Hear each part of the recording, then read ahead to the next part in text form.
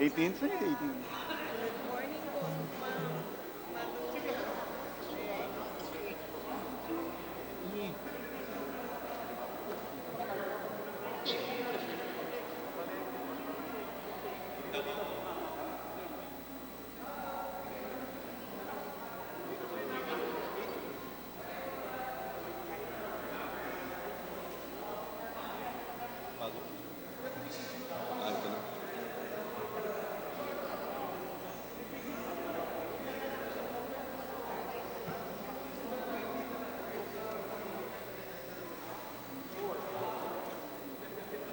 Uy!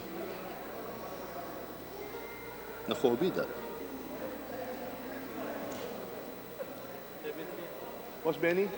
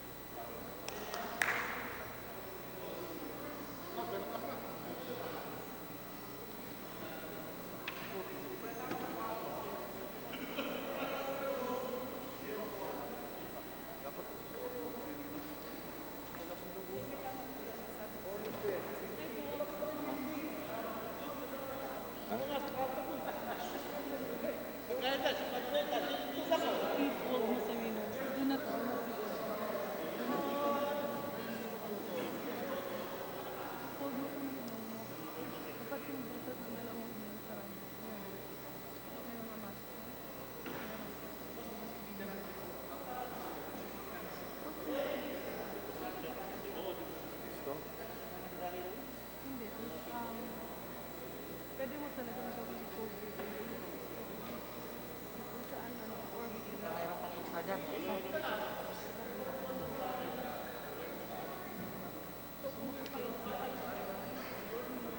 Call me po. Kasi nakikita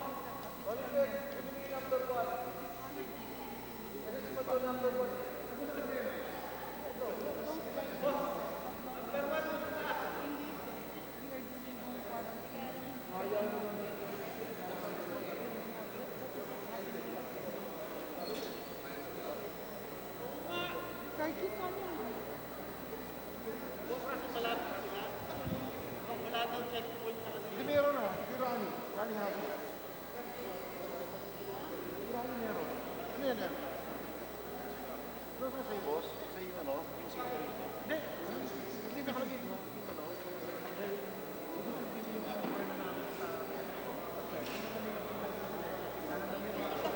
ang tanda ko.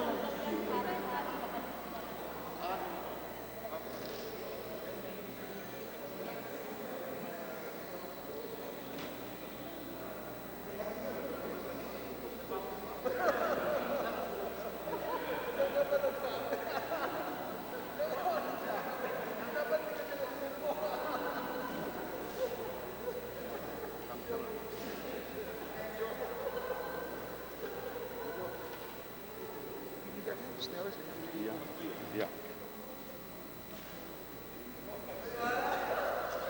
So the flow will be speaker and I, he descends, Rani ascends, Boeing comes in, di ba?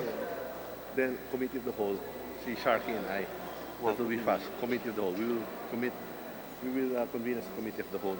And then ask what we're gonna do. Warm bodies na muna daw para mabilis. So they need this out before lunch. Kasi the president will make an address later eh.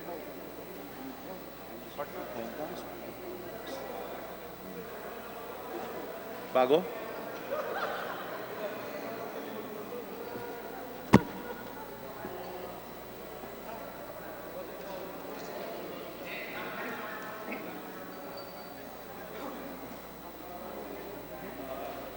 Okay.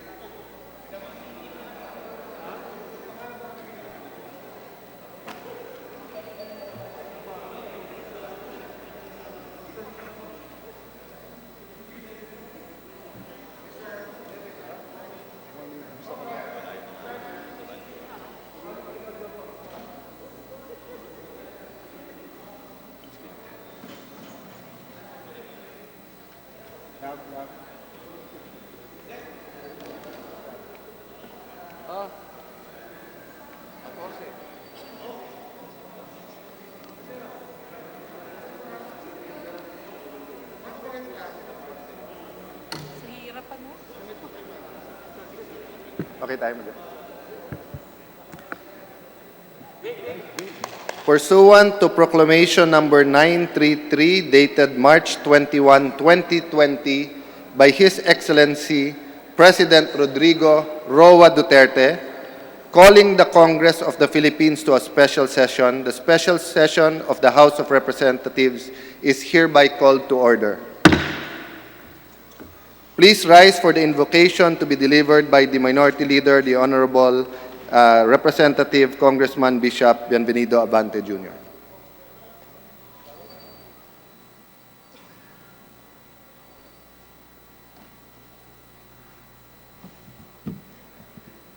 Thank you, Mr. Speaker.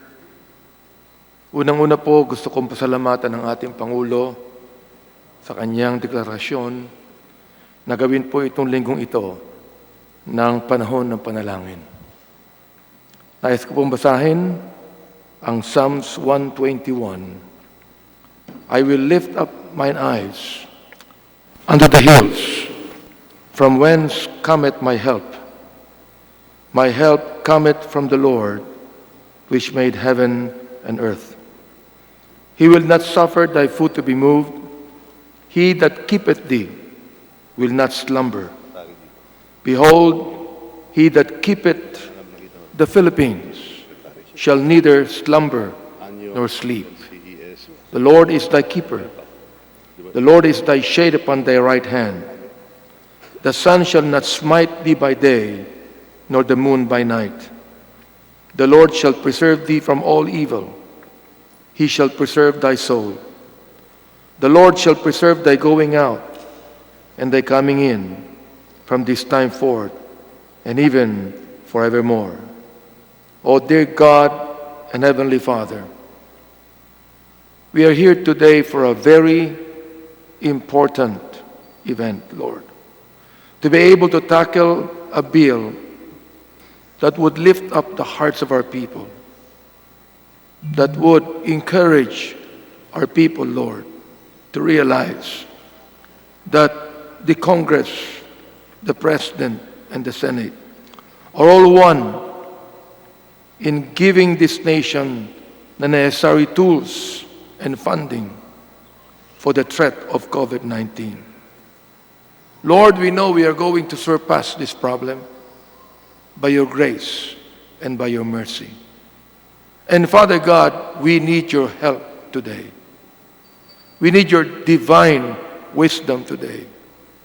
We might be able as one together, Lord, to see the healing of our land, Father God.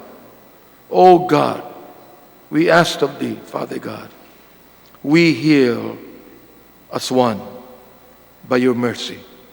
For this we pray in Jesus' name. Amen and amen. Please remain standing for the singing of the Philippine National Anthem.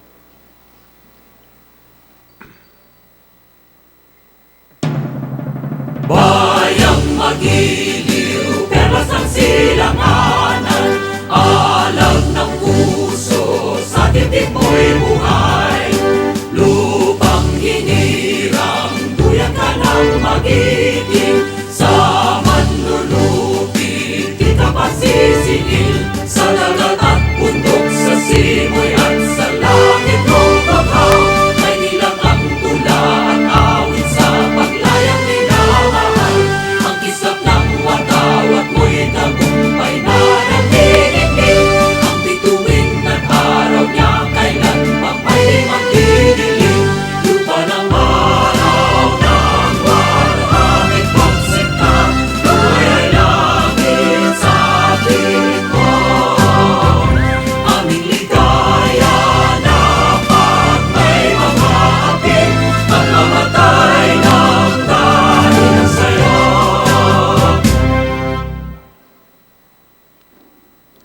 Majority Leader.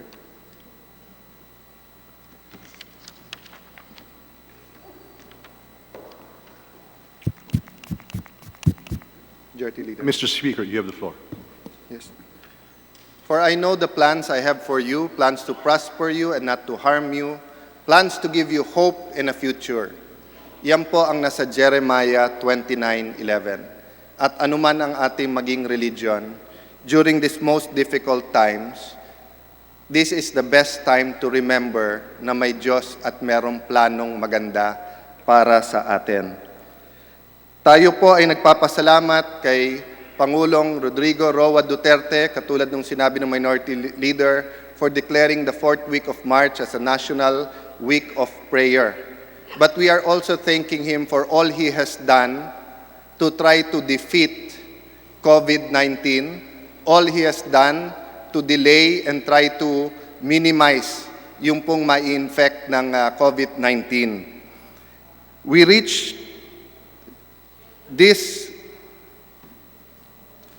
today having to pass important legislation to address the national health emergency. But let us make it clear, what is this emergency? Marami pa rin po sa ating kababayan ang hindi nagso-social distancing, medyo parang piyesta pa sa kanilang lugar, nagiinuman, katabi, no? And they don't see that we can become dangers to each other. I talked to a health expert na malapit sa WHO at tinanong ko lang sa kanya, kung walang ginawa si President Duterte, what if President Duterte did not do anything? He did not order the quarantine, he did not order the enhanced community quarantine. What if members of Congress did not stand up and ask the DOH to do anything, just like Congresswoman Janet Garin here and the others, no? Congresswoman Helen, the chairman ng Health. Anong mangyayari sa atin? Sabi niya sa akin, Speaker, maaring mga 30% may infect. So sa 100 million Filipinos, mga 35 million. And 2% nun mamamatay. 700,000 people. So we face the nation today asking, tayo ba bilang mga Pilipino, willing ba tayo na magkasakit po ang mahigit 30 milyong Pilipino? Bawasan nyo pa ho, gawin nyo pang 10 million people ang na-infect or 20 million people po. Willing po ba tayo na 400,000 or 200,000 po na mga Pilipino mamamatay? Hindi po. That is why we are here today to pass this legislation. Why? There is a simple message from government. Stay home, save lives. Pero meron pong simple message pabalik sa atin ang karamihan ng ating kababayan. We stay home, we need resources. So we're here today to bridge that. So today, let's remember a simple way of calling each other. Paano ba natin tawagin mga Pilipino pa kahit nasa abroad tayo? Hindi ba sinisitsitan natin? Psst, psst, Madjo. PSST. P, prayer. S, stay at home. S, save lives. And T, take home package or take home pay, which we will pass today. Today, we want to show the world that there will be unprecedented cooperation between the executive and the legislative. That there will be unprecedented cooperation internationally. That today you will see congressmen, governors, and mayors working hand in hand. This is our part, we will do our part. We will help the mayors, we will help the LGUs deliver these resources into the hands of each and every household. So I thank all the members of Congress for your hard work. Many of you warned us of this. And I thank all of you who are in your districts taking care of your people but are with us online, and we will hear from you later on. Thank you, and let's get down to work. Majority Leader. Mr. Speaker, you have the floor. We are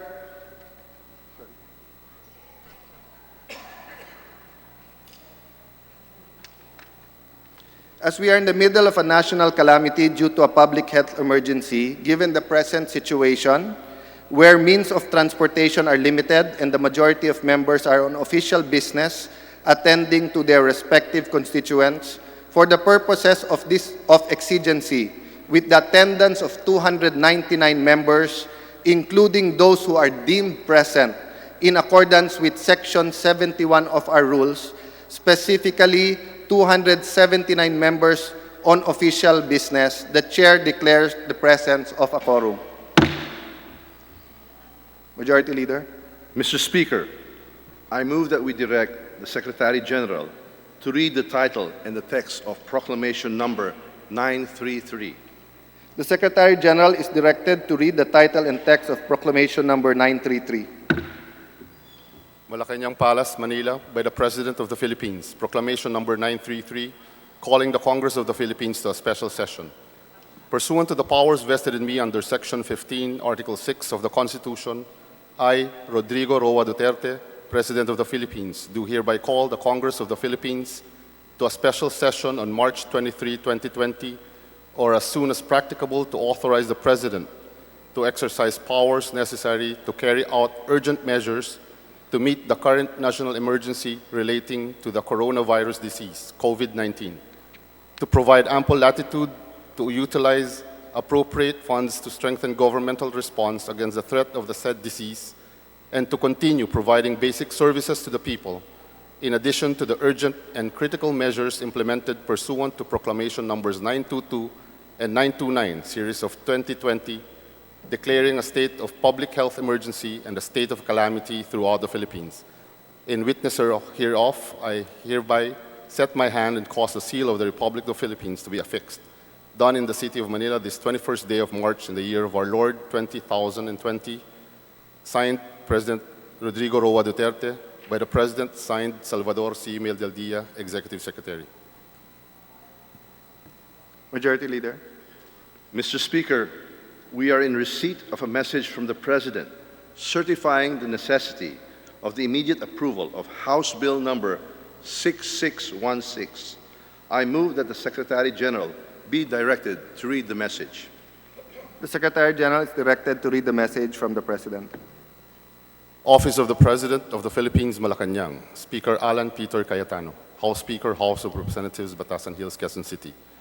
Mr. Speaker, we are transmitting the letter of President Rodrigo Roa Duterte certifying the necessity of the immediate enactment of the subject bill entitled An Act to Declare the Existence of a National Emergency Arising from the Coronavirus 2019 COVID-19 Situation, a Unified National Policy in connection therewith, and to authorize the President of the Republic of the Philippines for a limited period and subject to restrictions to exercise powers necessary and proper to carry out the declared national policy and for other purposes pursuant to the provisions of Article 6, Section 26(2) of the 1987 Constitution. Best regards, very truly yours, signed, Salvador C. Meldaldía, Executive Secretary.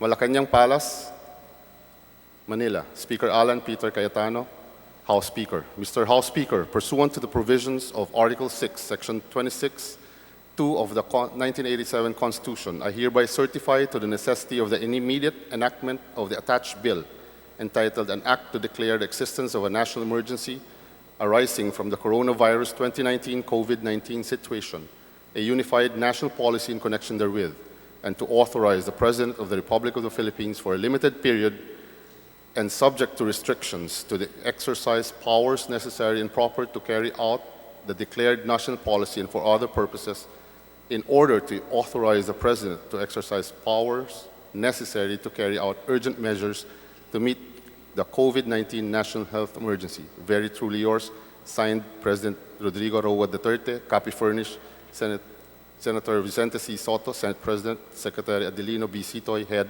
Presidential Legislative Liaison Office. Majority Leader. Mr. Speaker, for reasons of exigency and the health and safety of our members as the whole country is under the state of calamity due to a public health emergency, with leave of the House, I move that we allow members to participate via live streaming to register their attendance and vote on any matter presented to the body by voice vote, chat, text message, Viber, or other electronic channels using their contact numbers pre-registered by the members and verified by the Secretary General. Is there any objection? The chair hears none. The motion is approved. Mr. Speaker, I move that we proceed to the reference of business and that the Secretary General be directed to read the same. The Secretary General is directed to read the reference of business. I move that we allow members to Reference of business bill on first reading, House Bill number 6616, entitled An Act to Declare the Existence of a National Emergency Arising from the Coronavirus 2019 COVID-19 Situation and a National Policy in connection therewith, and authorizing the President of the Republic of the Philippines for a limited period and subject to restrictions to exercise powers necessary and proper to carry out the declared national policy and for other purposes by Representatives Cayetano, Alan Peter, Duterte, Villafuerte, Yap Eric, Romualdez Ferdinand, and Abante. To the Committee on Rules. Resolutions. House Resolution number 799, entitled Resolution Informing the Senate that the House of Representatives has entered upon the exercise of its functions by Representative Romualdez Ferdinand and Abante. To the Committee on Rules. House Resolution number 800, entitled Resolution Declaring the Journal of the First Special Session of the 18th Congress as having been read and approved. Representatives Romualdez Ferdinand and Abante. To the Committee on Rules. House Concurrent Resolution number 7, entitled Concurrent Resolution Providing for the Adjournment of the First Special Session of the 18th Congress of the Philippines not later than 12 o'clock midnight today, Monday, March 23, 2020. Representatives Romualdez Ferdinand and Abante. To the Committee on Rules. Majority Leader. Mr. Speaker, I move that we consider House Resolution 799 and direct the Secretary General to read the title and text of the said resolution. Is there any objection? The chair hears none. The Secretary General is directed to read the title and text of House Resolution number 799. House Resolution number 799, entitled Resolution Informing the Senate that the House of Representatives has entered upon the exercise of its functions. Mr. Speaker, I move for the adoption of House Resolution number 799. Is there any objection? The chair hears none. House Resolution number 799 is hereby... Mr. Speaker, Yes. I don't have the copy of House Resolution 799. Yes. I directing the SecGen, the Secretariat, to provide the lady with House Resolution number 799.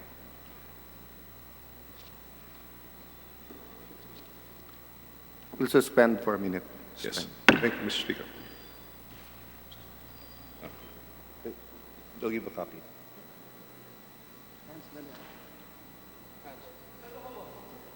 Ayan na, meron.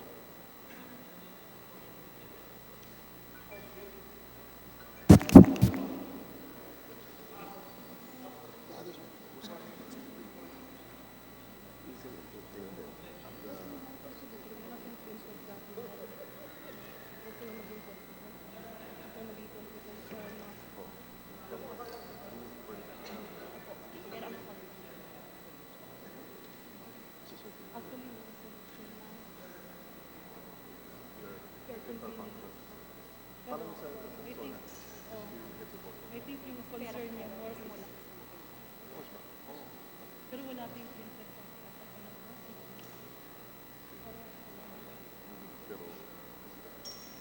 Ibigyan ko siya copy. Yun na nga sinabi ko lang, parang sa zona lang to eh. Sa zona lang.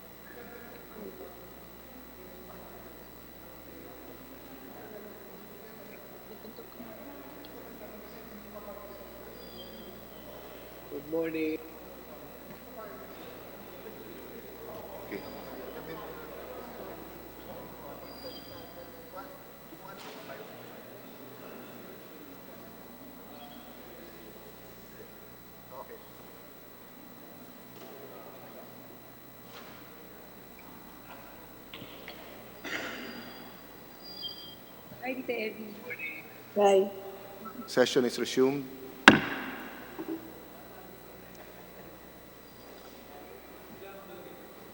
Majority Leader.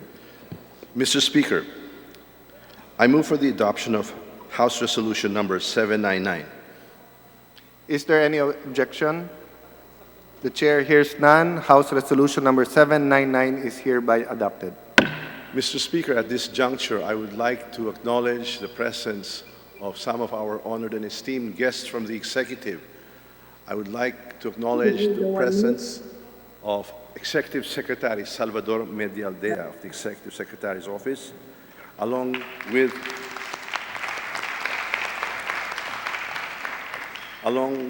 Michael Ong, his Senior Deputy Executive Secretary. We would also like to acknowledge the esteemed presence of Secretary Eduardo Año, the Department of Interior and Local Government Secretary.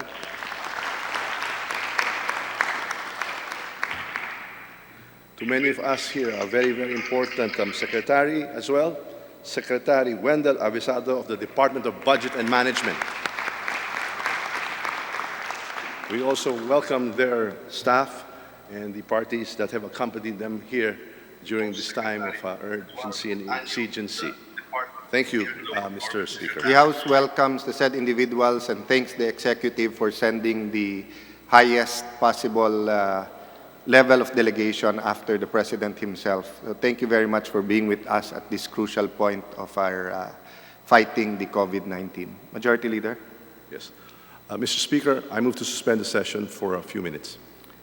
Session suspended.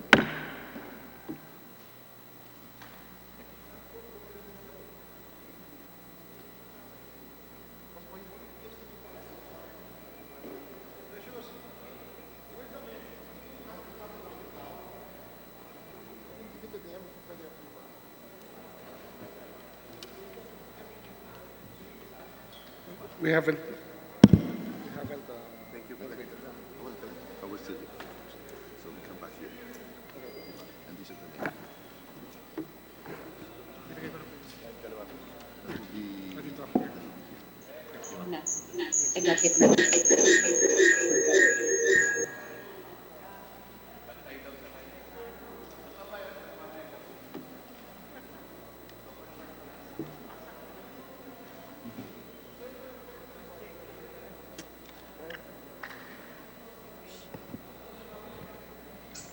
Dito? Yung baga bigat.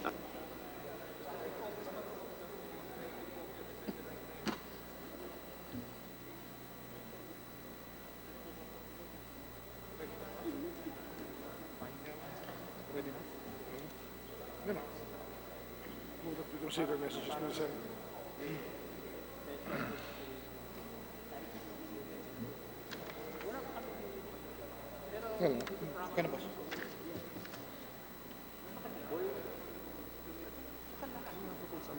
Sessions resume. Majority Leader. Mr. Speaker, I move that we consider messages from the Senate and direct the Secretary General to read the messages. Is there any objection? The Chair hears none. The Secretary General is directed to read the messages from the Senate.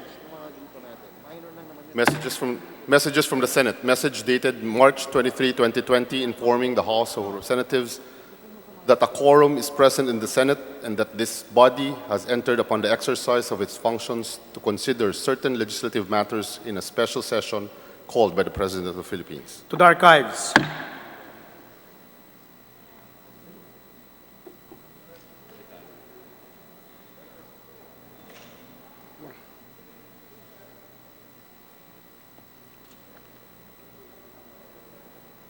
Message dated March 23, 2020, creating a joint committee of both houses to notify the President of the Philippines that Congress has convened its first special session and there being a quorum, said Congress has already entered upon the exercise of its functions.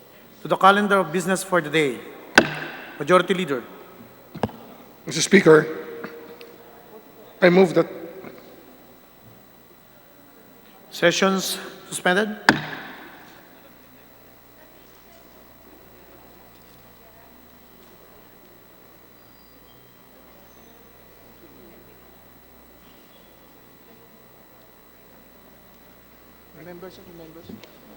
Dito. Sessions resume. Majority Leader. Mr. Speaker, I move that we consider Senate Concurrent Resolution number 10 and direct the Secretary General to read the title and text of said resolution. Is there any objection? The Chair hears none. The Secretary General is directed to read the title and text of Senate Concurrent Resolution number 10. Senate Concurrent Resolution number 10. Concurrent Resolution providing for the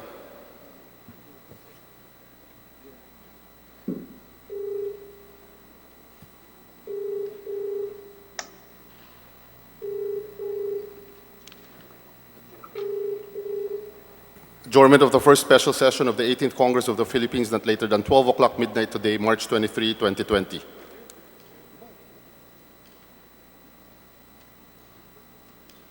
Session suspended.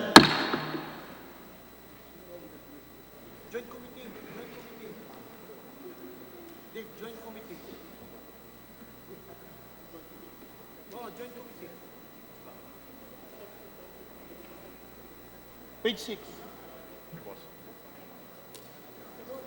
Page 6 tayo. Page 6. Page 6.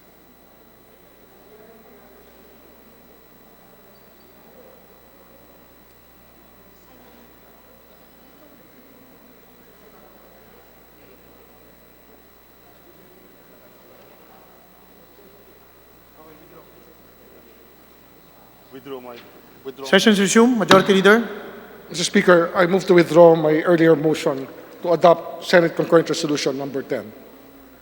Any objection? Hearing none. The motion is approved. Majority Leader.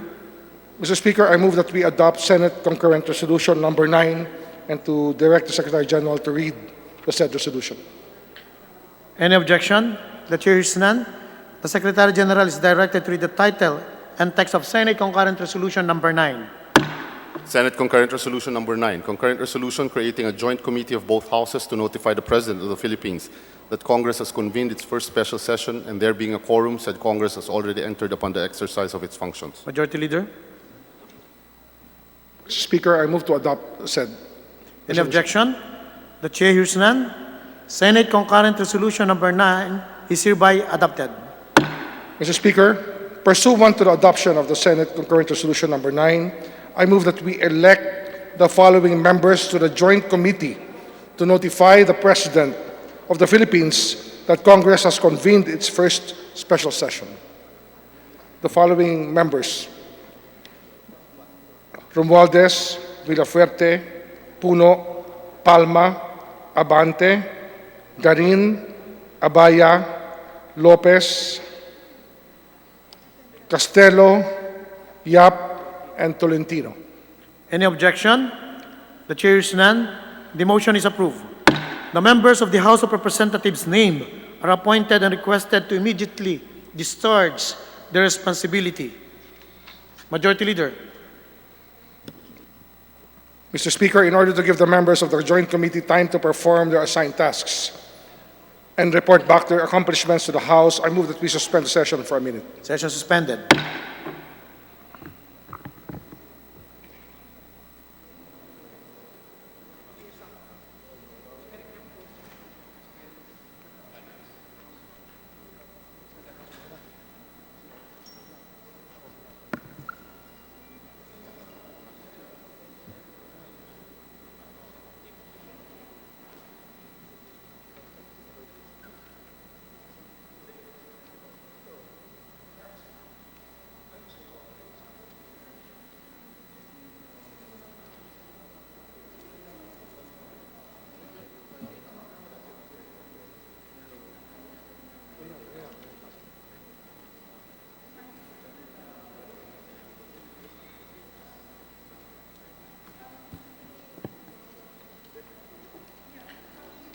Sessions resume.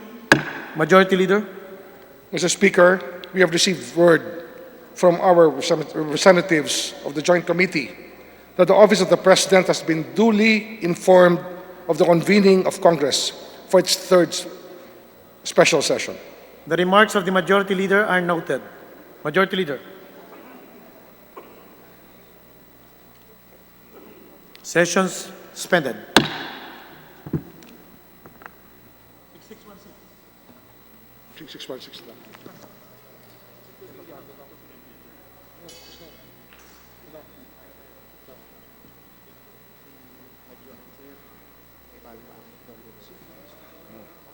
Ayan.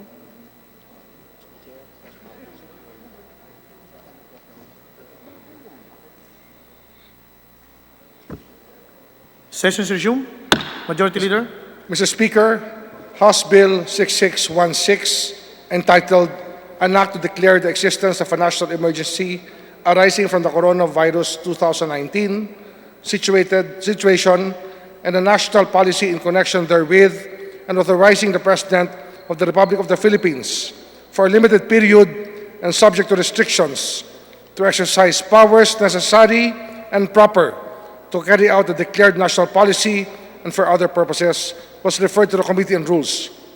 Mr. Speaker, upon authority granted to the Majority Leader by the Committee on Rules to act on House Bill number 6616 and pursuant to Rule 18, Section 137 and 138 of the Rules of the House, I move that the House be constituted into a Committee of the Whole in order for the House to consider the said measure. Any objection? The chair hears none. The motion is approved. Majority Leader. Mr. Speaker, I move that the Majority Leader, Representative Ferdinand Martin Romualdez, be designated to preside over the Committee of the Whole, and Representative Wilter Sharkey Palma be designated to act as floor leader. I so move, Mr. Speaker. Any objection? The chair hears none. The motion is approved. The Majority Floor Leader, Representative Martin Romualdez, shall preside over the Committee of the Whole, and Representative Wilter Palma shall be designated as the floor leader. The session is suspended to give way to the proceedings of the Committee of the Whole.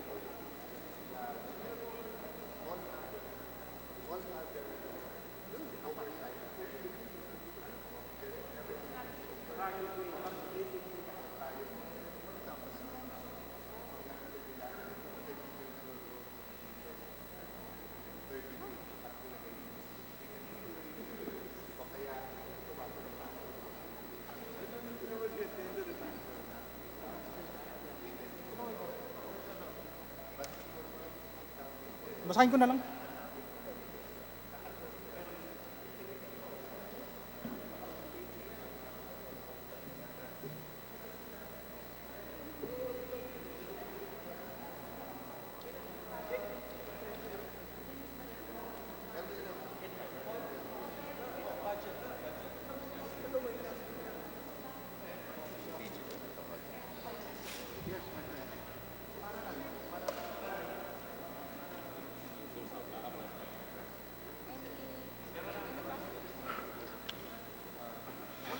Wala pa.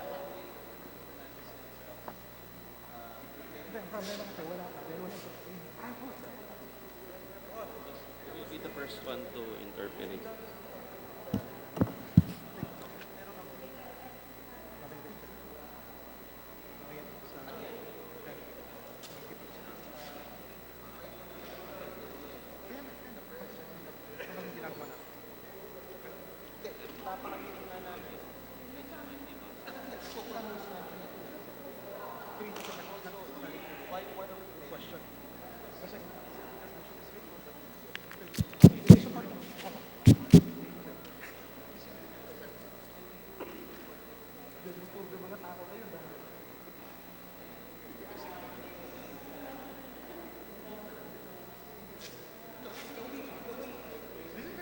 Last weekend for 2 days.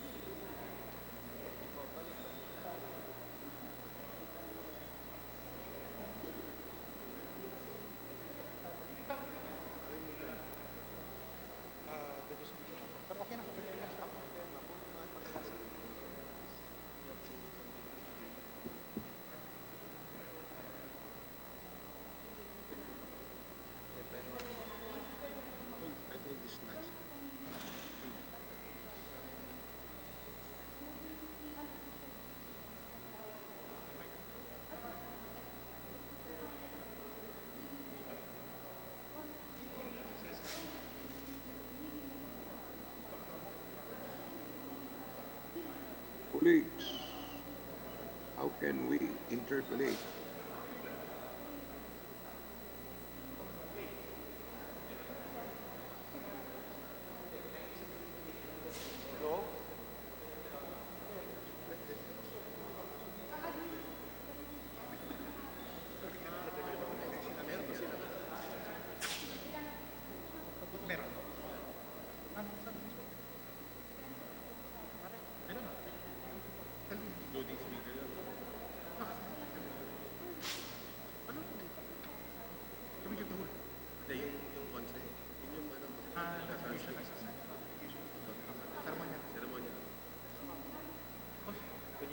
Kunyari, go to the office of the...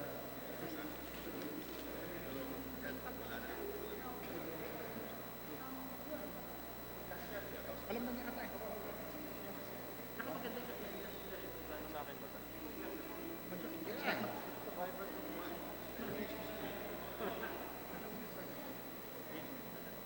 Robbie, come here.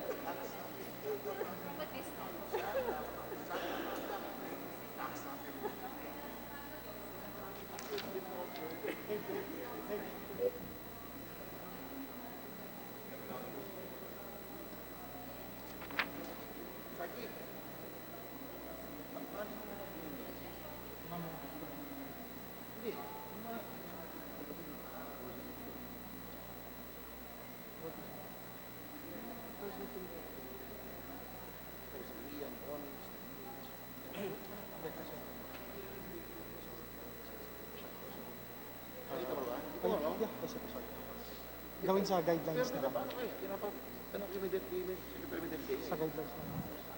Guidelines. No. Wala na. Committee pala, no? O, sige. Hindi, kasi nag-may siya na.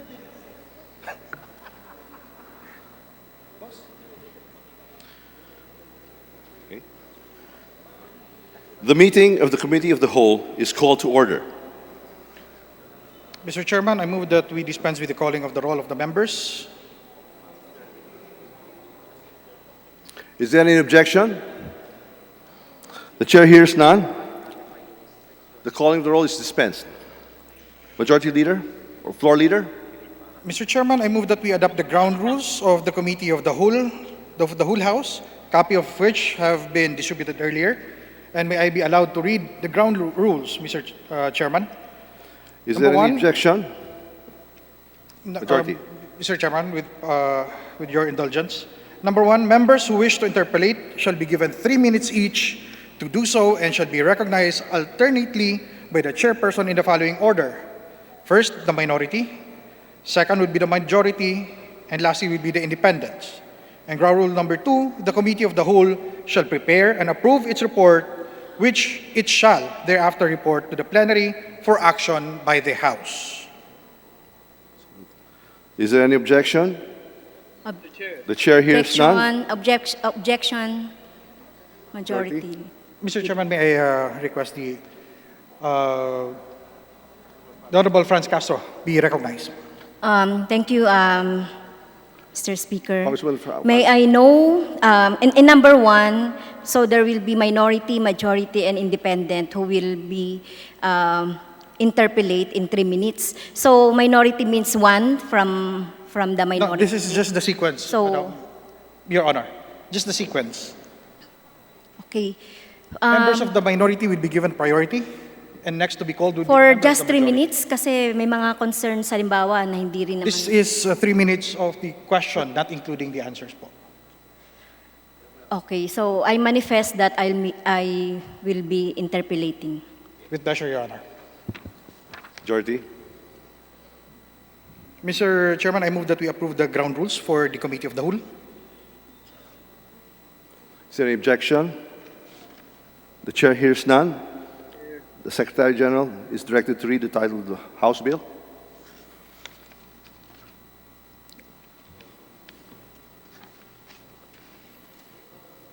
Are we allowed to participate in this Committee of the Whole? Is there any objections on the approval of the ground rules?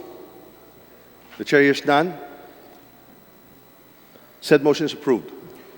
Mr. Chairman, I move that we consider House Bill number 6616, and may I request the Committee Secretariat be directed to read the title of the said measure. So move, Mr. Chairman. Is there any objection? The chair hears none. The Secretary General is directed to read the title of the House Bill number 6616. House Bill number 6616, an act to declare the existence of a national emergency arising from the coronavirus 2019 COVID-19 situation and a national policy in connection therewith, and authorizing the President of the Republic of the Philippines for a limited period and subject to restrictions to exercise powers necessary and proper to carry out the declared national policy and for other purposes. Mr. Chairman, I move that we recognize the author of the bill, the chairman of the Appropriations Committee, the Honorable Eric Yap, to give his sponsorship on the bill. Representative Eric Goyap is recognized to sponsor the measure. Please proceed. As a legislator from the party list group whose main concern is to address anti-crime and terrorism, and the moniker ang party list ng inaapi, we strongly support the leadership and the President Rodrigo Roa Duterte in its quest towards ending the COVID-19 crisis. Ito ay hindi lang namin laban, kung hindi laban natin lahat para mapabuti ang kapakanan ng bawat Pilipino. Ito ang panahon ng pagsasama-sama at ng pagtiwala sa isa't isa. Kahit ngayon lang po, kalimutan muna natin ang kulay sa politika. Kalimutan lang po muna natin ang galit. At kahit ngayon lang po, tayo po ay maging iisang Pilipino. With that, Mr. Speaker, on the part of majority, I strongly recommend the adoption of the Bayanihan We Heal as One Act. Magandang umaga po at maraming salamat. Majority, floor leader. Mr. Chairman, may I move that we allow our resource person, the Executive Secretary, the Honorable Salvador Medellea, to give his remarks. The Executive Secretary, Salvador Medellea, is hereby recognized to sponsor the measure.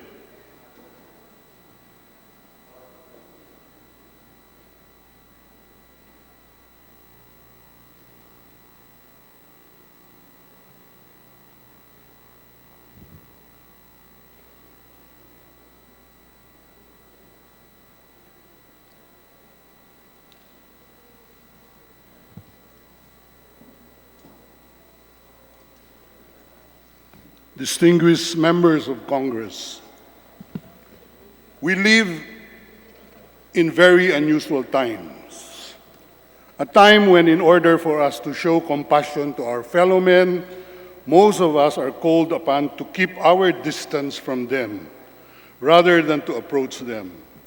It is a time when our normal way of life has been severely changed, as if it was turned upside down.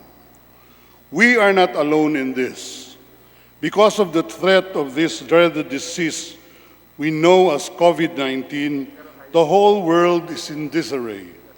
As German Chancellor Angela Merkel said in her address to her people, along with the rest of the world, the Philippine government has been trying to address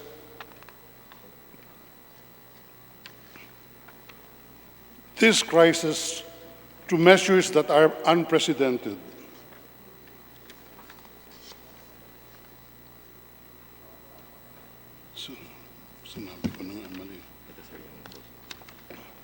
Merkel, in her address to her people, the coronavirus is currently dramatically changing our lives, our standing of normality, of public life, of social togetherness. All this is being tested as never before. Millions of you cannot go to your work, your children cannot go to school or to kindergarten. Theaters, cinemas, and stores are closed. And what is perhaps the hardest, we all miss the social encounters that usually are natural. The Chancellor was referring to the situation of her own country, Germany. But her words ring as true to us as if she was talking to Filipinos. Along with the rest of the world, the Philippine government has been trying to address this crisis through measures that are unprecedented. Never before has the government required nearly all the citizens of Luzon to stay in their homes for 24 hours, allowing them to live only to buy their basic necessities. It is a step we were reluctant to take, but the circumstances and the experience of nations worldwide convinced us that we had no other choice. Truly, we live in highly unusual times, but today, we secretaries and senior officials of the executive branch now come before you, honorable members of Congress, believing that in a time of crisis, the rule of law should prevail. We come before you with the conviction that in the most challenging of times, our democratic institutions are up to the challenge and will prevail. We therefore approach the distinguished members of Congress, the elected legislators of our people, to ask for a law that will enable the President and the executive branch the legal authority to address this crisis in a manner that is free from the restrictions which, while beneficial during normal times, might prove disadvantageous during such an unusual time as this. In so doing, we do not desire to overstep the bounds of Constitution, which remains firmly in place even in times of emergency. In each of the powers we are requesting the Congress to grant the President, our objective is to hasten the delivery of services to those who are suffering or are suspected of having COVID-19, to halt its spread, and to bring relief to the rest of our countrymen who are now constrained to stay in their homes and give up for a time their ability to earn a daily living. Thus, among the legal authorities we are asking from you today is the ability to purchase equipment for our health workers on the front lines in the most expeditious way possible, without being restricted by existing procurement laws. For our laws have provisions for emergency procurement, even these are subject to procedures that are no longer appropriate to the situation we are facing today. We also ask for authority to ensure that our local governments will fall in line with the national policy for dealing with this crisis. We believe that under existing laws, they already have that legal obligation to comply with standards that the national government has set regarding community quarantine. But the confusion sowed by the local government units who are acting on their own, preventing the entry of people and cargo in their territories when the national government has already exempted them from the quarantine restriction, is making life for the entire country more difficult than it already is. We thus appeal to Congress to enable the national government to swiftly deal with such wayward officials. We also appeal to Congress to enable the President to move deadlines and timelines for the filing of taxes and other requirements, as well as the payment of benefits such as mid-year and year-end bonuses.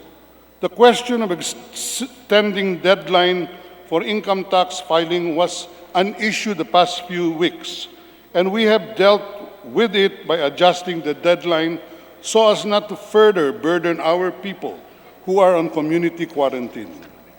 But if Congress will grant us this clear authority, such issues would be addressed without any delay. We also ask Congress to enable the President to more freely reallocate the budget in the General Appropriations Act and use the funds for addressing COVID-19. And now I come to the requested power that has been stirring some controversy since yesterday, and I believe unjustifiably so, the power to take over private establishments. Even as originally worded, the intent of the proposal was simply to grant to government a standby power. It is a power which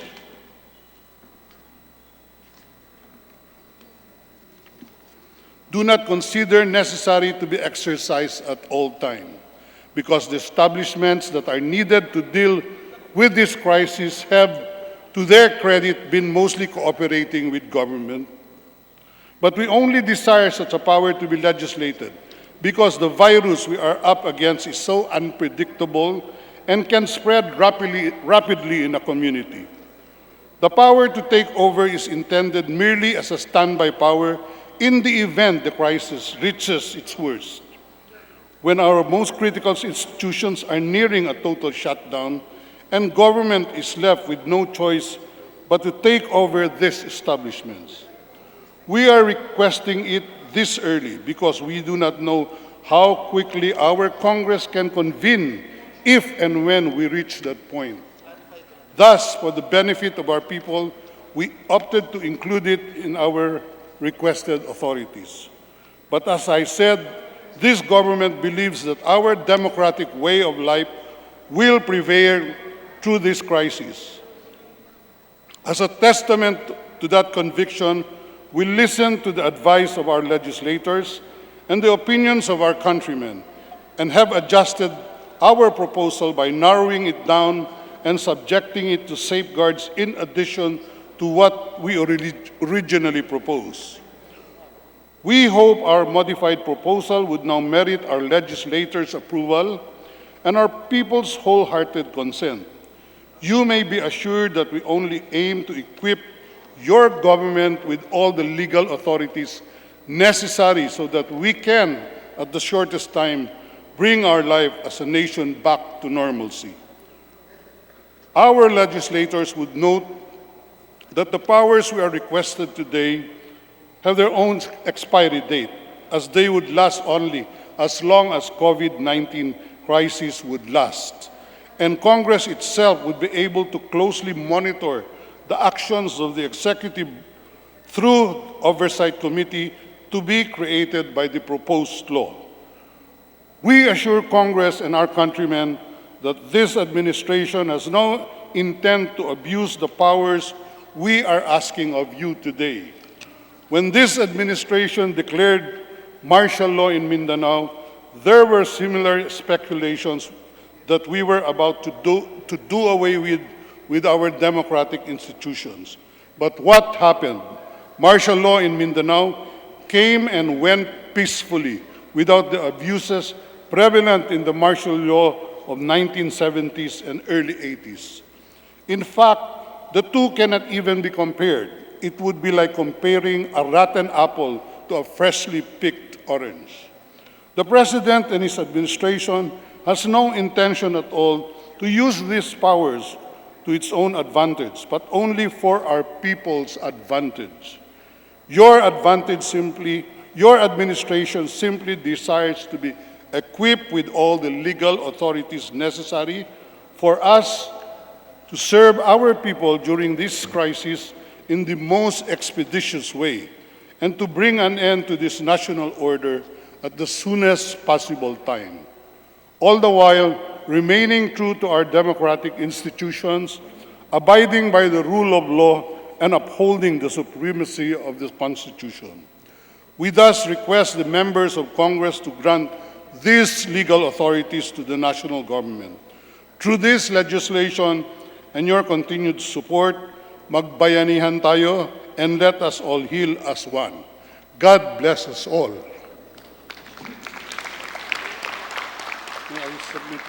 We would like to thank the esteemed Honorable Secretary, Executive Secretary Salvador Medialdea for his speech. We are one with him and the President with the Bayanihan Act and We Heal as One Act that we will be propounding forward today. Mr. Chairman, Majority Leader. Mr. Chairman, I move that we suspend the committee hearing for a few minutes. Suspended.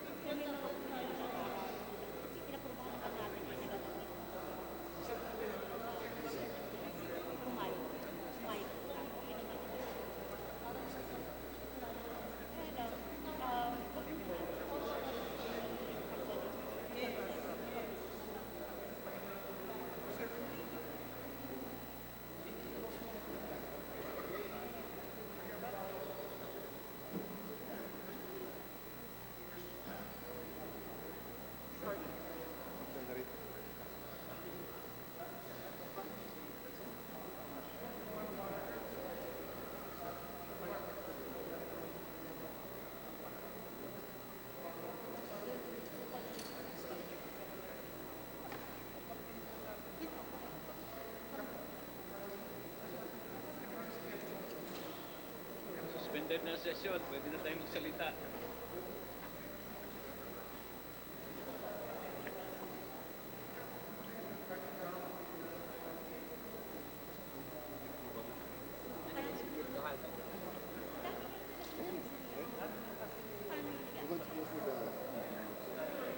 Consideration, first consideration. Do we have the list already of those people who will calculate? Palista po kayo sa Viber group. Dali, dito pwede rin. Can you include my name? Shaki. Palista ko po kayo dun sa Zoom, sa group chat ng Viber. Okay. And I alam ko, 3 minutes na lang pag...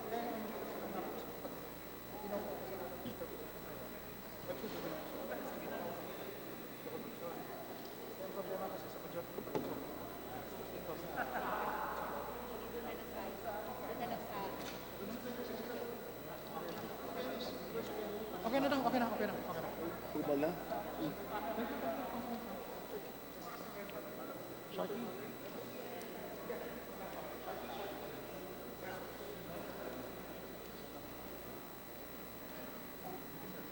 Oh, Ang contract.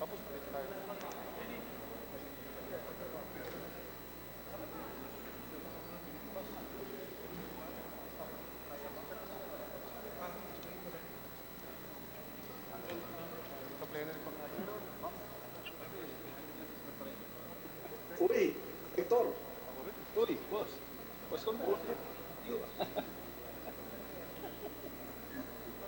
Guwapo pa rin. Pumapangalaw lang sa'yo. Nasa, Paul. Ganda naman ng bahay dun, ha? Boss. Yeah. Basta. Okay. Hello. Getting bored? Good morning. The doctor's Congressman Hector Sanchez, baby. How are you, my boss? Ito kaya, Kaya buntag. Oy, dako. Mayo. Pons. I'm back. Lounge.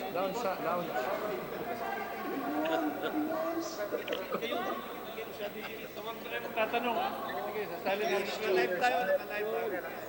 Boss.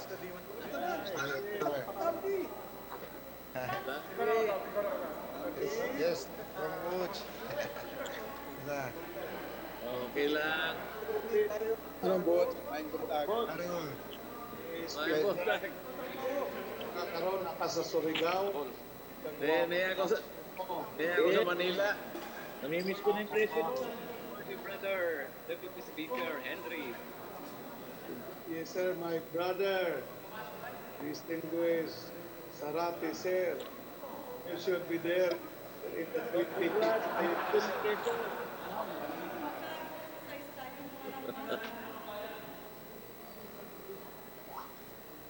Sunod, ganito na yung session natin.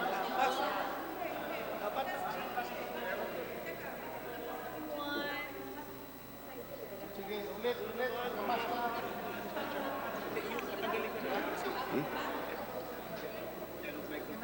Boss, congrats. Namimiss ko na yung keso mo. Anytime. Yes, thank you. Anytime. Padadalan kita. Oh, yes, thank you. Salamat. Papadala na kasi hindi makakarating. Lato, Rida. Rida. Good morning, everyone. Morning.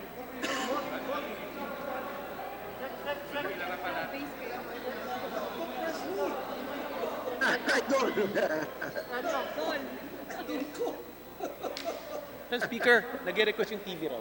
Kailangan yung steak. Kailangan mo papakain sa akin steak. Patikok natin sila.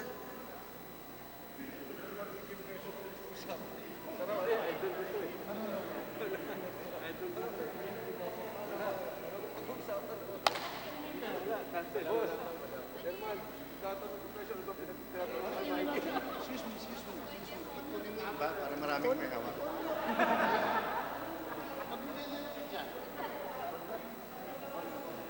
Luwagan lang. basta, be careful. Sabihin mo kay PRRT, declare na ng resolution na Partial. government. Para wala. The minority leader says. Are you ready? Hindi, mamaya, pagkatapos na.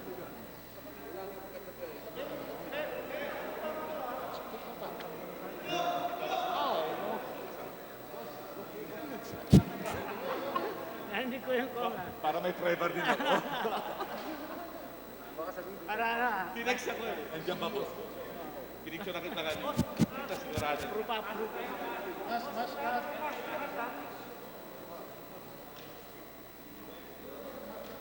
Speaker.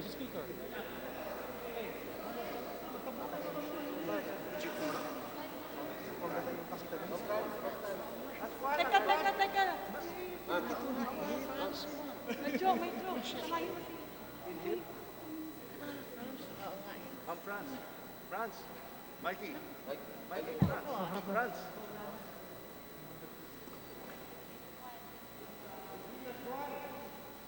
Last one.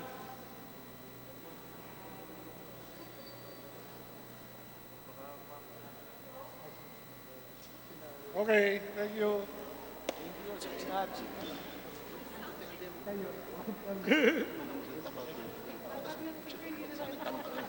Oo nga eh. Mas marami pa yata oras sa picture taking kaysa ako.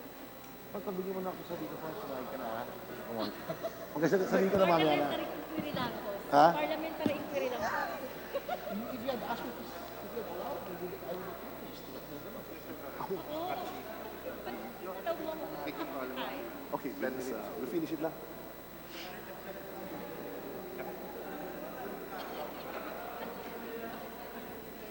Okay.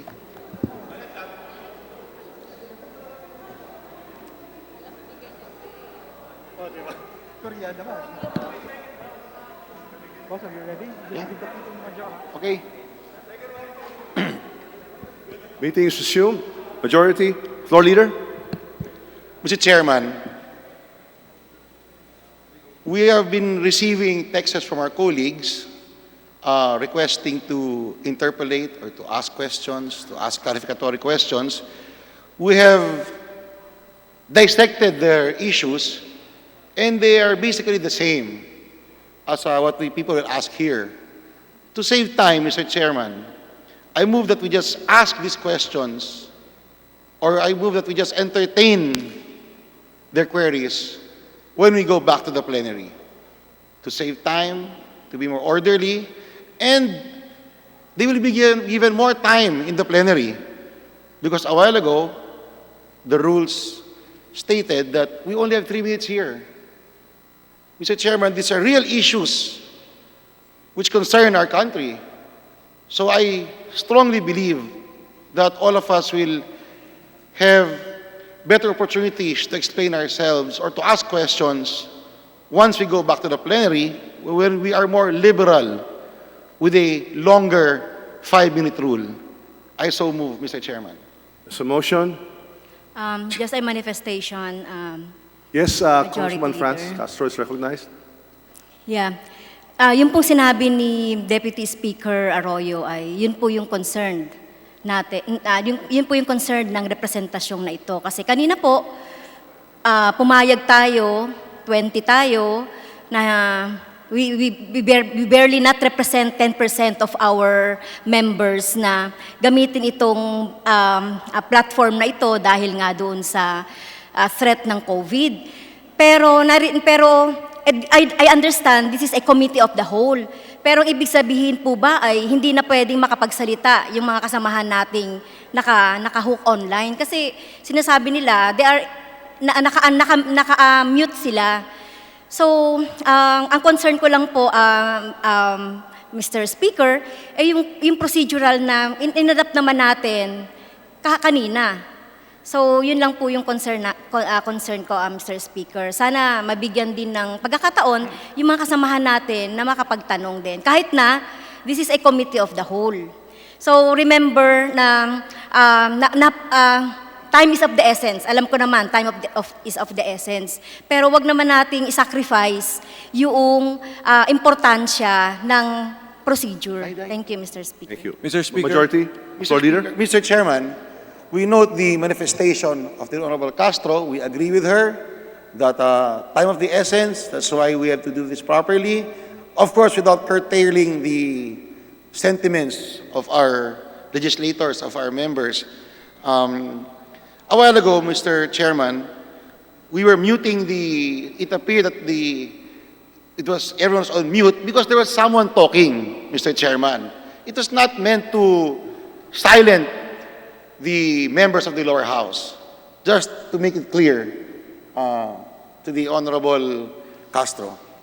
Thank you, Mr. So again, I would like to reiterate my motion that we just entertain interpellators or clarificatory questions once we go back to the plenary. I so move, Mr. Chairman. We note your Mr. manifestation. Speaker, last manifestation na lang po. Kung mag-file po ba sila or magbato po sila ng questions doon sa ating Viber group, so ito ba i-entertain? So paano po ba yung procedure nito? During the plenary session? Yes. Mr. Chairman, it is as if we are in a normal plenary when we will entertain everybody, as long as their questions are different from each other. Of course, if they're the same, then we should dispense with that. Mr. Chairman, again, my motion that we just entertain interpellators when we go back to the plenary. Second motion, Mr. Speaker. There's a motion duly seconded. The chair hears no objections. Said motion is carried. Thank you, Mr. Speaker. Congressman Mike Defensor. Just to follow up dun po sa motion ni Honorable Arroyo, yung pong mga kasama natin na may mga punto naman at talaga naman pong may importante ang kanilang katanungan, marami po ay nagchat-chat kung ito po ay maaaring ilagay sa record ng ating procedure sa ngayon. I so move, Mr. Speaker. There's a motion. Mr. Chairman, yes, it will form part of the records of these proceedings. Thank you, Mr. Majority. Floor Leader. Mr. Chairman, I move that we approve on the committee level House Bill number 6616. There is a motion to approve House Bill number 6616. As many in favor of the House Bill 6616, please say aye. Aye. As many are against, please say nay. The ayes have it. House Bill number 6616 is approved. Mr. Chairman, I move that the Secretariat be directed to prepare the report of the Committee of the Whole on the House Bill number 6616 and thereafter distribute the copies to the members of the said report. Is there any objection? The chair hears none. The Secretariat is directed to prepare the report of the Committee of the Whole and thereafter distribute copies of said report to all members. Mr. Chairman, I move that we suspend session to allow our Secretariat to distribute the copies of the committee report. So move, Mr. Chairman. Meeting suspended. Copies will be sent by email to all online. Sama mo. Hindi, iingon kailangan.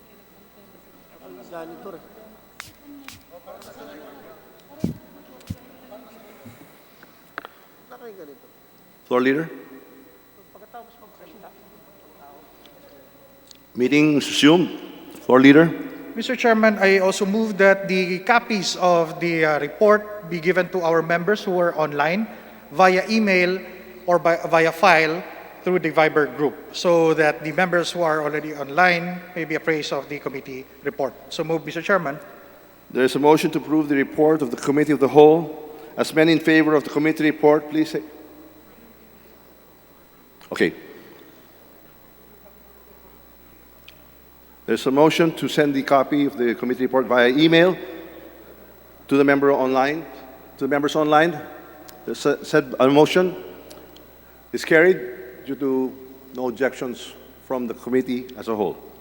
I move to suspend the meeting, Mr. Chairman. Meeting suspended.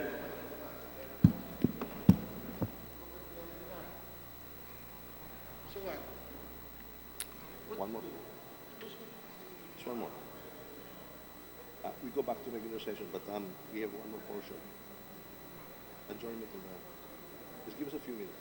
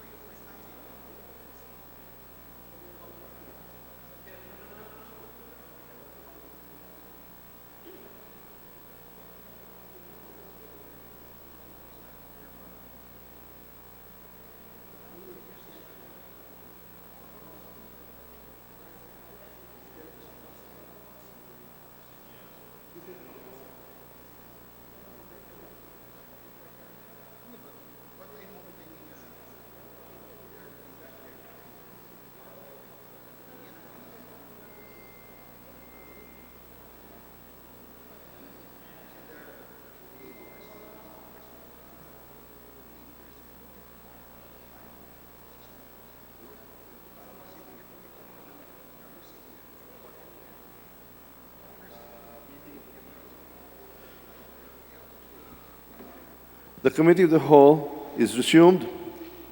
Floor Leader.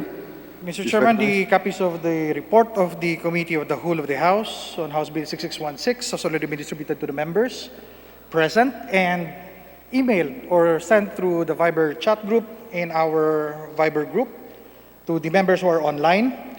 And with that, Mr. Speaker, Mr. Chairman, I move that we approve the said committee report. So move, Mr. Chairman. There is a motion to approve the report of the committee as a whole. As many in favor of the committee report, please say aye. Aye. As many as are against, please say nay. The ayes have it. The committee report is hereby approved. Mr. Chairman, pursuant to Rule 18, Section 138 of the Rules of the House, the Chairman is instructed to report its action to the House. Noted. Mr. Chairman, I move that we adjourn meeting of the Committee of the Whole. So move, Mr. Chairman. The meeting of the committee of the whole is hereby adjourned.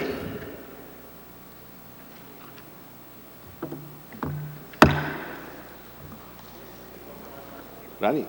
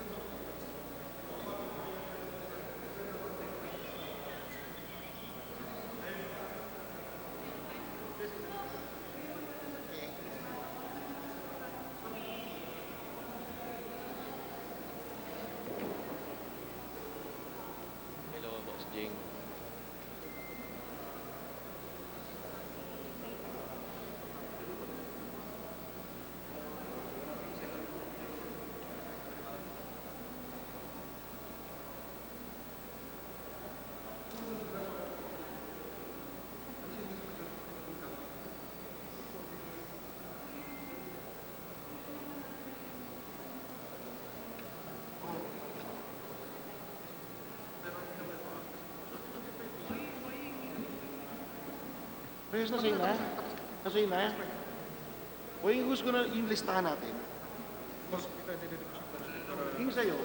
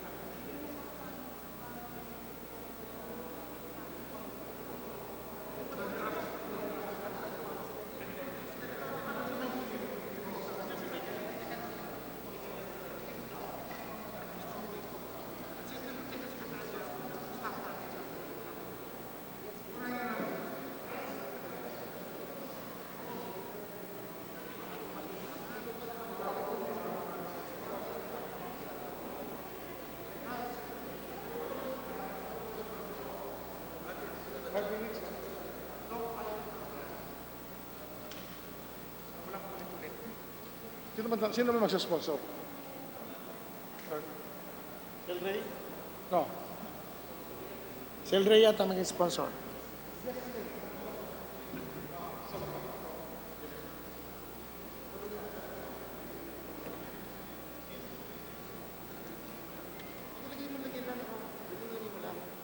Ito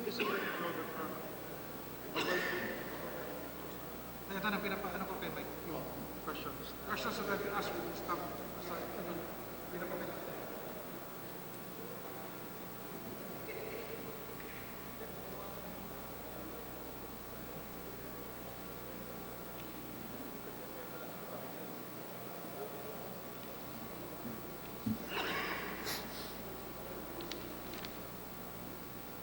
Pwede natin simulan. Total, pwede mo si Franza. Saan tayo? Ito na, sponsorship na.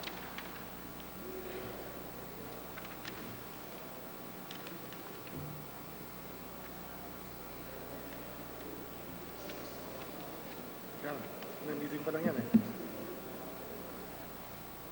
Hindi, meeting pa lang to. Ito na. Hindi. Ano na pa eh. Ay, sorry. Sirani na eh. Tapos na yun. Adjournment na yan eh. Ito na. Yes po. So, makuna ka madyo. Then, to the committee of rules.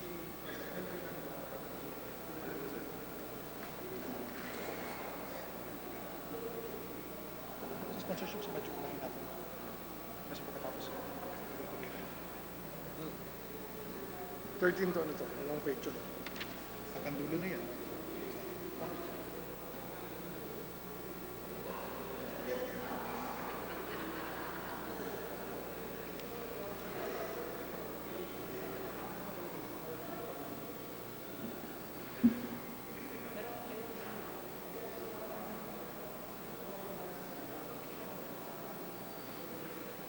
So, wala pang number.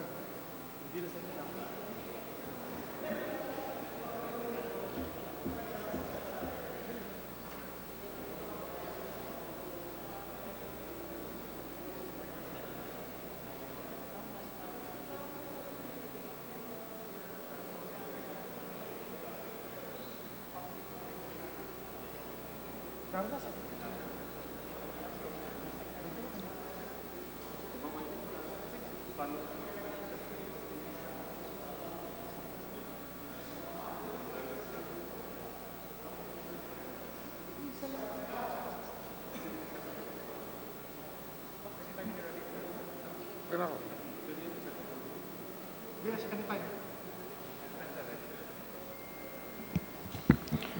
Sessions resume. Majority Leader. Mr. Speaker, I move that we proceed to the additional reference of business. I so move, Mr. Speaker. Any objection? The chair is none. The Secretary General is directed to read the additional reference of business. Additional reference of business. Report by the Committee of the Whole House on House Bill number 6616, recommending its approval without amendments. House Bill 6616, an act to declare the existence of a national emergency arising from the coronavirus 2019 COVID-19 situation and national policy in connection therewith, and authorizing the President of the Republic of the Philippines for a limited period and subject to restrictions to exercise powers necessary and proper to carry out the declared national policy and for other purposes. To the Committee on Rules. Majority Leader.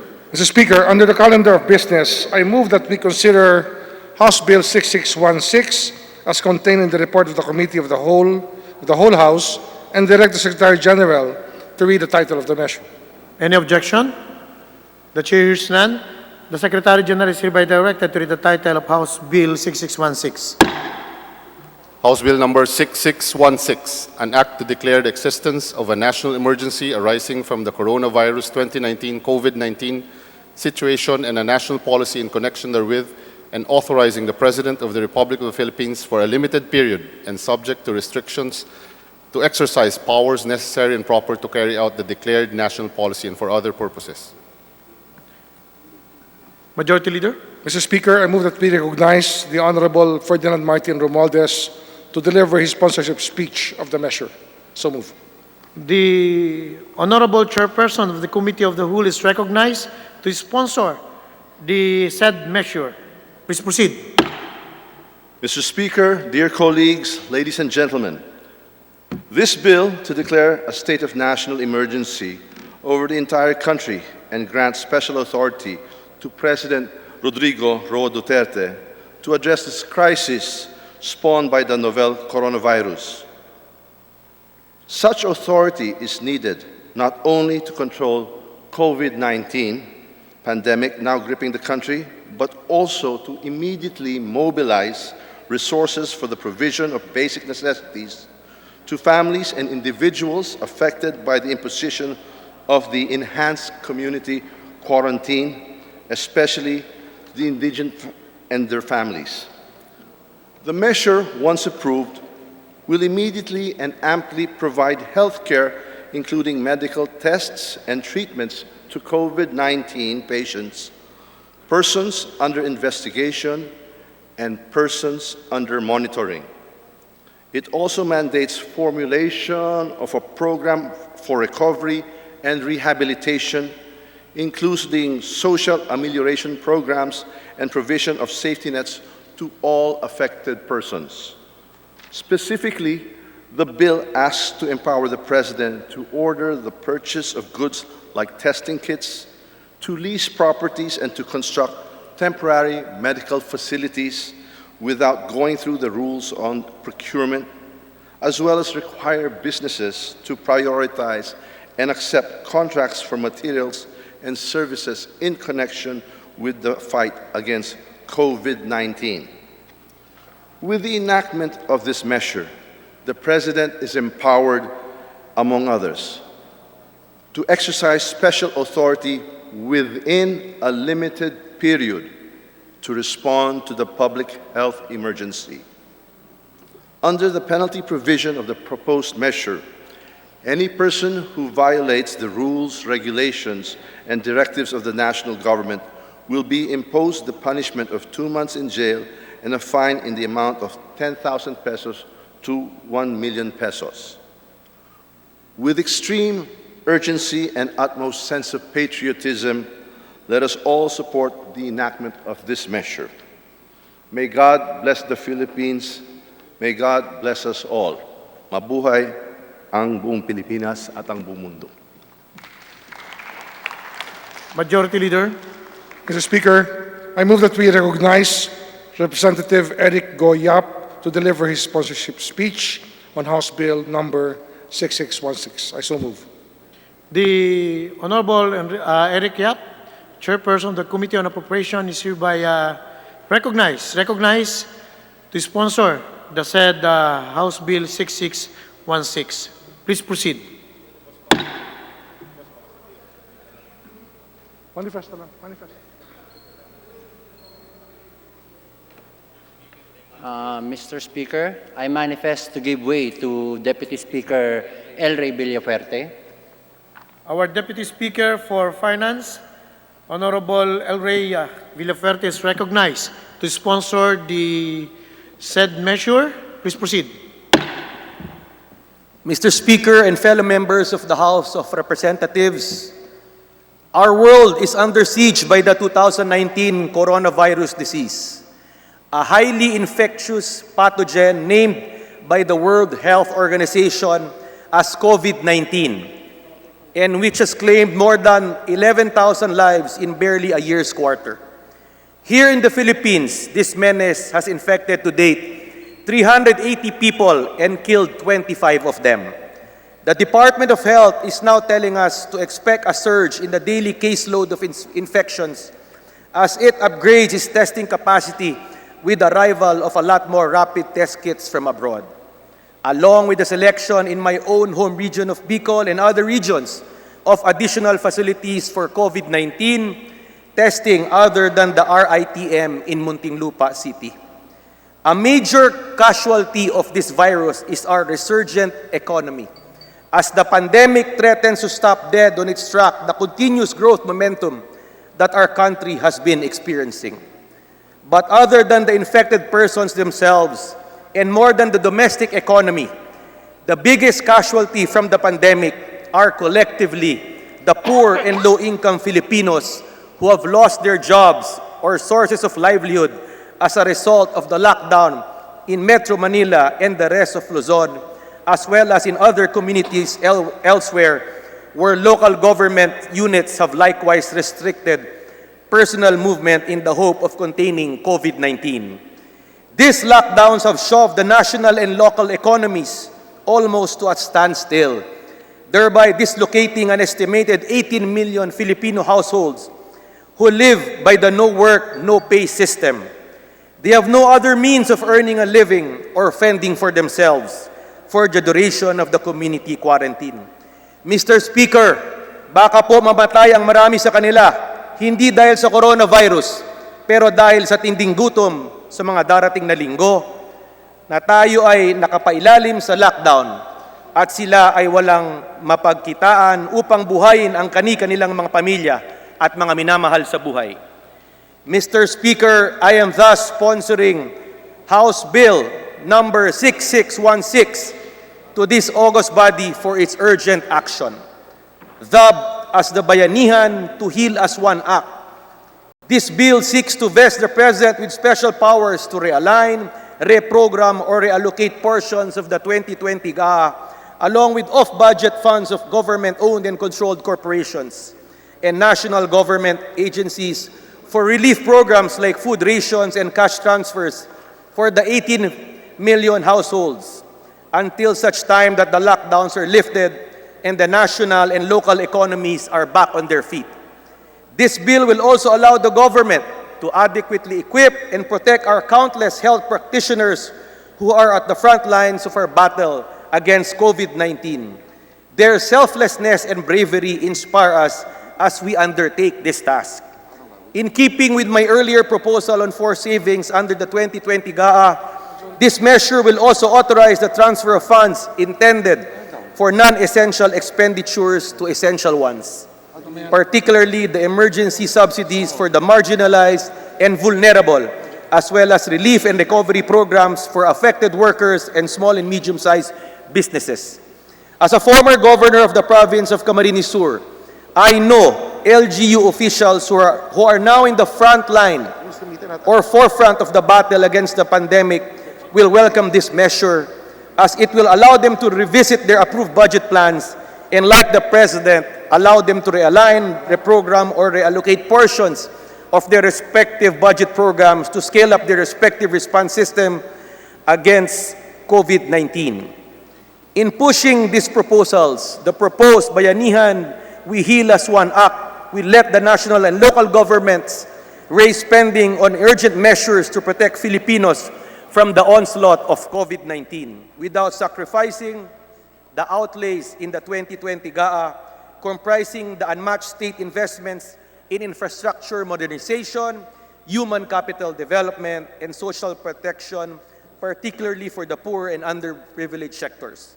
Thank you, Mr. Speaker, and may God bless us all. Majority Leader. Mr. Speaker, since there will be no more sponsorship speeches, we are now in the period of interpellation, and first to interpellate will be a member of the minority, the Honorable Franz Castro. The first to interpellate will be the Minority Leader, Benny Abante. The Honorable Minority Leader, Representative Bishop Benny Abante, is recognized to interpellate the sponsor. Please proceed. Thank you, Mr. Speaker. My colleagues, Majority Leader, unang-una po, nais naming sabihin na tayong lahat ay nagkakaisa na magkaroon po tayo ng batas na ito upang ating Pangulo ay magawa po niya lahat ng kanyang magagawa para po sa ating bayan, lalo na po ang mga naapektuhan ng COVID-19. Pangalawa ay nais ko pong i-appreciate ang kagitingan ng ating mga health workers, ang ating mga doktor, sa kanilang heroic na ginagawa sa mga panahong ito. May I be allowed, Mr. Speaker, to ask certain questions to the sponsor? If the sponsor may do so. Mr. Speaker, with pleasure. Thank you.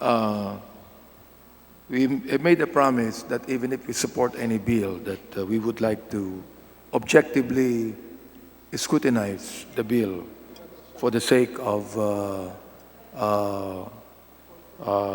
our country's knowledge, information. Ano po? Number one, Mr. Sponsor, Mr. Speaker, the President was able to impose enhanced community quarantine and curfew and closure businesses without emergency powers. Bakit po kinakailangan ang bill na ito, Mr. Speaker? Mr. Speaker, distinguished Minority Leader, kailangan po ang bill na to because we are now in a crisis. We are in a time of emergency. These times call for urgent, immediate action, especially empowering the executive to deal with the crisis based on what is allowed by law. Thank you, Mr. Speaker. Good. Thank you. Under Section 4, Section 4 of the bill, Mr. Speaker, Your Honor, the President is authorized to temporarily take over direct operation of any privately owned public utility or business affected with public interests. Does public interest here mean in consonance with the declared policy under Section 3 of the bill, Mr. Speaker, Your Honor?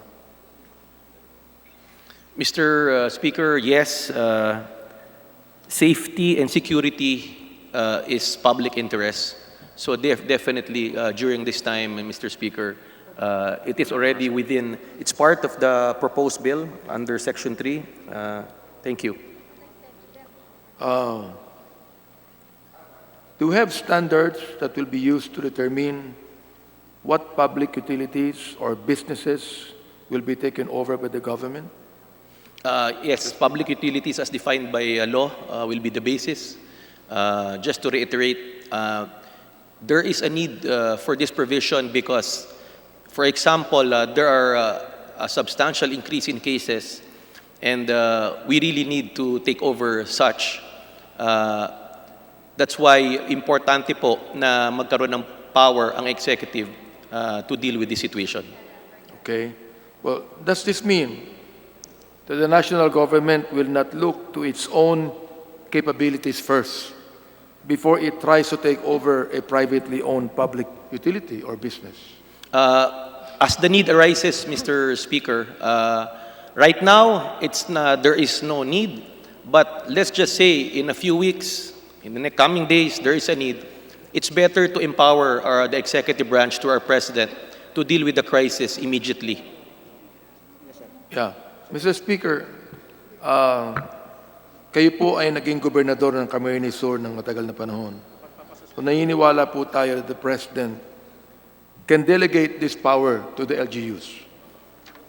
Yes, Mr. Speaker. The President, through the DLG, has direct power and supervision over... Session suspended. Sinasabi niya yung Oh, yeah, nice. Sinusunod ko. Mali na yata, sir. Mali na bang akin na, ano? Yun ang hawak ni Temporary. Wala na lahat ng hospitals na ngayon. Hindi na Ano yun? Direct supervision. Okay. Kasi hospitals na lang. Ito. In-update na. Hindi ba pinabasa sa inyo? Hindi na po. Ito. In the public, direct the operation of hospitals. Okay. Hospitals na lang. Hindi na pero maganda pa rin. Approvean nila, tanggapin natin. Yung amendments na sa mga online, pinapakliyo namin dito eh. I can answer them. Hindi, amendments lang naman, di tatanggapin mo lang naman. Hindi, depende kung ano partner.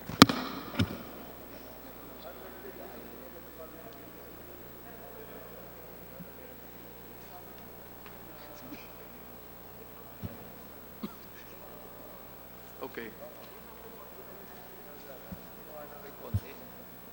Meron. Oversight. Hindi, ito na. Meron na akong kopya. I will answer that. Then he will also rephrase or recast. Sessions resume. Mr. Speaker, All right, just for clarification. Thank you, Mr. Speaker. I'd like to continue on with the others here. In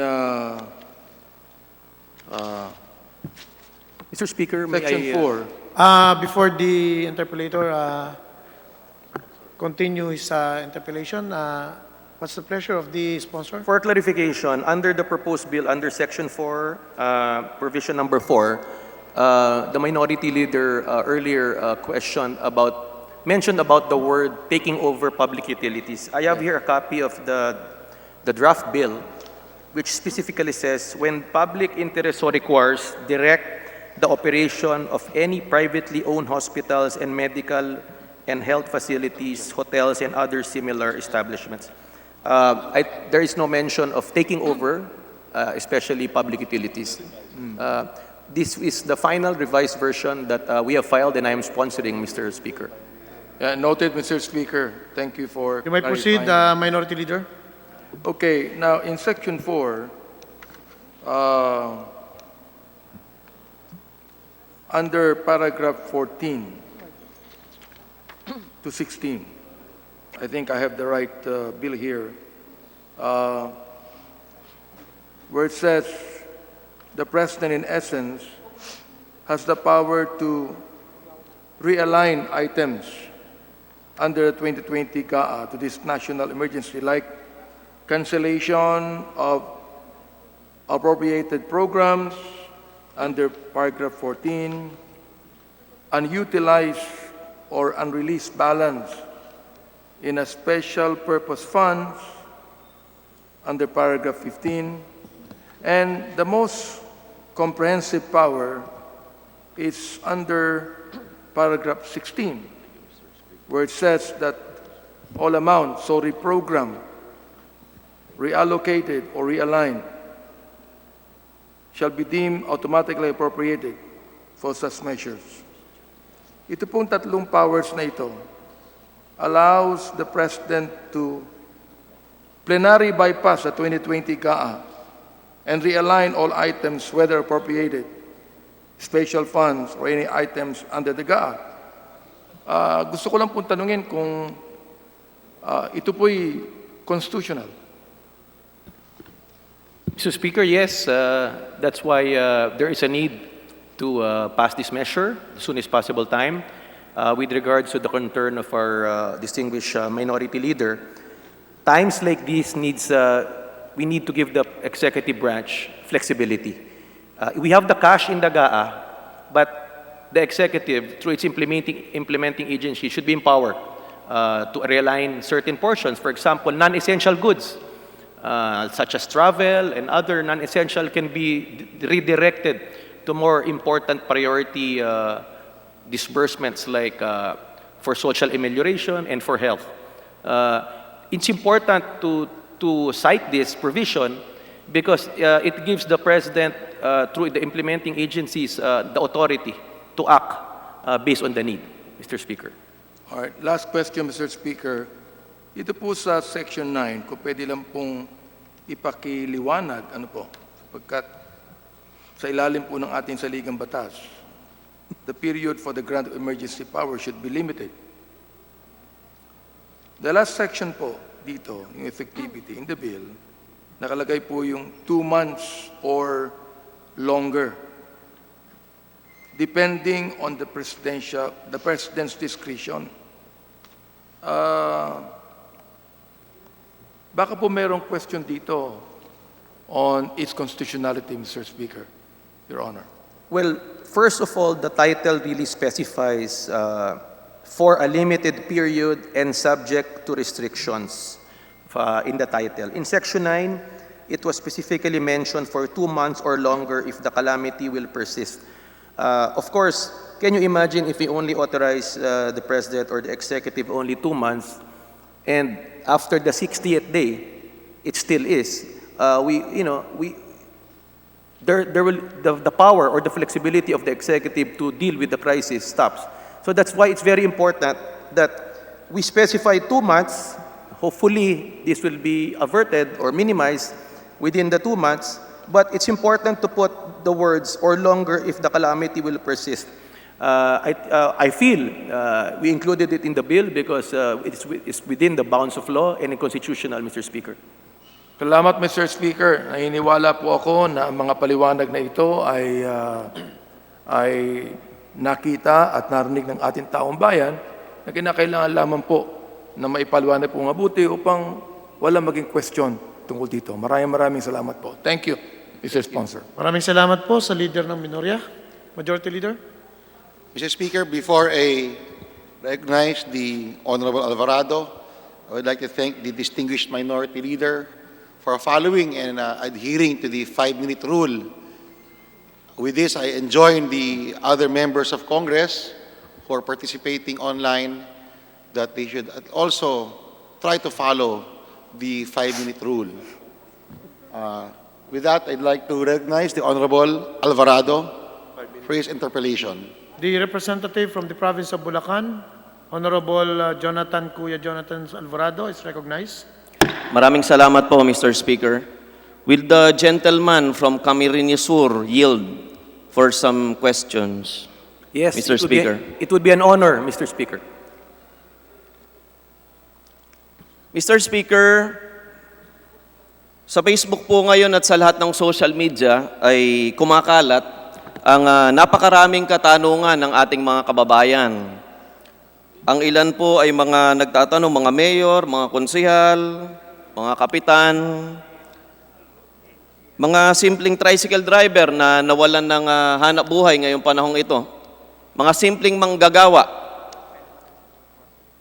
Karamihan po sa pinagsama-sama naming tanong ay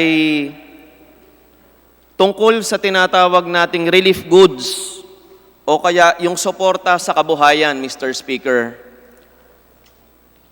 Ang katanungan ko po, Mr. Speaker, to the good gentleman from Camarines Sur, dito po ba sa pag-aaproba ng bill na ito ay madadagdagan po ba o matutugunan ba ang panaghoy ng ating mga kababayan sa paghahanap ng kanilang makakain para sa kanilang pamilya, Mr. Speaker? Mr. Speaker, maraming salamat po na na-mention po yan ng ating kagalang-galang na representante sa Bulacan. Dahil yan talaga ang pinaka dapat i-focus sa bill na to more than the special authority and other matters. Importante, why we want to pass this bill is to provide an emergency subsidy program dun sa mga mahirap at mga low-income sectors. Yung tinatawag nilang informal sectors, which amount to around 18 million households. So, ang plano po ng executive ay mabigyan sila ng flexibility na gamitin ang available funds ngayon para matugunan po itong problema, hindi lang sa pagkain at yung income. So I think meron silang plano to give out around 5,000 to 8,000 depending on the area, depending on the minimum wage. In that specific area, meron silang formula na mabigyan ng cash assistance and food assistance po ang pinaka naapektuhan na sektor po dahil po dito sa COVID-19. Ito po ba, Mr. Speaker, ay karagdagang pondo? Puwera pa sa pondo na hawak na ng mga LGU ngayong panahong ito, Mr. Speaker. Maraming salamat muli sa ating kagalang-galang na representante. Importante po na ma-point out po yan.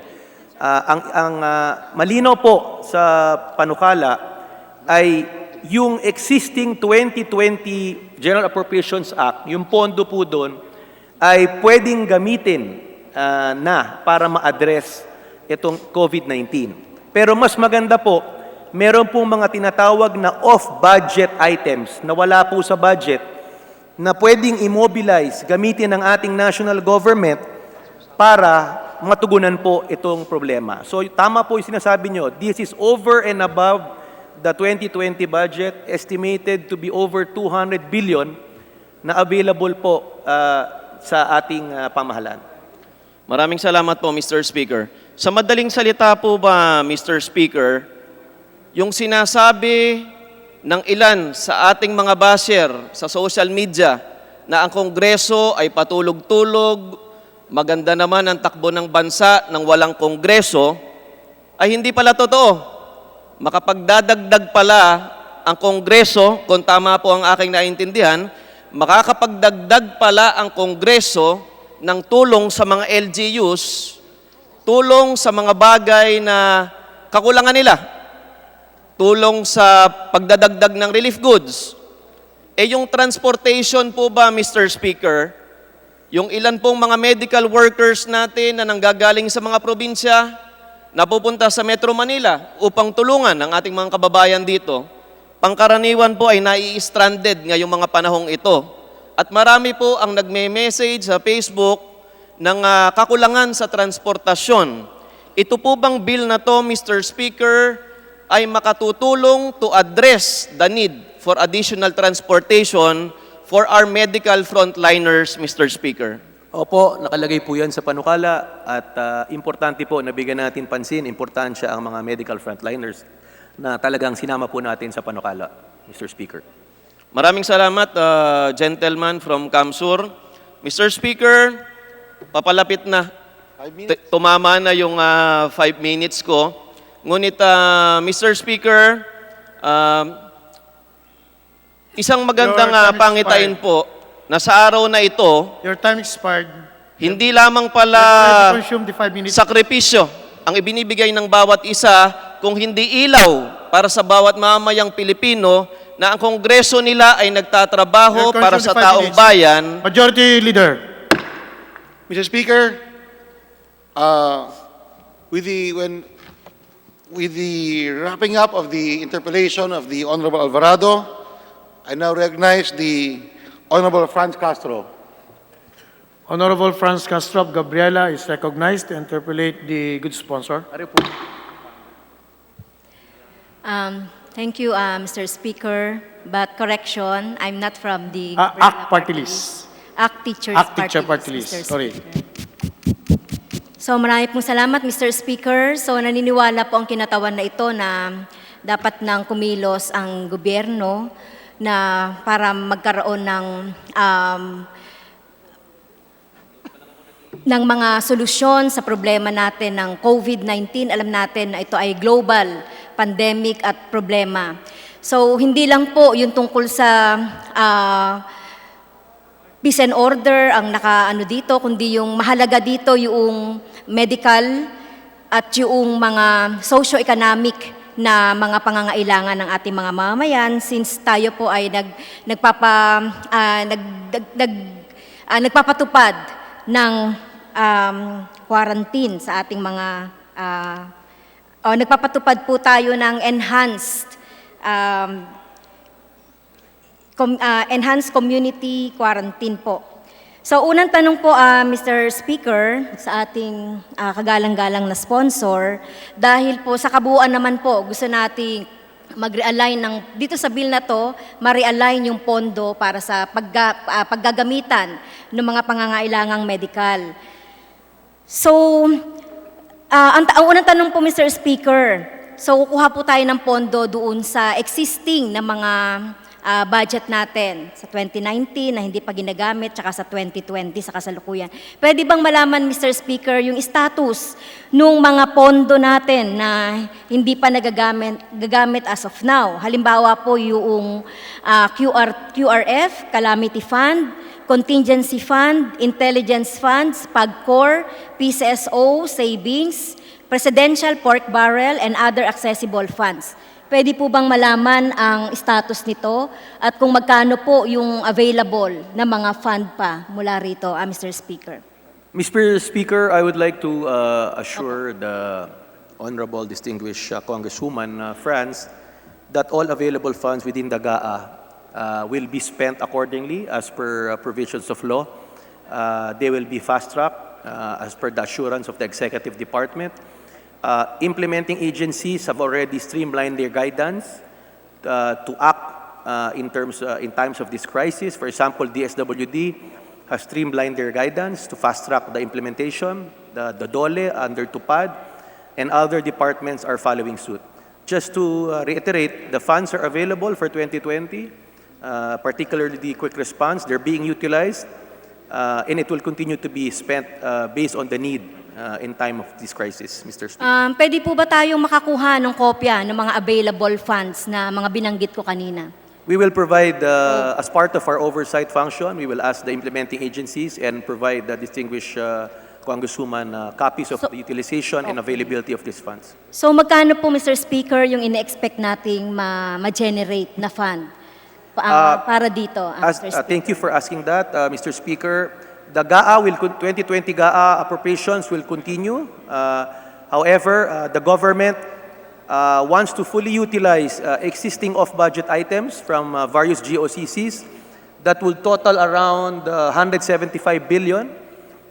Yan po ang off-budget na kailangan po ng batas na ito mapasa para may flexibility and may authority po ang ating ehekutiba through our President to disperse and assist dito po sa social amelioration program ng ating gobyerno. Okay, so sinasabi po ng ating butihing sponsor, Mr. Speaker, yung parang mabigyan ng leeway yung ating presidente dun sa pag-access ng fund, kaugnay nitong paggamit nito doon sa problema natin ng COVID. Dito po sa Section 16, pwede po bang linawin natin dito sa number 16? So, notwithstanding any law to contrary, reprogram, reallocate, and realign any appropriation. So, ibig po sabihin nito, yung buong 2020 budget ay binibigyan natin ng leeway ang presidente na galawin ito. So, hindi po malinaw kasi dito, Mr. Speaker, ano lang yung pwede nating galawin dito sa GAA? So, alam ko po doon sa 2019 budget, meron na yon. Pero dito po sa 2020 budget. Nakalagay po sa paragraph 16, malinaw po that notwithstanding any law to the contrary, they can reprogram, reallocate, realign any appropriation in fiscal year 2020. However, what is important is, ito po, for whatever purpose the President may deem necessary and desirable to fund measures. So while they have the authority to reprogram, reallocate, of course, this has to be subjected to the necessity, the availability, the importance, and what is important to note is that under Section 5, there's a oversight committee. So we will ask the executive branch to report to Congress weekly to determine which funds they need, which funds they need to disperse, which funds has been dispersed, and what else, what other funds they need. Okay, so thank Last you question. po sa explanation. So medyo po, worried po ang kinatawang ito doon sa tinatawag na kung discretionary magiging prone to corruption yan. Dahil binanggit po yung oversight. So hindi malinaw dito paano ba mag-meeting ang mga oversight, sino-sino ba to at paano ito. At yung huli, Mr. Speaker, yung effectivity, nakalagay po dito will affect for 2 months Your time or no expired. longer. Pakidirekta na lang ng tanong. So, dalawa lang po yun, tungkol sa oversight po, para po doon sa makita naman natin yung corruption, di ba? So, paano natin makikita kung magkakaroon ng corruption dito using the oversight? And yung effectivity, Mr. Speaker... Please, sponsor, please respond because the time of the lady is already expired. We'll make sure, Mr. Speaker, that there will be zero corruption in the disbursement of funds, not only in the 2020 GAA, but whatever off-budget items that will be dispersed. The power of Congress is mandated. It's there. We will make sure that this will not happen. Thank you, Mr. Speaker. Okay, thank you, Mr. Majority Leader. Thank you very much, Honorable Castro. I now move we recognize the Honorable Michael T. Defensor for his interpellation. And again, we'd like to remind our colleagues that not to ask questions which have already been propounded, Mr. Speaker. The representative from Anakalusugan, Party List, Honorable Mike Defensor, is recognized. Thank you, Mr. Speaker. Thank you, Majority Floor Leader. Ulit lang po sa ating pong Deputy Speaker Villafuerte, isa pong katanungan tungkol po dito ulit sa negosyo. Para lang humalinaw, dahil ito po yung mga agam-agam na maraming negosyante na maaari daw mag-take over kahit sa anong negosyo. Pero dito po sa ating batas, Section 4, Authorized Powers, particular po, Section 4, number 4. Ang sinasabi po dito, tama po ba, na hindi na lang lahat ng negosyo, kundi mga hospital, medical facilities, hotel, at kung ano po mga establishmento o mga negosyo na makaka-apekto sa problema ng coronavirus. Tama po ba? Mr. Speaker, tama po ang sinabi niya. Malinaw po dito sa Section 4, Paragraph 4. Nakastate po yan, malinaw, when the public interest so requires, direct the operation of any privately owned hospitals, medical and health facilities, hotels, and other similar establishments po. Thank you. Mr. Speaker, at dito rin po ba sa ating mismong batas na ginagawa kasama ang Senado, malinaw din po ba ang deklarasyon at polisiya na ang national emergency na ito na ukol sa coronavirus, ang lahat ng gawain, ang lahat ng pondo, ang lahat ng akto na gagawin ng ating gobyerno ay para lamang puksain at itigil ang problema ng coronavirus, Mr. Speaker? Mr. Speaker, tama po ang sinabi ng kagalang-galang na Congressman Mike, na malinaw naman po sa title na itong an act to declare the existence of a national emergency arising from the COVID-19 and for a limited period. These are the key words na importante po. So ang ibig pong sabihin, pagka may isang hotel na biglang tinake over lang ang gobyerno pero hindi naman naaayon sa problema ng coronavirus, ito po ay hindi pwede, illegal at unconstitutional. Tama po? Tama po. Magkakaroon lang po sila ng authority to direct the operation, not take over po. Linawin po natin. The key words, direct the operation if there's a need. Alam mo, kung dumami na po yung PUI, PUM, importante po equipped ang ehekutiba na ng ganitong provision po ng poder po. Mr. Speaker, for the record, nung pong kapanahunan ng martial law sa Mindanao, ito po'y binanggit na rin ni Executive Secretary Vidaldea, nagkaroon ng martial law sa Mindanao. Ngunit yung karapatang pantao at mga agam-agam na problema, hindi po nangyari yan sa Mindanao under martial law, under the leadership of President Duterte. Tama po ba? Tama po yan. Nung, alam nyo naman, nung pinopost yan sa Kongreso, maraming nagkaroon ng pag-iisip na magkakaroon ng abuso. Walang pang-abuso nangyari, walang korupsyon na nangyari. In-extend pa ng Kongreso ang power na yan sa martial law. Wala rin po. So maganda po ang track record ng ating ehekutiba. That's why importante na mabigyan sila ng authority ngayon. Dahil maganda po ang track record, lalong-lalo na po pag binibigyan sila ng extra powers or special authority po, Mr. Speaker. Nililinaw ko po to, Mr. Speaker, sapagkat kung titingnan po natin kung ano yung ating kinabukasan sa ilalim nitong emergency declaration ng ating Pangulo, meron na po tayong track record, martial law sa Mindanao. Yung pong sinasabi nilang problema sa human rights violations, yung problema sa pagpatay sa negosyo, at kung ano paman, hindi po nangyari. Kaya muli ko po itong binabanggit dahil ito po'y nabanggit ng ating Executive Secretary Vidaldea at ngayon po'y binibigyan panlinaw ng ating pong kasamahang si Deputy Speaker Villafuerte. Ngayon, Mr. Speaker, babalik po ako sa isang punto at ito po'y maraming katanungan ng ating mga kasamahan. Maging po sa Viber, sa video chat, at kanina po, napakaganda naman dahil nagkaroon ng sesyon ang ilan po sa atin, ang karamihan sa atin, kay Undersecretary Bayani Agbayani ng Finance upang ilinaw ang problema, partikular ang Section 14 at Section 16 ng batas na ito. Ito po ay ukol sa budget. Ngayon, Mr. Speaker, uunahin ko po yung Section 14 kasi ang sinasabi po dito, notwithstanding any law to the contrary, direct the cancellation of appropriated programs, projects, or activities of any agency sa ilalim po ng GAA. Nandyan po, may kopya po tayong lahat. Ang ibig lang po sabihin nito, ang ating gobyerno pwede niyang itigil at invento ang programa ng budget. Paglilinaw lang ha, Undersecretary Bayani Agabin.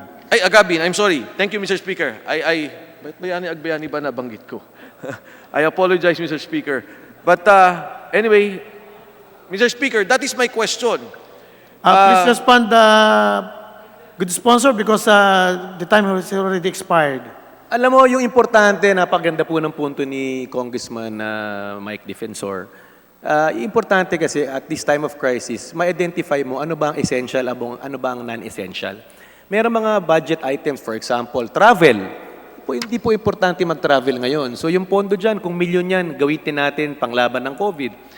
Marami dyan na mga non-essential na pwedeng ilagay. So we need to give these powers and authority to the executive so that they have the flexibility and authority to deal with the crisis. So importante po, Section 4, nakalagay, paragraph 14 na sinabi po ni Congressman Mike Defensor. Ito po isa sa mga importanteng provision na kailangan para talagang mabigyan ng ngipin itong panukalang ito. Mr. Speaker, dahil maikli na lang po ang oras ko at kanina naman po ipiniliwanag to, imamanifest ko na lang po. Unang-una po ipiniliwanag ng ating executive officials na ang budget na pagkukunan ay tatlong bagay. Of course, ang GAA, ang Special Purpose Funds at ang mga pondo ng GOCC. Partikular na tinitingnan para sa problemang to. Your time is expired. Yes, Mr. Speaker. Gusto ko lang po linawin sa GOCC kukunin 175 billion at doon po sa Treasury 100 billion. Sa ngayon, wala pang tatamaan sa inapprove po nating budget.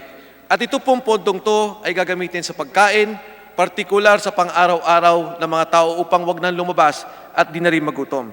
So with that, Mr. Speaker, Section 14 and Section 16, we have been assured that that is legally feasible and will stand in court. If ever there will be anyone who will question this in the Supreme Court, the Executive Department is ready for this, and this is a well-studied bill proposed before us. Thank you, Mr. Speaker. Thank you, the Honorable Privileged Speaker.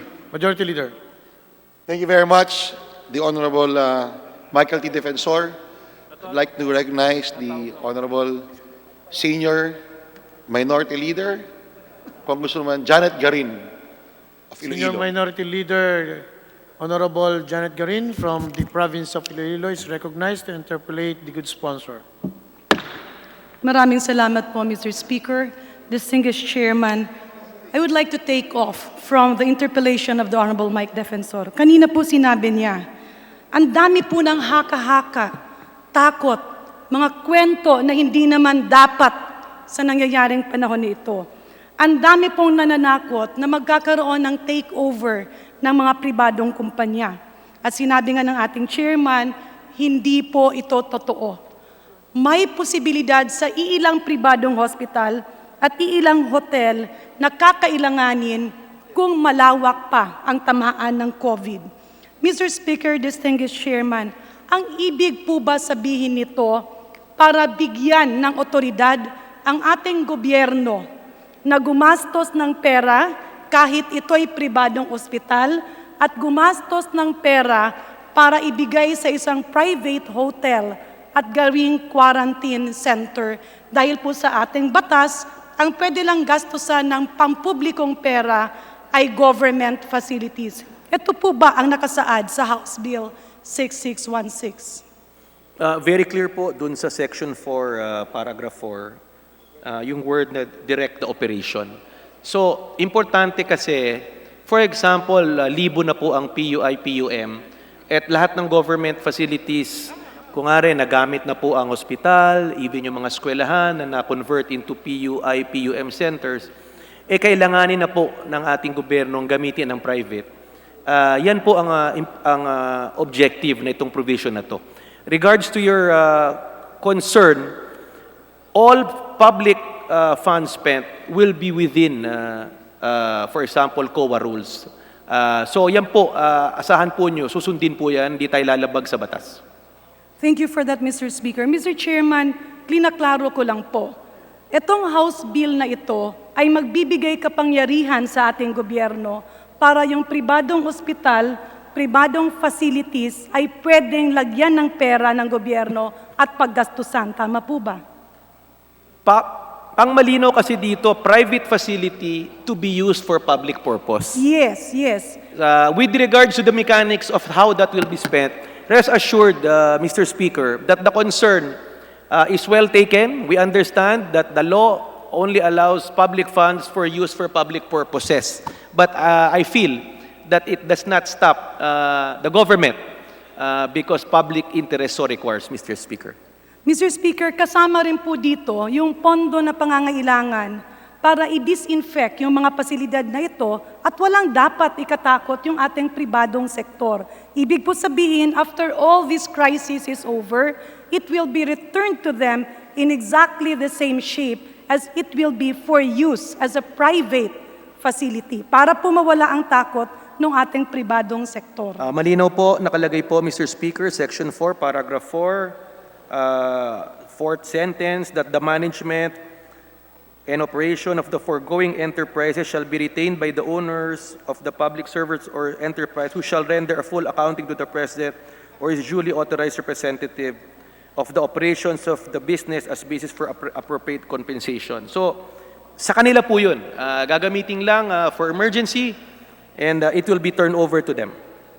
Thank you for that, Mr. Speaker, Mr. Chairman. Kanina po sinabi, 200 billion ang kailangan para sa pagkain sa bawat mesa dun sa mga pamilyang nasa mababa ang kanilang income. Ito po para lang sa 2 buwan.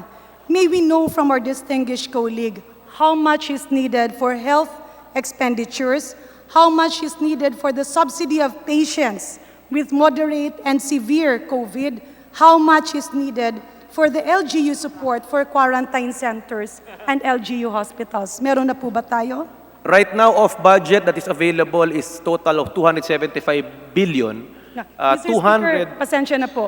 Ang tanong ko po magkano ang kailangan ng gobyerno? Kanina, 200 billion para sa pagkain sa bawat mesa.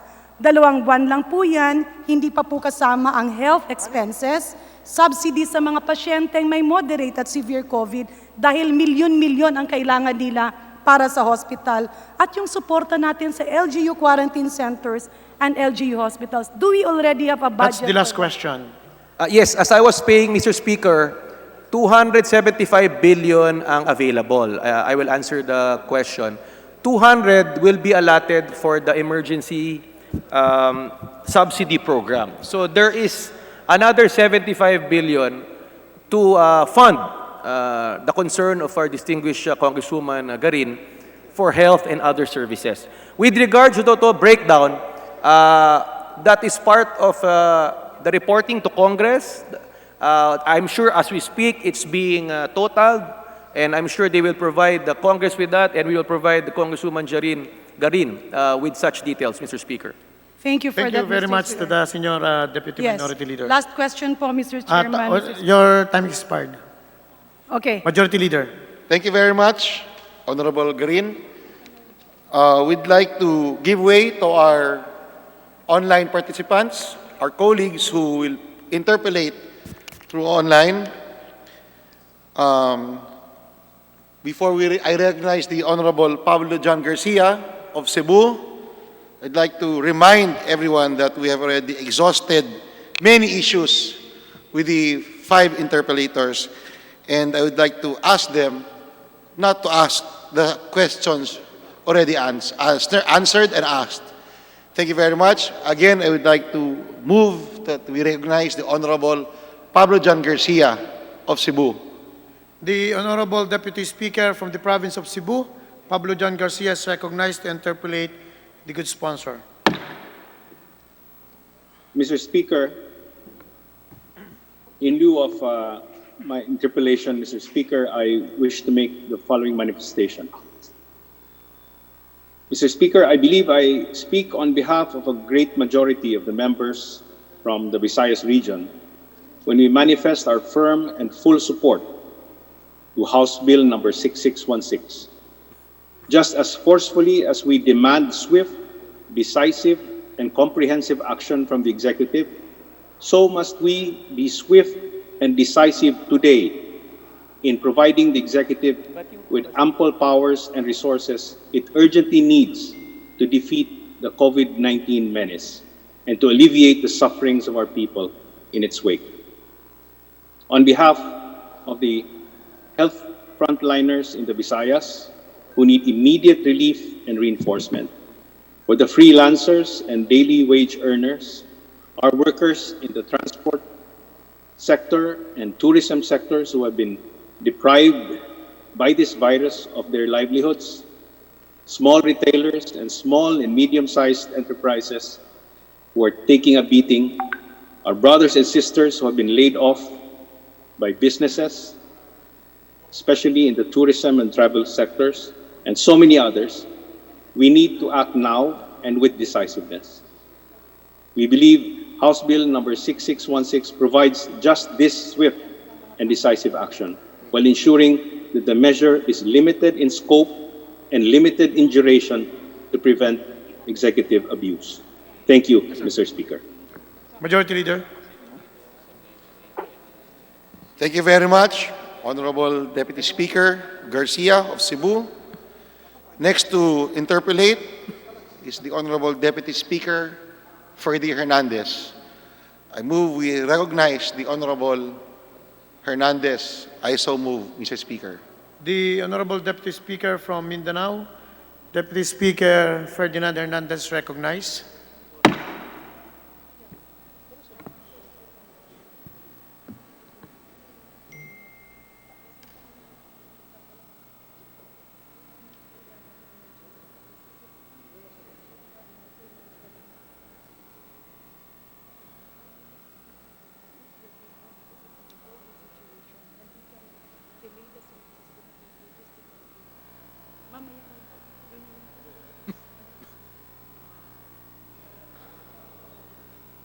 Walang mic. Nakamute. Wala pa. Nakamute. May kasi sino pa sa minority? Process lang. Deputy Speaker Ferdinand, please, nakamute ka lang, nakamute ka.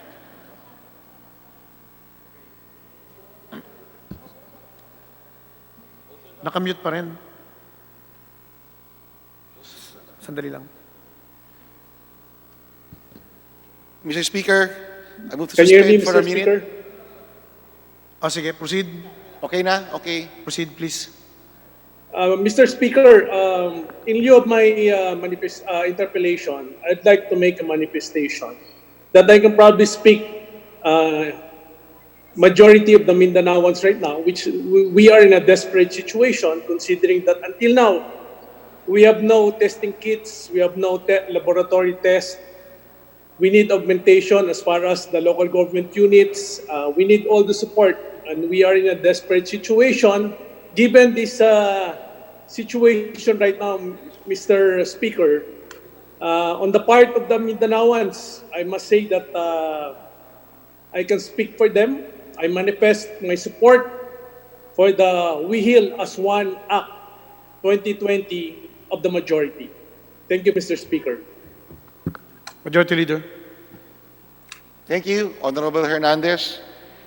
Next to interpolate is the Honorable Caloy Zarate. I move we recognize the Honorable Caloy Zarate. I so move, Mr. Speaker. The representative from Bayan Muna Party List, Honorable Caloy Sarate, is recognized for his 5-minute interpellation. You may proceed. Thank you, Mr. Speaker. I direct my question to the sponsor.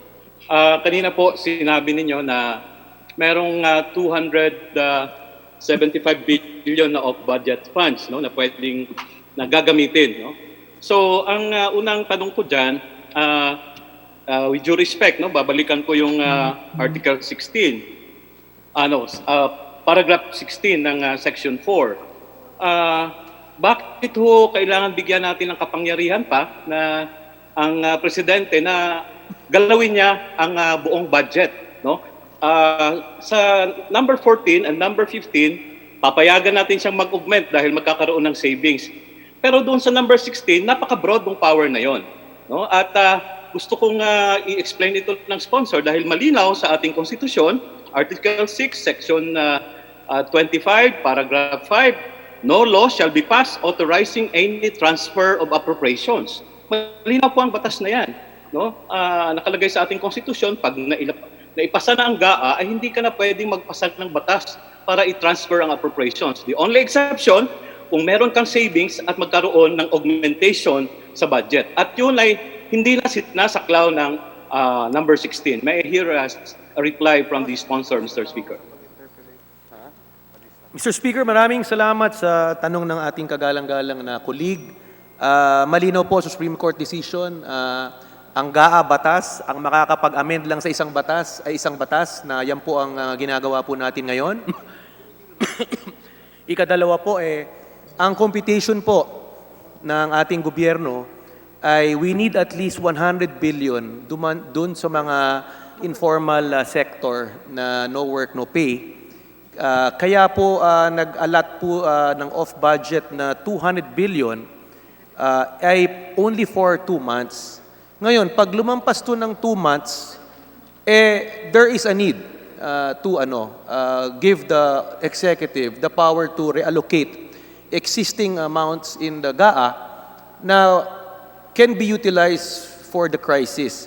Marami pong non-essentials doon that can be realigned. So we need to give this power to the executive through our president, Mr. Speaker. Tama po yun, malinaw po. Kaya nga po sa number 14 and number 15 ay binigyan ng kapangyarihan ng Presidente na i-discontinue yung mga nakalaan ng proyekto sa GAA 2020 para pag na-discontinue ito ay magiging savings. No? At pwede na niyang gamitin ito.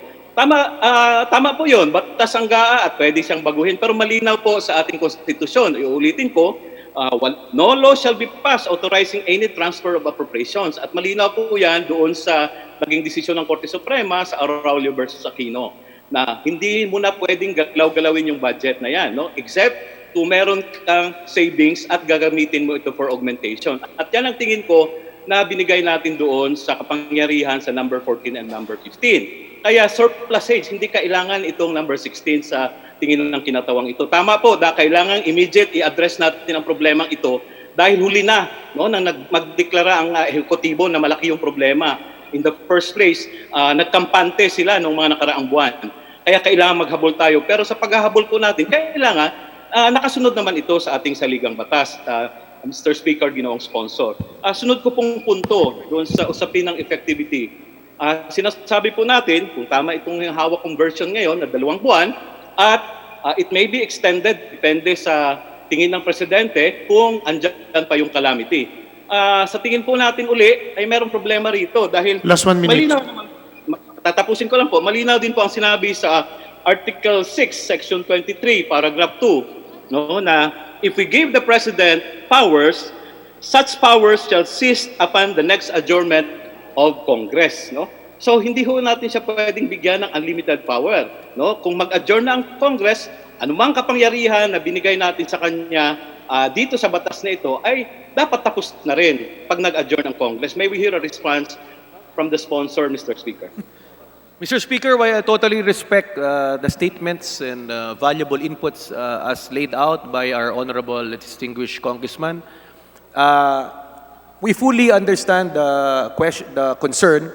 And however, nagkaroon na pong pag-aaral ang ating mga kapwa congressman, ang ating mga legal luminaries. We feel that the bill is constitutional.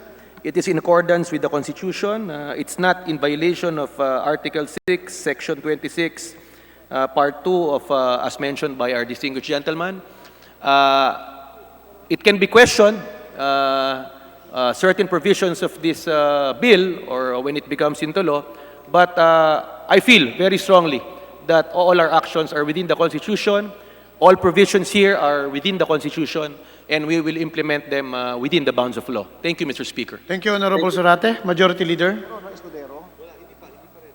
Majority Leader. Tapos na po pa yung 5 minutes ko. Mr. Speaker. Ubus na po. Mr. Speaker, Mr. Sponsor. Ubus na po. Sa 2020 budget, ano ang Ubus na po, ubus na po. i-discontinue ng executive Time expired na dito? po. Thank you very much, Honorable Zarate. Next to Just hear a interpolate response. will be the Honorable Ominal. I'd like to recognize the Honorable Ominal. I so move, Mr. Speaker. Another Deputy Speaker from Mindanao Region, Honorable Henry Uwaminal, is recognized to interpolate the good sponsor. You may proceed. Thank you very much, Mr. Speaker, distinguished sponsor. At this very moment, we feel grateful that there is yet no confirmed COVID-19 case within our province of Misamis Occidental, and we continue to hope that our province will be totally spared of this virus.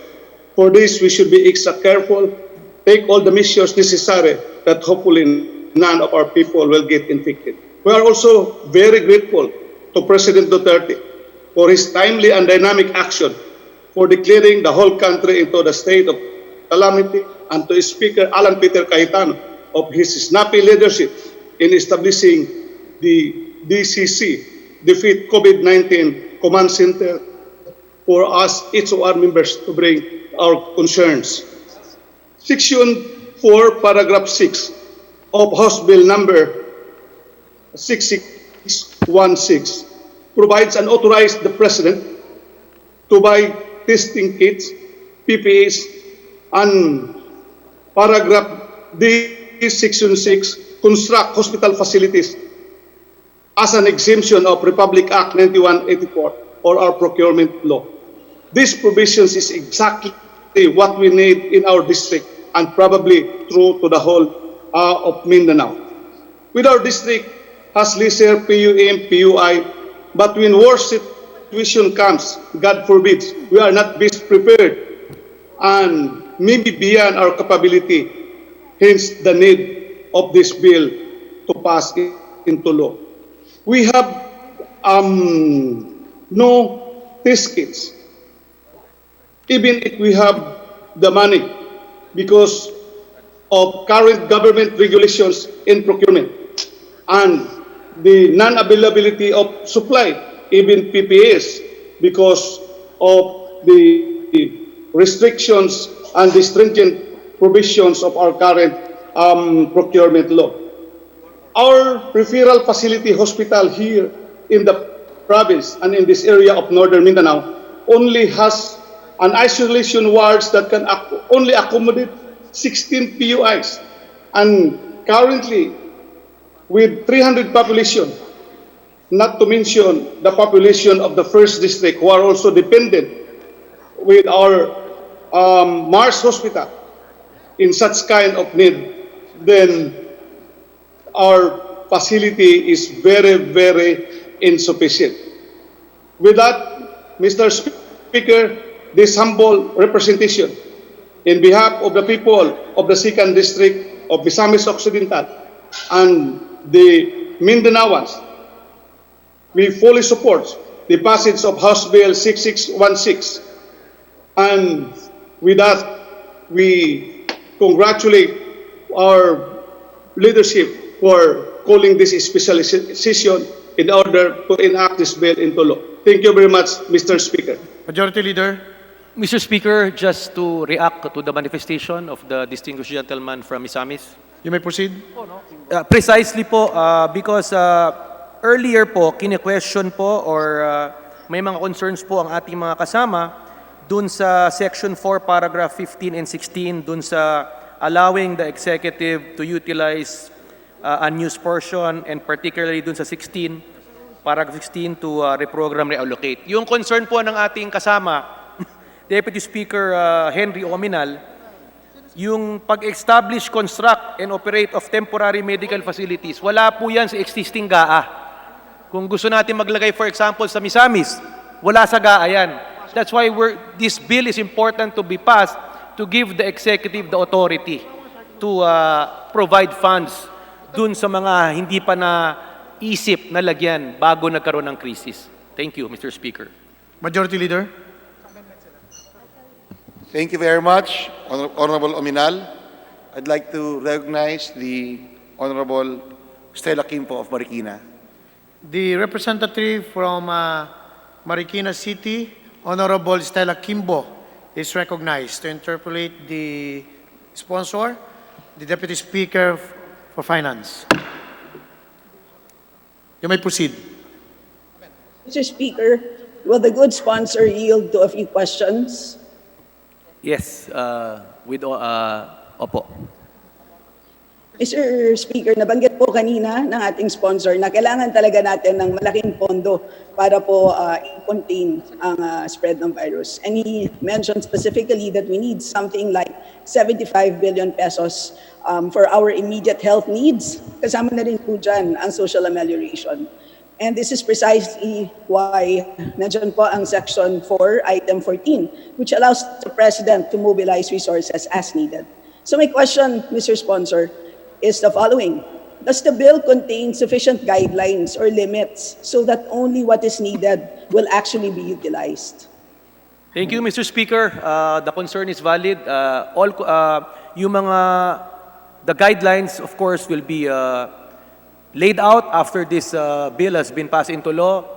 Again, as part of the oversight power of Congress, we will make sure that all concerns and na mga ating kapwa congressmen and women concern ng ating constituente ay may sama po dyan sa guideline na yan.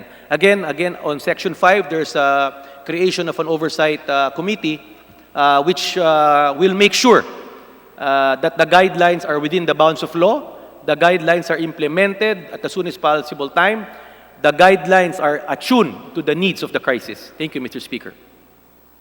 That's good to hear, Mr. Sponsor, Mr. Speaker. Sana naman po, dun sa guidelines na yan, masama na rin po ang preliminary estimate of the budgetary requirement. So let me move on po to my next question. The bill grants the power to cancel projects. So ang tanong ko lang po, may we know if there are criteria for canceling projects? Sorry, pakiulit po, Mr. Speaker. Ito pong bill po natin grants the power for the President to cancel projects. So may we know po if there are any criteria for the cancellation of projects? Definitely, they have to set the guidelines, parameters. Particularly, of course, ang main concern is to tackle, defeat this COVID virus. Yan ang pinaka-primordial concern ng bill na to. It's in the title, it's in the policy. We're giving them the flexibility, but again, it should be directed, all fund disbursement should be directed in tackling, defeating this COVID-19. Thank you, Mr. Sponsor. So siguro naman po, kasama din po dyan ang criteria para po sa reprogramming, reallocating, pati na rin po ang realignment. Tama po ba? Yes, as laid out in Section 4, kasama po yung reprogramming and realignment po, based on the necessity and the need to tackle the crisis, Mr. Speaker. Thank you po. Yun na lang po ang aking mga questions. Huling manifestation na lang po. Pasalamat na rin po na sa huling version po ng bill na to ay naging maayos po ang provision po para po dun sa takeover ng private enterprises po. Naging maliwanag po na yan po ay para lamang po sa public health concerns. Salamat po, Mr. Speaker, Mr. Sponsor. Majority Leader. Thank you very much, Honorable Kimbo. Next to interpolate is the Honorable Mayo Almario. Mr. Speaker, I move we recognize the Honorable Mayo Almario. I so move, Mr. The Honorable Representative from Mindanao Region, Honorable Mayo Almario, is recognized. Mayong hapon po sa inyo. Mayong hapon, Mr. Speaker. I hope I can be heard clearly from where I am now. Mr. Speaker, Mr. Sponsor, I support our frontliners, especially those in the medical field, treating patients and inevitably risking their lives for us. I also support the frontliners in the streets implementing the rules on self-quarantine, community quarantine. I support President Duterte and his sincere and genuine effort to address the crisis. In behalf of my constituents in the 2nd District of Davao Oriental, I support House Bill number 6616. Now, Mr. Sponsor, let's go back again to Section 4, number 14 of Section 4. Paulit-ulit, binabanggit to and sinasabi ang mga non-essential items in the 2020 GAA can be cancelled on the strength of this section and reallocated for some needs which will help us defeat the COVID virus. Now, Mr. Speaker, who will determine whether such project is essential or non-essential? Mr. Speaker, thank you for pointing that out. There's an IATF, Interagency Task Force. The various implementing agencies is empowered to determine the need. For example, if funds are downloaded, for example, in DSWD, that's under the Secretary of DSWD to determine the need for such budget. What's important right now is there's a problem, there's a pandemic, there's available funds. All we need to do is give the Executive Department the authority to use these funds to deal with the crisis. As mentioned by Deputy Speaker Ominal earlier, kung kailangan biglang magtayo ng emergency facility sa kanyang probinsya at wala po sa budget yan, that is the problem we're trying to solve with this measure. giving the President and the Executive the authority to realign and use it to fight this crisis, Mr. Chairman. Mr. Speaker. Mr. Speaker, just an input, no? Kunwari na lang for discussion purposes. There are big ticket projects which are funded but not yet started. Example, for discussion again. If the Davao-Samal Bridge is already funded for 2020 and it has not yet started, obviously, then yung mga ganyan ang pwede nating i-realign for the purpose of this bill. Let us not touch, hopefully, on the much-needed projects in our respective districts. Kunwari, patubig na 5 million, baka magalaw pa yon. Sana hindi na. No? And, Mr. Speaker, let me go on that Section 14, to synchronize it with Section 16, the wording as used to augment the allocation for any item for support, operation, etc., must be amended at the proper time to read as to augment the allocation and or to fund any item to support. Kasi pag sinabi natin augment, as we know it, it's only if there is already an existing allocation. That's when we augment. Ang sinasabi ko, let's also put there to fund new items if necessary. Thank you, Mr. Speaker. Maganda po ang mga punto na ni-raise ng ating distinguished gentleman from Davao. Of course, that will all be part of the guidelines that will be set by the executive. Alam po namin ang concern nyo. But of course, just to reiterate, right now, may pondo. We give them the authority to utilize it para labanan ng virus.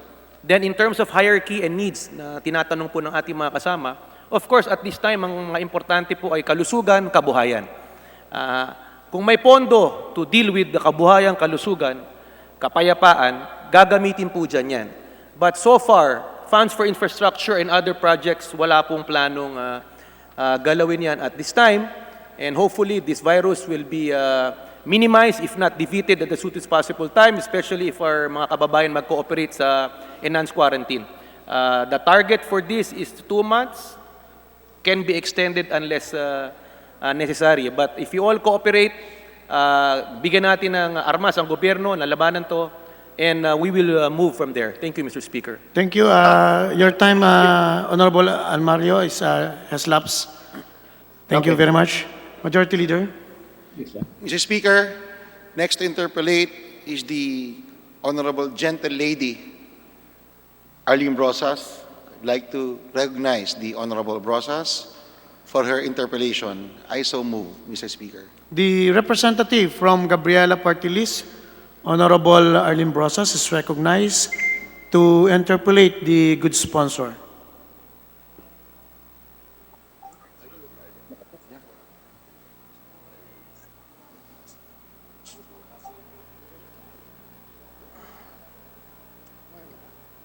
Thank you, Mr. Speaker. Thank you, Mr. Speaker. Ilang katanungan lang po sa ating good sponsor. You may proceed.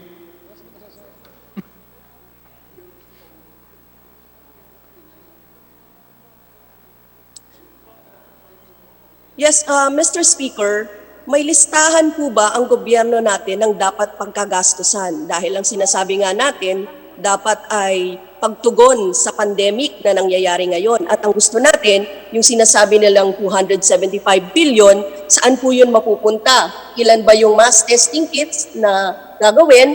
Ilan po ba yung mga i-hire na volunteers? Ilan po yung econ relief o pagkain? O actually kasi inibilang po natin, hindi talaga sasakto yung 5,000 pesos para sa mga nahihirapan sa quarantine ngayon. Kailangan pong gumilang ng mga 10,000 pesos bilang subsidy para po sa mga mamamayan natin na hindi makapaghanap buhay. So gusto pong nating itanong yung komprehensibong plano.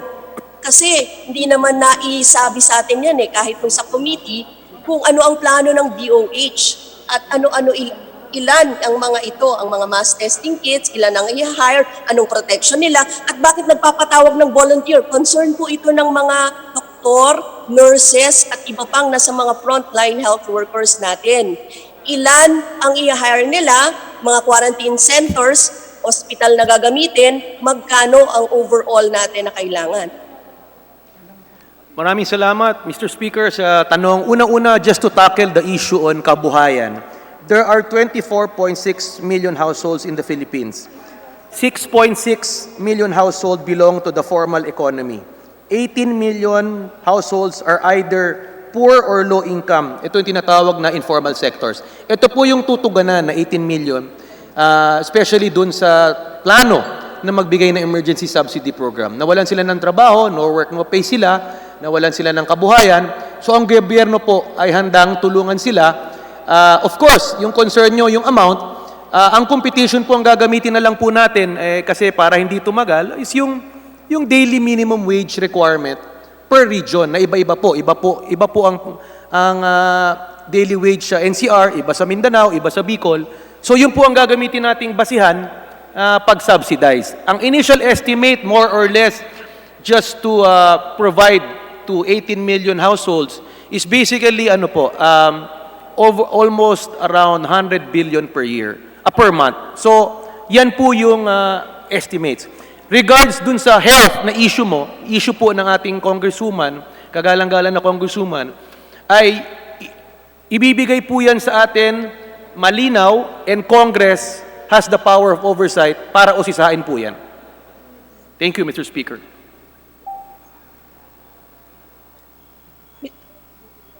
Mr. Speaker, mayroon po tayong 18 billion na pondo ng gobyerno para sa Universal Healthcare Program. Under the 2019, 197 billion ang ating unprogrammed funds. Magkano yung natira dito? Hindi ba't malaking pondo ito na pwede nating gamitin? Actually, nilagay nga natin sa particularly sa military and sa police, yung Oplan Tokhang at iba pa na mga iba't ibang mga pinaglagakan ng pondo natin ng 2019 and 2020. Bakit hindi po ito nakasasapat ngayon para mag-respond sa COVID-19? Mr. Speaker, unang-una po, yung... The current national budget, ano po? Mr. Speaker, unang-una po, lahat ng available funds, i-utilize yan. Pangalawa, nung pinasa po natin yung revision ng syntax, alam po ng Kongreso na merong gap, kulang po ang pera para mapondohan itong universal healthcare. Ang nangyari po, may projection po ang ating Department of Finance, pag napasa to, ay X number of billions they will generate. However, with the crisis po, bumagal ang ekonomiya, bumagal ang koleksyon, we cannot safely say now na yung perang pinrogram a few months ago is there. That's why there's a need to pass this law to allow the President to reallocate, realign, to fund the needs for this crisis. Thank you, Mr. Speaker. Thank you, Honorable Brosas. Majority Leader. Thank you, Honorable Rosas. Mr. Speaker, Mr. please give me Speaker, the opportunity. specific na lang po. Your 5 Mr. minutes Speaker. Thank you very much, Honorable Rosas. Your 5 minutes expired. We are following strictly the 5-minute rule. May I remind our colleagues that not to ask questions which have already been propounded. Na lang that, Mr. Speaker, I would like to in the proper recognize time, I'll propose Majority Leader. amendments to ensure that Police these are Interpellation. reflected I so move, in Mr. the Speaker. text of the bill. Please repeat, Majority Leader. Mr. Speaker, I'd like to apologize to the Honorable Brosas that we are strictly following the 5-minute rule. I hope she understands there are so many in the list. We have 16 or 17 more people in the list who will also ask equally important questions. I'd like to appeal to everybody to heed our reminder not to ask questions which have already been propounded on the floor or on the internet. Mr. Speaker, with this, I'd like to recognize the Honorable Suntay for his 2-minute interpellation. Thank you very much, Mr. Suntay from Quezon City is recognized. Maraming salamat, Mr. Speaker. while I recognize the need for to empower the President, meron lang ho akong dalawang concern. First of all, alam ko na kailangan natin maglikom ng pera, which will be used by our President. First, to minimize the spread of the pandemic, to give assistance, at saka yung sa social amelioration program. But we can only do this, we can only empower the President if there is savings. First, doon sa Supreme Court decision sa DAP kasi, savings can only be determined after the end of the fiscal year. Unless projects will be discontinued or canceled. Yung problema ko dito, yung cause of concern ko, and I want us to take note, pagka diniscontinue yung program at project, for the next 2 fiscal budget years, hindi na pwedeng ulitin yung project na yon. So, yun yung concern ko. So, kung kunyari, ang pagkukunan ng savings, kunyari ay allotment from the DPWH, for 2 fiscal years, hindi na pwedeng i-propose kaagad yung project na yon. So, if it's needed by a particular district, hindi na natin magagamit. Yun yung una kong concern. Yung pangalawang concern ko ho, nakita ko, as I mentioned, these are all for social amelioration program.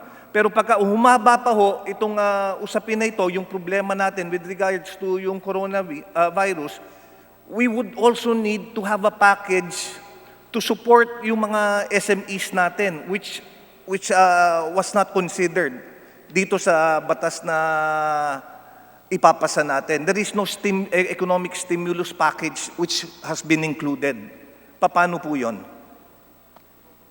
First of all, we'd like to assure our distinguished colleague from Quezon City that money will be dispersed within COA rules, within the Constitution. Secondly, these are uncertain times. We cannot really predict when this will end. All we need to do is plan, act, and pray that this will be defeated soon. That's why there's really a need for this law to be passed at the soonest possible time. Because you are correct, Mr. Speaker, tama po siya. Wala pa nga yung economic stimulus package dito but which I think will follow. However, in order to have a package, you need to give the President, through the executive, the power to realign. Because when we pass the budget, we did not take this in consideration. So again, these concerns will be addressed as soon as these bills are passed, becomes into law. I think most of these concerns are already in the minds of our top leaders in the country, especially our President. Thank you, Mr. Speaker. Okay. Thank you, Mr. Speaker. As I mentioned, I'm very supportive of this proposed bill. Pero kasi dito sa bill na ito, meron tayong management team which is being created kung saan magre-report yung executive department. Kaya ako lang binanggit to so that the management team could keep in mind na pagka nag-cancel tayo ng mga programa which has already been allotted, and even under the executive department, for the next 2 fiscal year, hindi na pwedeng i-propose ulit yon. So mawawala yon for the next 2 years. Pangalawa nga ho is we also have to ready to prepare for an economic stimulus package to support naman yung ating SMEs. Thank you very much, Mr. Speaker. Speaker, duly noted all those valid concerns raised by our distinguished congressman. Majority Leader.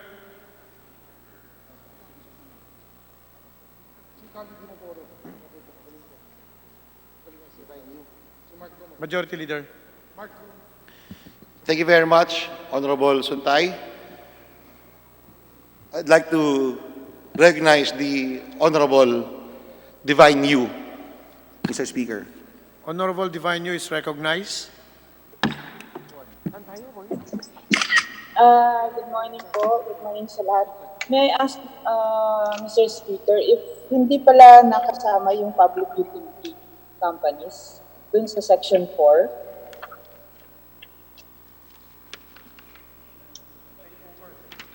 Mr. Speaker, very clear po, Section 4, Paragraph 4, wala pong mention of the word takeover, wala pong mention of the word public utility.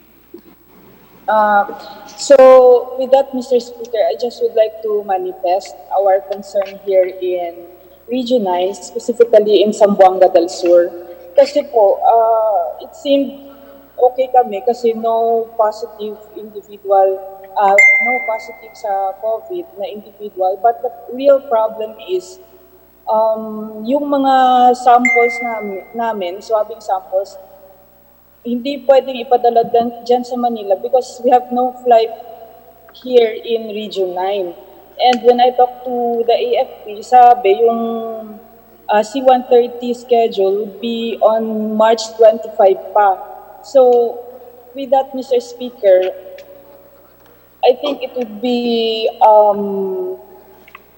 it would help us a lot if we could use kahit 1 or 2 planes from private companies like PAL or Sibupac to transport very important cargos like our medicines. We have purchased medicines and kits, PPEs from Manila, but until now, hindi pa rin napadala papunta dito sa amin. So that's our problem, Mr. Speaker, and I would like to manifest that so that the Congress would think of some ways on how to help regions far from Manila and Cebu. Thank you very much, Mr. Speaker.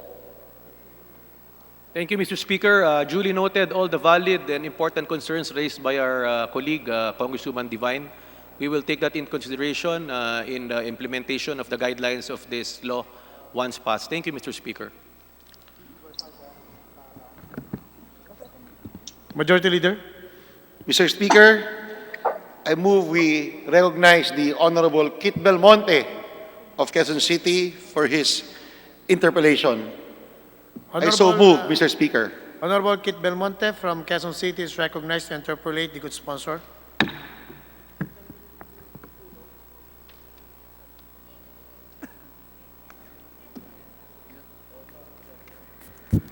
Mr. Speaker, move for suspension. I think nakamute po.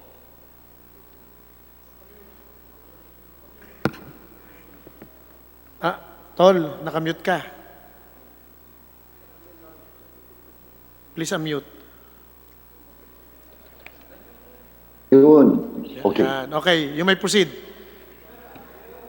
Good afternoon, Mr. Speaker. May the distinguished gentleman yield to a few questions. It would be an honor, Mr. Speaker. Thank you very much, Mr. Speaker. As most of my colleagues know, nandito po kami sa hot zones. Halos 2 barangay ko ay mataas na po yung cases. Ang unang concern ko po, Mr. Speaker, ay yung kwento po ng isang kapitan ko na sobrang dedicated supporter ng gobyerno at ng mga kailangan gawin. Nagpapakamatay na sila sa ground for the past 2 weeks para i-enforce yung community quarantine, i-locate at i-isolate yung mga PUI at PUM, mag-disinfect, magpakain, mag-deliver ng pagkain. Pero dahil sa halos imposibleng ma-enforce doon sa mga depressed communities na dikit-dikit ang mga pintuan, napakalaki ng mga pamilya, kabit-kabit at unsanitary mga conditions, hindi ho nila napaperfect. Kahapon po, may nagsumbong na pumunta daw sila sa barangay hall, hindi sila nakatanggap ng pagkain, at across the street ay may nagsuway sa kanya. Nagsumbong po yung tao at ang napagbintangan ay ang aking barangay captain, and hindi lang po siya napagbintangan. Publicly po siyang nakastigo ng isang USEC po ng ating gobyerno. My question po, Mr. Speaker, is hindi ho ba under Section 6 of our bill, hindi ho ba siya maapektuhan dito? Lalo-lalo na ho yung dulo which says na perpetual disqualification na napakagaling na public servant dito. Dahil lang doon sa intriga na yon, nadali na ho siya. And paano ho yung mga nagkakalat ng mga fake news na yan? Saan sila masasakop dito sa bill na to? My first question, Mr. Speaker, Your Honor.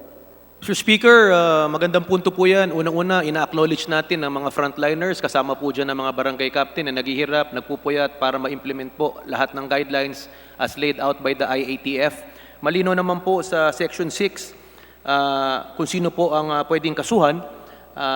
Yung na-point out po ng ating kagalang-galang na Congressman from Quezon City, wala naman pong batas na nilalabag ang kanyang ginagawa.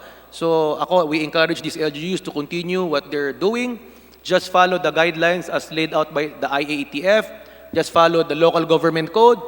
Just follow the law. And I think ang tao dapat talaga ang ma-encourage magdisiplina at sumunod sa kautosan nito. At lahat ng mga LGU kasama ang kapitan, they are empowered to instill discipline dun sa mga lumalabag. Thank you, Mr. Speaker. Thank you for that, distinguished sponsor. Ang point ko lang po is, doon sa mga depressed communities na dikit-dikit po talaga, halos impossible kasi ang iinit ng mga bahay, naglalabasan pa rin sila paglagpas ng mga tanod. Technically, and yung mga kailangan kumuha ng pagkain, lumabas, technically, pag tinignan po natin yung mga guidelines, pwede na rin sumabit yung mga nag-enforce kasi hindi nila ma-perfect ito. Ano yung protection ko para sa kanila, Mr. Speaker, Your Honor? Well, naintindihan po natin ang problema sa NCR, dikit-dikit ng bahay. Sa aming probinsya, isang bahay, 1 kilometro. So I think the executive branch knows these problems and concern. Kasama po natin dito ang Secretary of the ALG, nakikinig. Ay importante lang po, sundin yung guidelines basta hanggang kaya nila, sundin nila yun. At this point, talagang dapat talaga, we should really stay in our homes. Di ba sinasabi nga, a lot of our frontliners are staying out so that we can stay home. So siguro as much as possible, as much as practicable, sundin na lang po natin ang guidelines and protocols. Thank you po, Mr. Speaker. 1 minute. Yes, Mr. Speaker. Sinasabi ng WHO, World Health Organization, na ang kailangan natin ay test.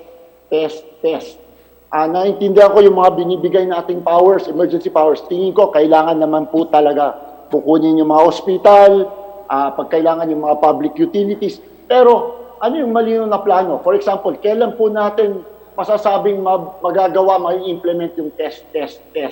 Kasi parang ang pakiramdam namin dito sa ground, halos lahat PUM na o PUI kasi hindi naman namin matetest. Mr. Speaker, Your Honor. So, we're giving all the budget, kinukuha niyo yung budget, sabi niyo, i-implement, sundan ng local government yung mga batas, yung mga rules and regulations. Pero, anong linaw po nito? For example, yun, kailan yung test na may implement? Anong timeline nito, Mr. Speaker, napakaganda po ng punto. Yan po ang gusto marinig na ating kababayan. Dati po, RITM lang ang nag-umpisa po ang testing center. Magandang balita po, I think the government has laid out, as per the DOH, 15 na po ang magiging testing center. Kasama na rin po dyan ang Bicol Medical Center sa Camarines Sur, sa Bicol.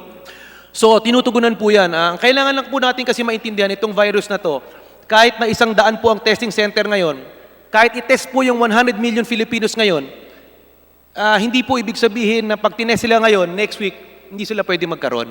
So I think non-stop po ang demand and need for testing. Ang importante lang po, ang dapat i-test lang talaga, yung talagang meron symptoms. Ngayon, kung may available, bigyan sila sila ang bibigyan ng pansin. Kasi just to reiterate, I can be tested now and I'm negative, but tomorrow I can be positive. So I think what's important again is for people to stay in their homes to minimize the spread. Yan po naka-importante po. Thank you very much, Representative Belmonte. Majority Leader. Mr. Speaker, I move we recognize the distinguished Deputy Speaker from my hometown of Pampanga, the Honorable Aurelio Don Gonzales, for his interpellation. Representative Deputy Speaker from Pampanga Province, Honorable Aurelio Don Gonzales is recognized. Thank you, Mr. Speaker. Thank you, Mr. Sponsor. Well, I will just combine my manifestation and interpellation to the good sponsor. Based on our consultation or our medicine group, meron lang po akong manifestation na kasi we have to be transparent. Yung COVID-19 and the PUI, halos pareho na lang po yan. Kailangan the Department of Health sabihin na po kung ilan yung positive at ilan yung PUI. Ganyan po kasi yung nangyari sa Kuwait at Italy. Number 2, we need millions of testing kit for PUMs, PUI, COVID positive patients. Each patient needs more than one testing kit to monitor the progress. We also need isolate the quarantine this patient in our facility, not to send them home. Number 3, kung pwede po, yung mga ospital sa government, which is ginagawa na po to sa probinsya namin, sa Pampanga, i-separate po natin yung COVID-19 at saka yung mga PUIs and government and private para separate na lang po sila. Para ma-entertain po natin yung mga ibang may sakit sa puso, diabetes, hindi naman related sa COVID-19. So the focus of the bill should be on the health care that provides and even private hospital. The government should tap university also, base the professor consultants, the retired doctors, retired medical professionals, and if allowed, the foreign medical consultants. Like for example, in UST. In UST po kasi, mayroon tayong magaling na infectious consultant. Ang pangalan niya po yan, if I'm not mistaken, Doktora Angeles Alora. Yan po yung magaling. Kung magagawa po natin yan, bawat pribado, kunin po natin yung mga consultant. According to the UST doctor, the COVID plus 19 will continue to spread. Kakalat pa po yan. At lalong-lalo na to adopt the strategies of other countries. In New York and California, completely locked down their respective states. So, in the name of transparency, the Department of Health should release the data of PUIs and COVID. So, on that, Mr. Speaker, we are on the difficult times, even more difficult than war. The President is the most informed in our country. Let us trust him. So, we will pray hard. God bless the Philippines. God save the world. So, ito po ang aking manifestation. Mr. Speaker, Mr. Sponsor, I have this data with this almost 112 million population all over the country. And we have 243 legislative district. Wala po tayong planong maglagay ng center bawat distrito para ma-check lang natin yung mga COVID-19 and PUIs. Mr. Sponsor. Well, right now po, ang testing center po, dati RITM, ngayon all over the country, 50 na. Right now, there's a plan to convert government hospitals, if I'm not mistaken, Lung Center, to be a COVID center. Private hospitals are volunteering to treat COVID patients. Again, yung issue po ng ating distinguished gentleman from Pampanga, we will take that in consideration, but putting up testing centers or isolation centers per district, again, needs funding.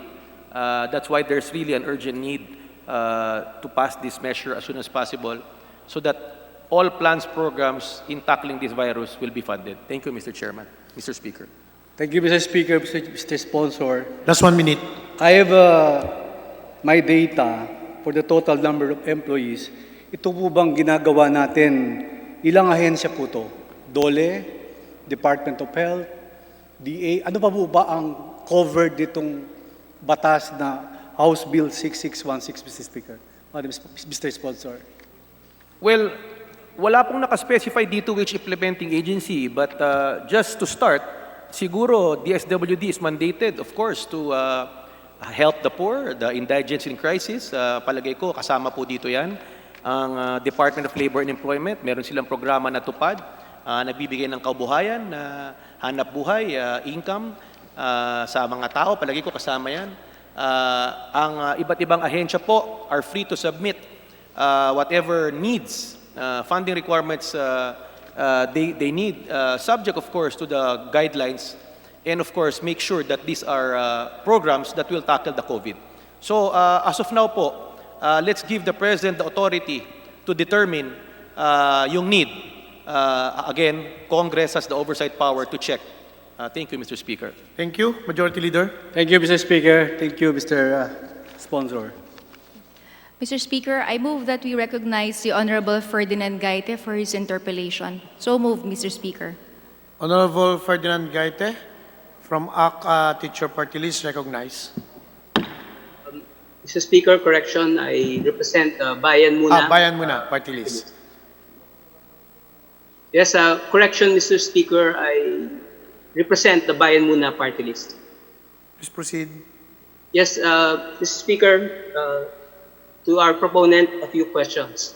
But before I proceed, some have been questioning if there is a proposal to provide emergency powers for the President. It does. Section 3, Declaration of Policy, clearly states that the imperativeness to grant emergency powers to the President. And ang tanong ko po, Mr. Speaker, to our distinguished Congressman El Rey Villafuerte, gaano karami ho bang binabalak na itayong mga hospital? Maraming pinag-present kayong binabanggit, pero I do not find this in the proposed House Bill 6616. Ilan ho bang bibilhin ng mga gamit pang testing na kailangan natin? Ilang bang tinatawag na ventilators at iba pang gamit na kailangan na kulang ngayon sa ating mga hospital. I do not find this in the bill, which is very, we have very short time, pero walang specifics itong proposed bill, Mr. Speaker. Thank you, Mr. Speaker. Napakaganda po ng pinoint out niya. That's why there's really a need to pass this bill as simple, as effective as possible. If we will go to the details, ilang ventilator, ibang safety kits, ang budget hearing po natin inaabot ng 3 buwan. 14 hours tayo nag-hearing. Hindi po tayo matatapos kung isa-isahin natin ilang testing kits. Mag-hearing po tayo, iba't ibang sektor. Palagay ko, ang importante is empower the President, give him the authority. We trust him, he has his officials with him to determine what is needed. Again, papasok po to sa guidelines. Ilan, magkano, which again will be within the guidelines, and Congress has oversight powers over this. Thank you, Mr. Speaker. Thank you, Mr. Speaker, Your Honor. But on the other hand, our Constitution also already provides for measures in which the President can utilize a large chunk of our approved GAA for 2020. Balikan lang natin, we have a 4.1 trillion budget approved for 2020. Ibawas na natin dito yung ilang items, yung tinatawag na yung sa constitutional commissions at iba pa, isama natin ibang funds. Doon sa 4.1 trillion, we have about 1.75 trillion that we can already utilize even without these special powers, even without these emergency powers.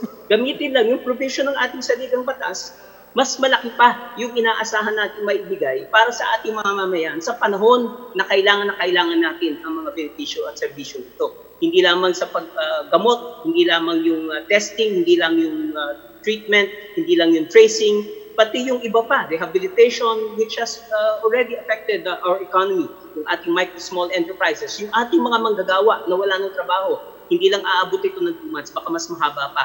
Walang details, hindi natin makita dito sa provision na ito. And kailangan na meron ng details. Paano natin makikita ito ngayon sa panahon na kailangan natin, sinasabi nyo, na aprubahan natin ang naturang panukalang batas? Mr. Speaker, Your Honor. Thank you, Mr. Speaker. Ang sinabi po ng ating kasama po, our distinguished gentleman, Congressman Gaite, tama po siya. Sinabi po niya na ang 4.1 trillion budget may available po na 1.7 na pwedeng gamitin. Talaga pong gagamitin yan. Pero balikan ko po, yung 3.4 trillion, yun po isa sa mga pwedeng i-realign, i-reprogram.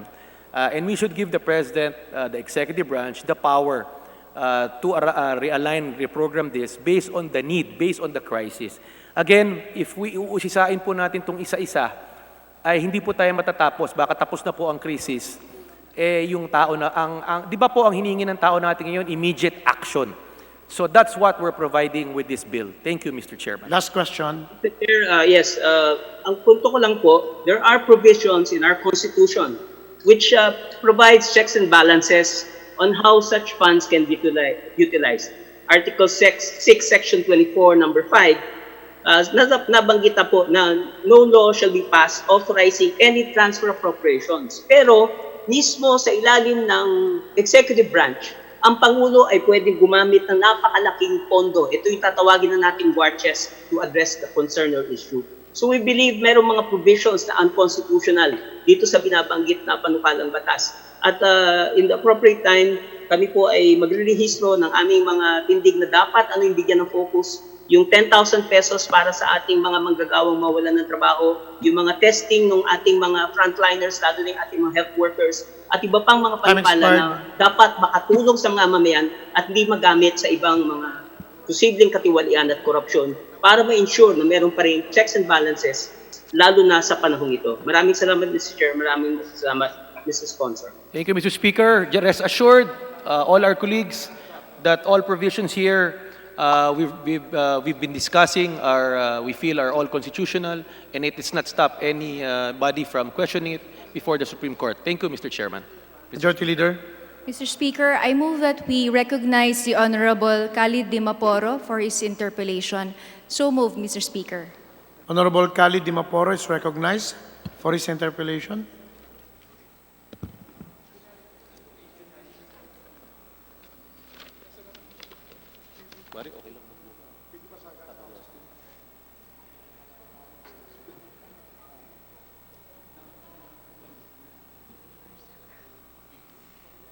Host.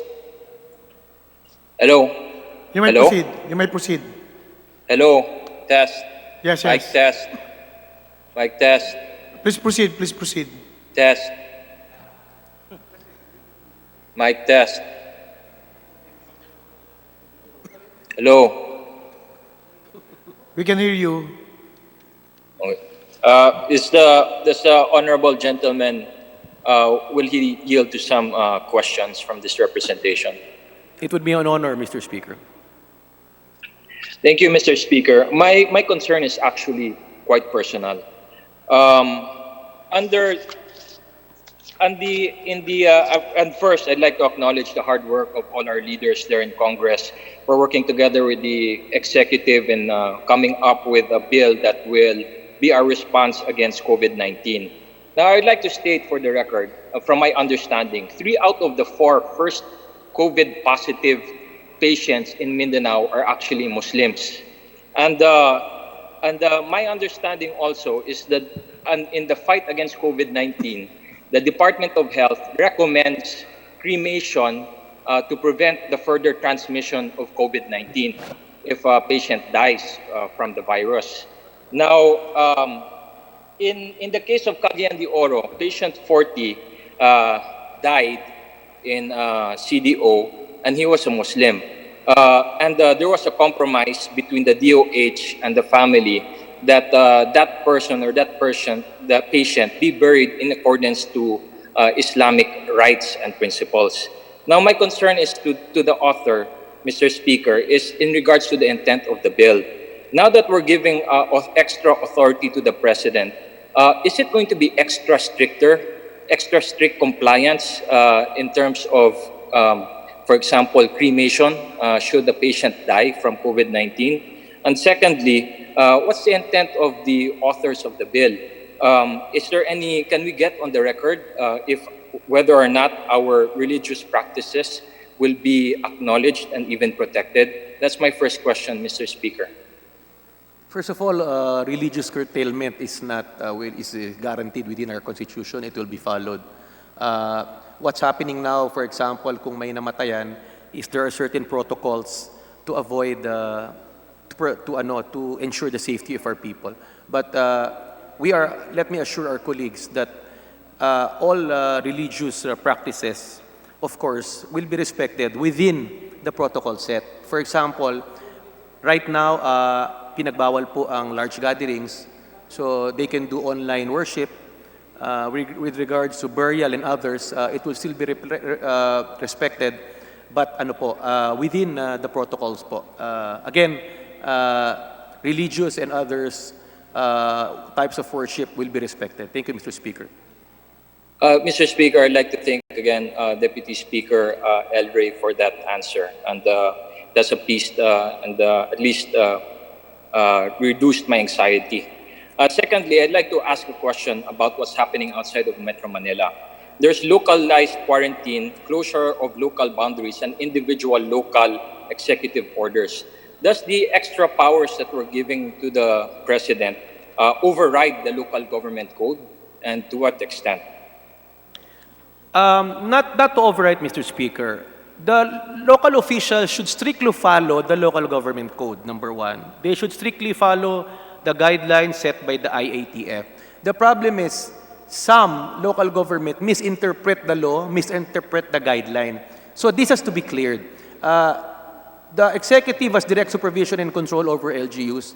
What this empowers the executive is to align align the guidelines. Kasi, for example, meron isang probinsya na naka-lockdown na, yung munisipyo gusto rin mag-lockdown and it affects the flow of goods and services, then the executive can step in. Because it might be contrary to the, number one, protocols. It will be contrary to the flow of goods and services. So, what basically the LGUs are, what powers they have now, they continue to have it. The executive has direct supervision over them through the DLG.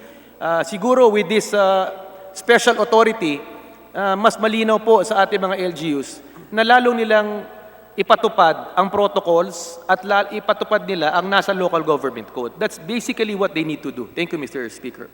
Time expired. Mr. Speaker, Time just expired. as a follow-up, I'd like to point out Section 6 for penalties so that it will be made very clear to the municipal mayors or the local chief executives that should they penalize, should they violate or extend what the national government allows, because of with what we're passing here today, they would be liable for certain penalties such as disqualification from office.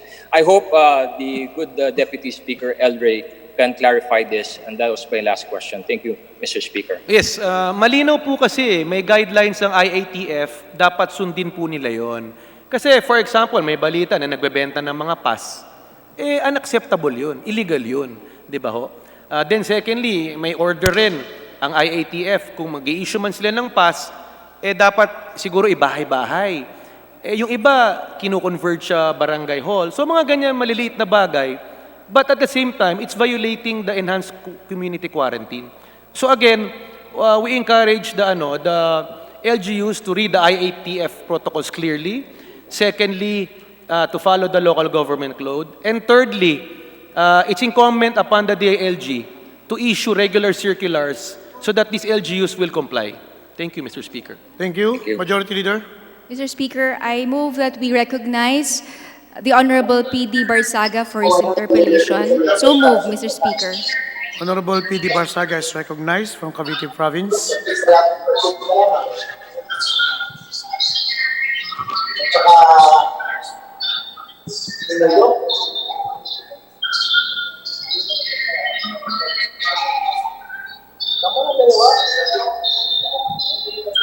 Honorable P.D. Barsaga is recognized.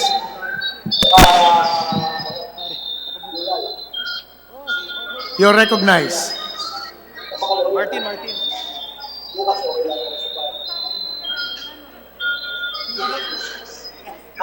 You're now recognized, Honorable P.D. Barsaga from Cavite Province. You may interpolate the good sponsor. Tingin lang, sir.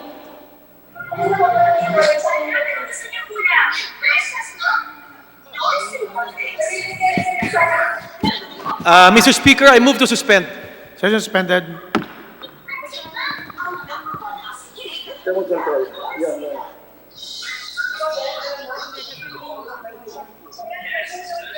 Cut the video.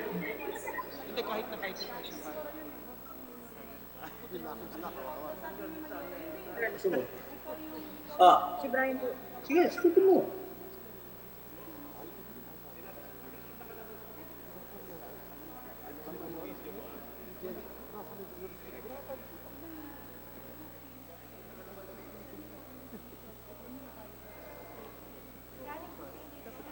Boss PD, it was your turn.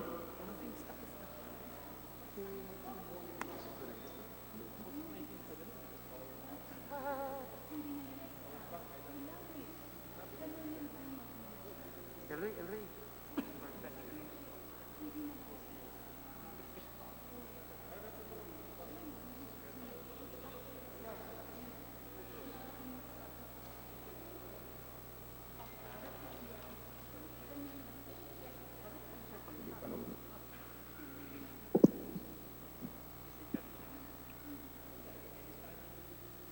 na yung chance to ask questions?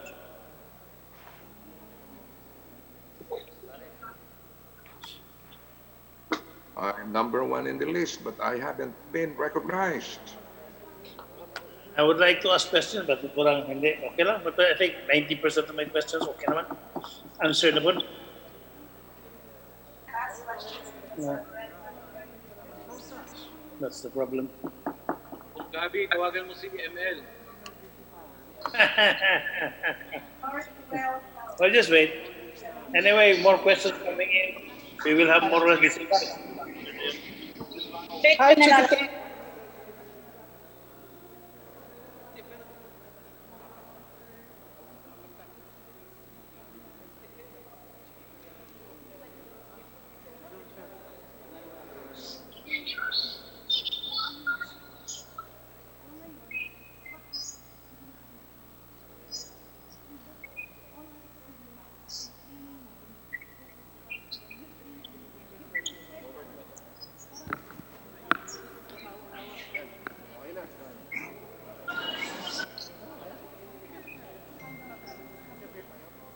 Sessions resume. Mr. Speaker. Honorable P.D. Barsaga from Cavite Province is recognized to interpolate the good sponsor. Magandang hapon sa inyong lahat.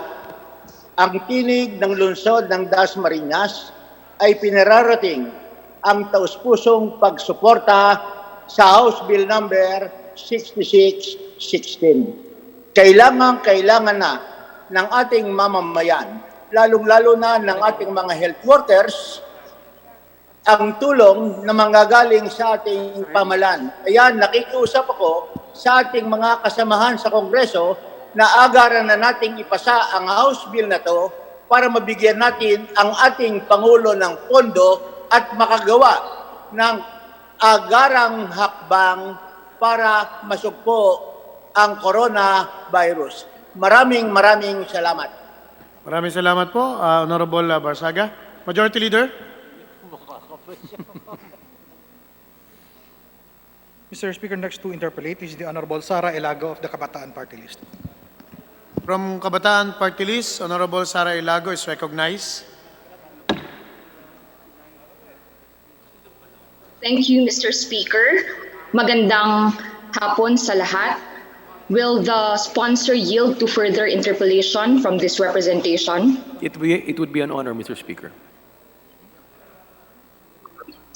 Mr. Speaker, nakita na natin ang 27.1 COVID-19 package at nakakabahala po na napakaliit na porsyento lamang dito ang mapupunta sa kalusugan. Nasa 11% ang para sa COVID-19, nasa 10% para sa shore aid. Ngunit po ang ilan dito, nasa 51.66% naman ang para sa turismo. Bakit po napakaliit ang ilalaan natin na pondo para sa kalusugan, Ginoong Speaker? Mr. Speaker, I think the distinguished Congresswoman was referring to the economic package earlier proposed. No? However, we are already talking about 275 billion for immediate funding of, for example, yung mga nawalan ng trabaho, for health, over and above yung mga program, over and above po ng mga IRIRI program sa budget. So I think the primordial objective of this special authority that we will be giving is yung mga tao, iwas sila sa virus, una, at mas importante, hindi sila magutom. Dahil pag nagutom po ang ating mga kababayan, mas lalo po silang prone na magkasakit. So yan po ang pinaka-importante dito. And yung mga ibang bagay po ay tutugunan pa rin because of the power to reprogram the budget. Thank you, Mr. Speaker. Mr. Speaker, what's the breakdown of this 275 billion budget? 200 billion will be used to as an emergency subsidy program to be given to around 18 million households ranging from 5,000 to 8,000 depending on the region. Around 1 month ang kailangan based on estimates is mga 100 billion.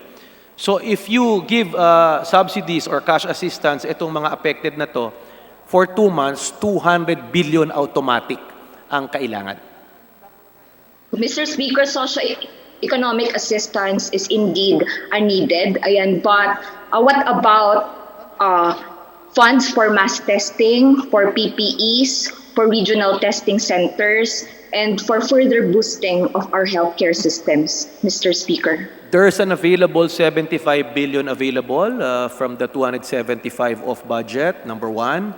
Number two, there's existing funds available in the 2020 GAA, such as the quick response funds that can be tapped for testing kits, purchase of PPEs, establishment of testing centers nationwide, which is currently being done. So, again, kailangan talaga mabigyan ng special authority because while there are existing funds, the government, the executive should be given the power to reprogram. Because when the budget was approved last December, hindi po na-put into consideration itong crisis na to. So, therefore, kailangan talaga itong special authority to be given to the President. Thank you, Mr. Speaker. Mr. Speaker, UP developed a testing kit. Will this be fully and substantially supported by the national government? Yes, testing kit is one of the programs and priority of this government. However, as mentioned earlier, may mga protocols rin in doing this because even if you test 117 million Filipinos today, next week they can be contaminated. So, may guidelines pa rin. It's not how much testing kits, it's how it will be utilized and 1 minute. applied. Thank you, Mr. Speaker. Mr. Speaker, practices and studies show that mass testing is key and critical to battling COVID-19. Mr. Speaker, saan po makikita itong 275 billion na sinasabi ng sponsor sa bill? Hindi po ito nakasulat kahit saan dito sa proposed bill, Mr. Speaker. Wala po sa bill, Mr. Speaker. Importante nga is we give the government, the executive, the authority to tap off budget, GAA budget to RIBRIC program. Kasi if we put an exact amount, for example, 275, and their government needs to tap 276, time is of the essence. Dapat may flexibility, may need. So, Time expired. Thank you, Mr. Speaker. Mr. Speaker, Thank hindi you. po kasama ang mga questions. Thank you. Doon Time sa expired. oras. Mr. Speaker, Your time has expired. Majority Leader. Thank you very much, the Honorable Sara Elago. Again, I'd like to apologize to the gentle lady that we are following strictly the 5-minute rule, Mr. Speaker. Next to interpolate, I'd like to recognize the Honorable Deputy Speaker, Honorable Dante Marcoleta. Honorable Dante Marcoleta from Sagip Party List is recognized to interpolate the good sponsor. You may proceed.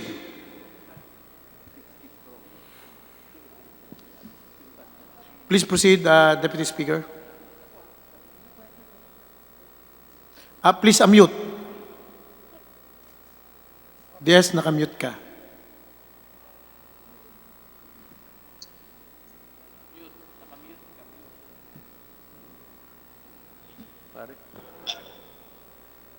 Pasensya na po, hindi ko masyadong kabisado, Mr. Speaker. Narinig na po ba ako? Opo. Please proceed, Please proceed. Pwede na po kayo magtanong. Salamat po. Wala po ako may tatanong. Ang aking pong masasabi lamang, ang Sagip Party List po ay buong pusong sumusuporta sa panukalang batas na inihahain natin sa kasalukuyan. Ito po ay kailangan sapagkat wala po tayong ibang mabisang paraan na naiisip kung hindi lamang ito para kaagad po nating mapuksa ang kasamaang dulot ng COVID-19. Ang Sagip Party List po ay nakikiisa sa ating pamahalaan at sa lahat ng ating mga kasama ngayon upang sana ay agaran nating may sakatuparan sa pamamagitan ng ating Pangulo ang mga dapat gawin upang maisalba natin ang ating mga kababayan sapagkat ang pinag-uusapan po natin ngayon ay hindi ang ating mga karapatan, kung hindi ang buhay ng bawat isang mamamayan na kailangan po nating matulungan sa panahon ito. Ako po ay nakikiusap sa ating mga kasamahan na bigyan natin ng kaukulang karapatan at prerogative ang ating Pangulo na gawin ang nararapat sapagkat ang sabi ko nga, wala na pong ibang paraan. There is no better option available unless anyone from our members is smarter enough to be able to suggest a better alternative than this one. Ito po ay kailangan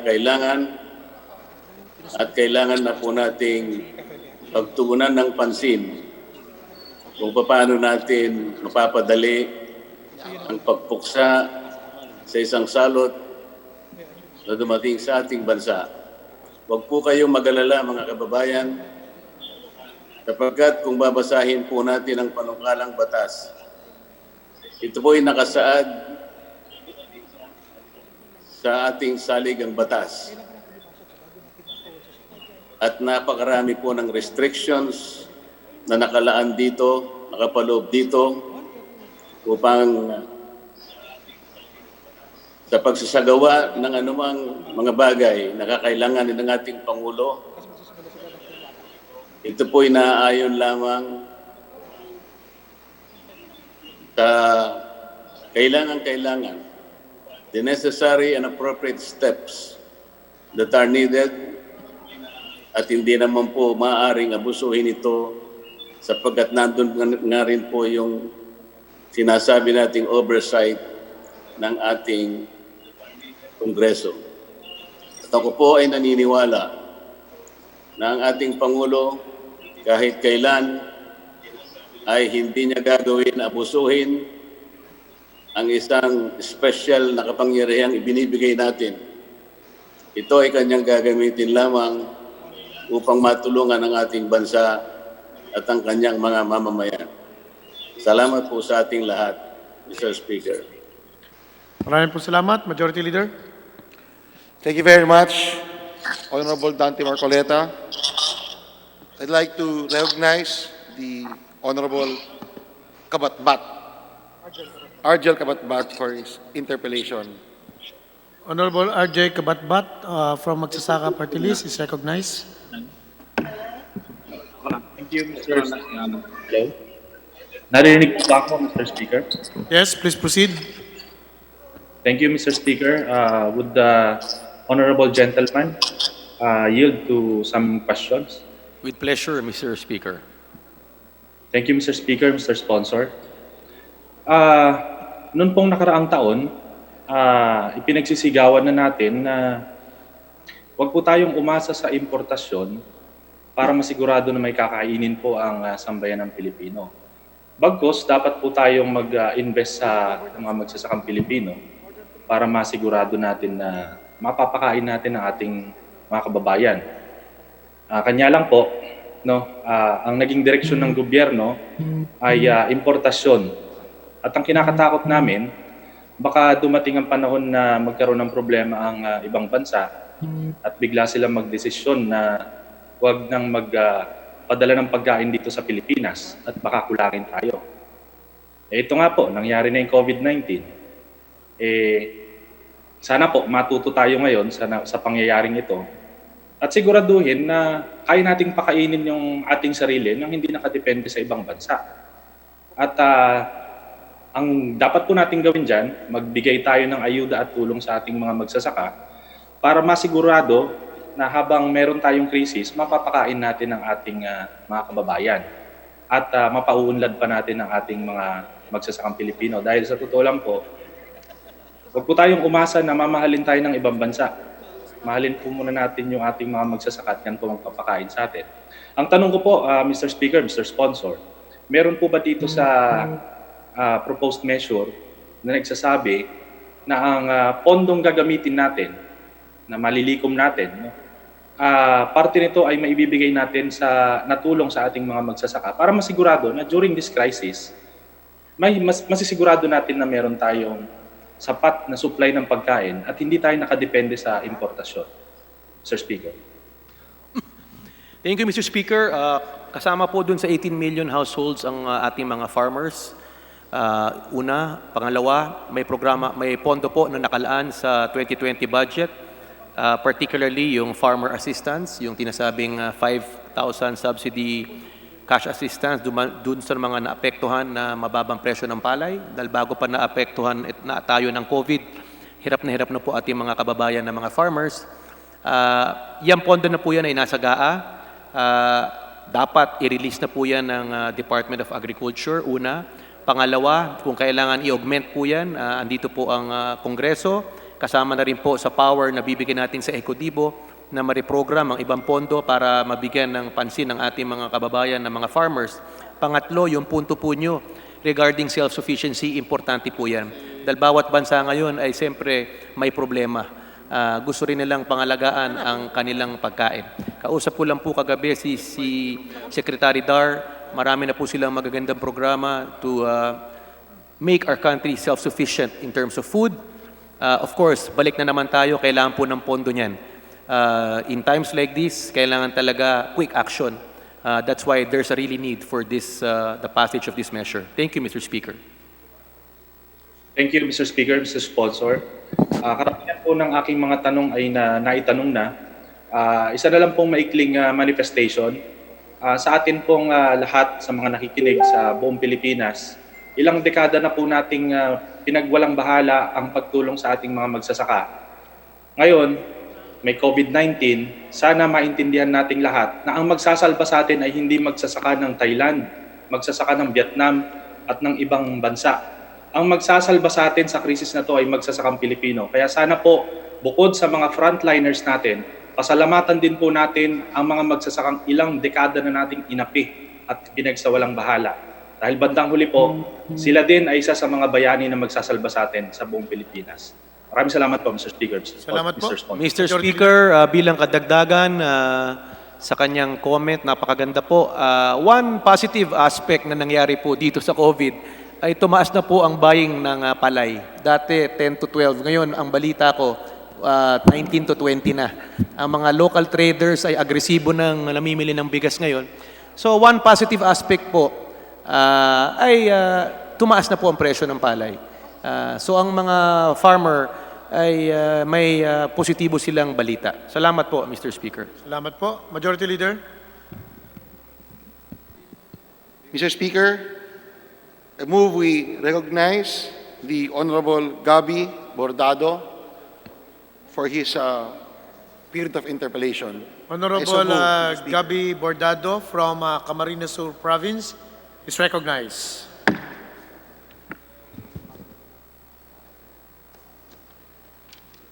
Okay, thank you, Mr. Speaker. You may proceed. And thank you to our Deputy Speaker from Camarines Sur, Elray Villafuerte. Let me just deliver a sort of manifestation. And this is my manifestation, Mr. Speaker. We need the Bayanihan spirit in stomping COVID-19. Everyone must be involved. Everyone must pitch in. But we need also a leader to do all this. We need a leader who is free from numerous tasks to see to it that everyone is doing theirs. We need a leader who will tell everyone which way to go, what to prepare, how to execute, how to move forward.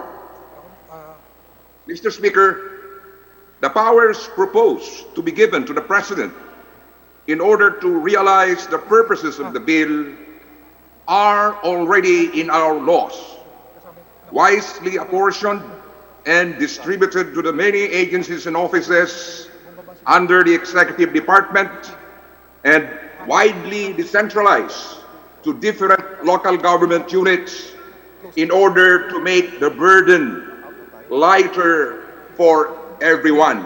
In fact, right at this very moment, the President, the stroke of his pen, can order the massive procurement of test kits and declare universal testing if need be, ensure the timely delivery of personal protective equipment to our doctors, nurses, and other medical workers, as well as soldiers, police officers, and barangay officials manning our checkpoints, provide free treatment for all COVID-19 patients, heighten Department of Health contact tracing efforts, provide enough medical equipment and ventilators and oxygen for each hospital, provide enough hospital beds for COVID-19 patients, provide new hospital wings for COVID-19 patients, provide additional compensation and access to temporary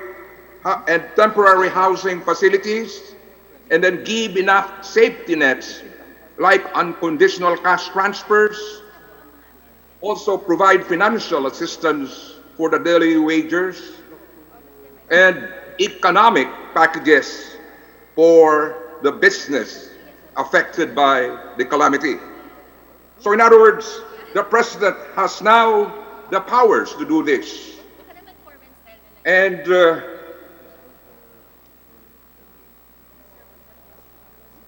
let me just ask one question, Mr. Speaker.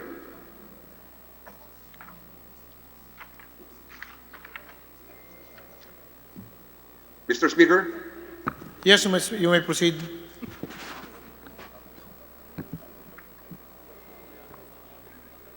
In the bill, there is this provision restricting the powers of the local government unit. Mr. Speaker?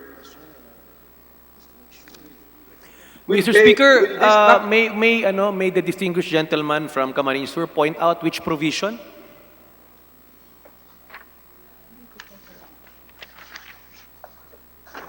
Because as far as I know, there is no provision restricting local government units. In fact, local government units will be a strong partner in the fight for COVID.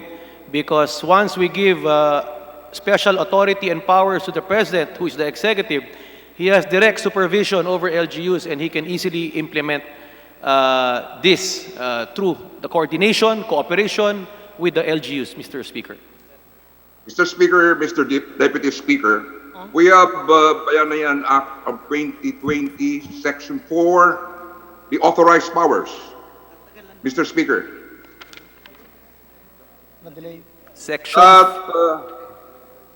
In the interest of a unified response, communication and coordination with the national government is imperative. But if all issues, especially those that can be undertaken by local government officials, are to be redirected to the national government, wouldn't it slow down our response to a crisis that calls of urgency? Just for clarification, Section 4, Paragraph 3 ba ang kinukot? Yes, Mr. Speaker.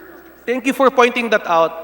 This provision is very important because the key word here is a unified, cohesive, orderly implementation of national policy. Because there are LGUs that are working contrary to the policy. It's very clear that the IATF has laid out guidelines, and some LGUs misinterpret it by issuing orders contrary to the national interest, executive order, and the IATF protocol. So this section is really important. However, this does not curtail in any way the power and prerogatives of the LGU. The time has expired. In fact, they are more empowered. Again, I would like to add that the best person to exercise this special authority is our President because he is a strong, capable, decisive leader. May tapang at malasakit. So I think giving this special authority to the President, the incumbent President, is, I think the people can have full confidence because the President has the heart and the political will to fight this virus. Thank you, Mr. Speaker. Thank you, distinguished sponsor. Thank you, Honorable Bordado. Majority Mr. Leader. Mr. Speaker, last question. Mr. Speaker, The time has expired. Majority Leader. Mr. Speaker, I move we recognize the Honorable Rida Robes of Bulacan. I so move, Mr. Speaker. Please repeat. Hi, good afternoon. Honorable Rida Robes from San Jose del Monte City is recognized for her interpellation. Magandang hapon po sa atin lahat, higit sa lahat sa kababayan natin sa buong mundo at sa buong Pilipinas. Sanosenyo, pamilyang Sanosenyo, magandang hapon. I'd just like to make my manifestation to our sponsor here. Will you lead for it? Can you hear me? Yes, Sorry. it would be an honor, Mr. Speaker. All right. Thank you, Mr. Speaker. Ang gusto ko lang po iparating po sa bayan ng Pilipinas ay I agree with the House Bill number 16 with the Bill of Bayanihan Bill dahil ako rin po ay syempre chairman ng People's Participation. Ang gusto ko lang pong malaman, Your Honor, kung ano po ang timeline natin sa pag-i-implement nito pagkatapos po natin aprubahan ang batas na ito.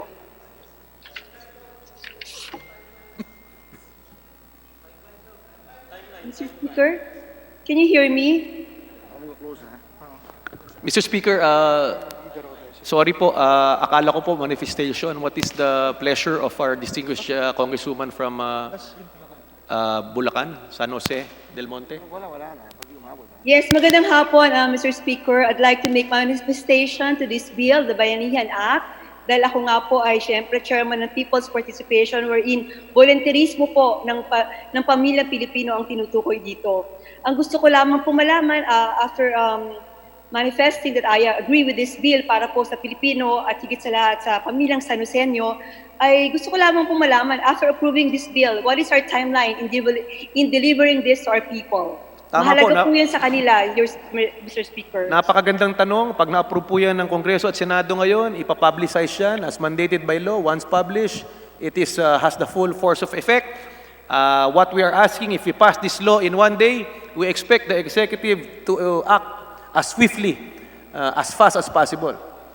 Yan po ang timetable. Kung pwede nga, yesterday. But we have to pass the law today. Okay, thank you, Mr. Speaker, and I'd like to congratulate each and everyone sa pagsulong po ng batas na ito kahit hindi pa po na ipapasa. Alam ko po, pagdating po sa kakayahan ng bawat pamilyang Sanosenyo o bawat Pilipino, ibibigay po natin ito para sa kanila. Yun lamang po, Mr. Speaker. Majority Leader. Thank you very much, Honorable Robes. Mr. Speaker, I move we recognize the Honorable Kafemia Kulyamat for her interpellation. I so move, Mr. Speaker. Representative from Bayan Muna, Kafemia Kulyamat is recognized. Ba na makapagtanong ng ilang tanong ang sponsor? Yes, Mr. Speaker. Mr. Speaker, mayroon akong ang una kong tanong po ay pag maipasa ang batas na to, magkakaroon ba ng libreng mass testing para sa mga health workers na sa mga frontline at saka sa mga people under investigation at people under monitoring? Dahil ito ang rekomendasyon ng World Health Organization. Mr. Speaker, opo, kasama po sa provisions ang pag-provide ng testing kits, lalong-lalo na po sa ating mga frontliners, Mr. Speaker. Maraming salamat, Giling Speaker. Kung mayroon tayong mga testing kit, ang tanong ko po ay ilang testing kit ang idadagdag natin? Mr. Speaker, as we speak, testing kits have protocols. It has to be FDA approved. But rest assured, our colleague, that ima-maximize po ang testing kits what is required. However, as mentioned earlier, kahit i-test po natin ang lahat ng residente ng ating bansa, ay kailangan po linggo-linggo natin sila i-test. So, even if you have the funds to do that, we still have to follow protocols po, such that let's just test people who have symptoms and yung mga frontliners, and based on guidelines protocol set. But yung direct question to the last number kung ilan, I can assure you that we will make sure that we will have what is needed, lalong-lalo na po dun sa mga frontliners. Thank you po, Mr. Speaker. Salamat, Mr. Speaker. Kinakailangan po natin ng mga laboratories. Ilang laboratories ba ang itatayo sa bawat rehiyon na magkakaroon ng COVID? Right now po, ang meron lab, testing kit and lab is RITM. Ang plano po ng gobyerno ngayon is to have 15 testing centers with lab. Sa aming probinsya, sa Bicol, kasama na po ang Bicol Medical Center. So all over the country po, ang target 15 initially. Yung mga ibang private hospitals po are also planning to do it. So ano po yan? Kasama po sa plano po yan. Maraming salamat. Ginong Speaker, mayroon ba tayong tinatarget na mga personnel para sa mass testing?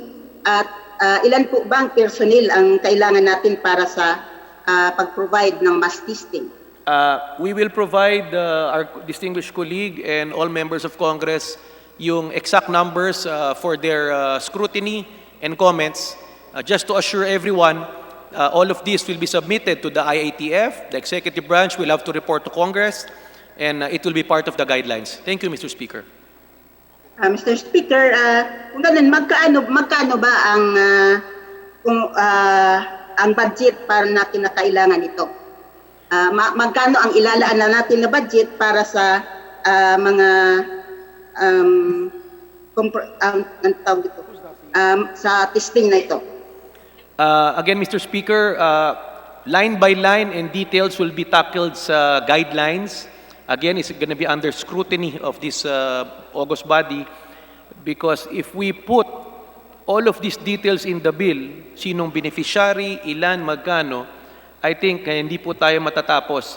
That's why we understand the concern of our colleagues, particularly Congresswoman. However, let me assure them that Congress has oversight. We trust the executive that they will do your job and they will provide the details as needed. Thank you, Mr. Speaker. Mr. Speaker, 1 minute. Gusto po ng kinatawang ito na ito na sa buong bayan muna, yung emergency medical action, no?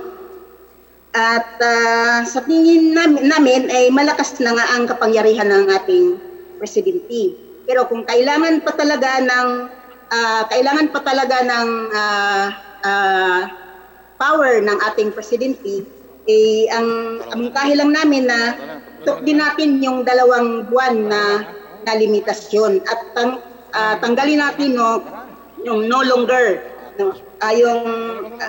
Ang naisip namin dito na kasi meron tayong 2 months or longer, kaya sa mungkahi namin dito, tukdin muna natin yung 2 buwan. Time expired. Tanggalin natin yung no longer. Tapos pagka magkaroon pa talaga ng kung sa 2 buwan ay hindi pa matigil yung COVID. Tapos na po ang oras. Sa sunod na session, pag resume ng session ay mag-uusap ulit tayo para paano natin ipagpatuloy itong serbisyo na ito. Maraming pong salamat, Majority Leader. Maraming salamat po. I'd like to recognize the Honorable Jun Datol for his interpellation. The representative from Senior Citizens Party List, Honorable Jun Datol, is recognized. Magandang hapon po sa inyong lahat. Kagalang-galang na Speaker, Alan Peter Compañero Cayetano, sa ating Pangulo na nakikinig ngayon. Alam niyo po, nang mabalitaan na 10 milyon na senior citizen na magkakaroon ng special session ngayong araw na ito, ang gusto po nila matapos kagad ng isang araw. Bakit? Ang sabi nila sa akin, Congressman, ikaw naman ang chairman ng senior citizen ng Kongreso. Aanhin pa ng damo pagpatay na ang kabayo. Ngayon po, nagkaroon nga po tayo. Dininig ng Diyos ang panalangin niya. Siguro po, sa pagpupunyagi ng ating speaker at ng mahigit 300 na congressman, napakarami na po nang namamatay sa mga senior citizen sa buong mundo. Sa ngayon po sa World Health Organization, ng China, USA, Italy, at sa lahat po, 8% po ang mortality ng senior citizen.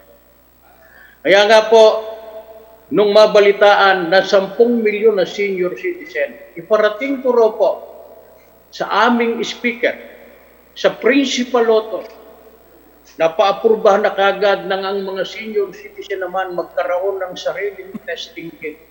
Ipadala po sa 42,044 barangays. Alam niyo po, ang indigent po na senior citizen, 3,700,000. Nagtitiis po silang lahat na nang sabihin ko na huwag muna sila lalabas ng bahay sapagkat sila po ay madaling mahawa.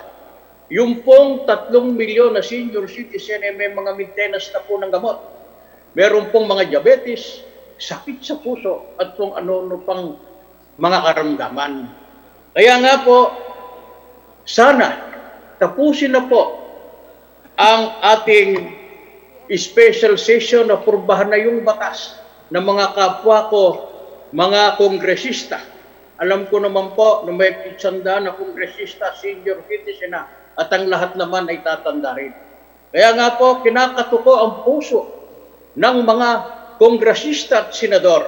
Nandiyan naman sa Senado, senior citizen na rin ng Senate President, na sana apurbahan na natin ang madaling-madali at alam ko na kaya natin ito sa ikaliligtas ng sambayanang Pilipino at ng mga senior citizen ng ating bansa.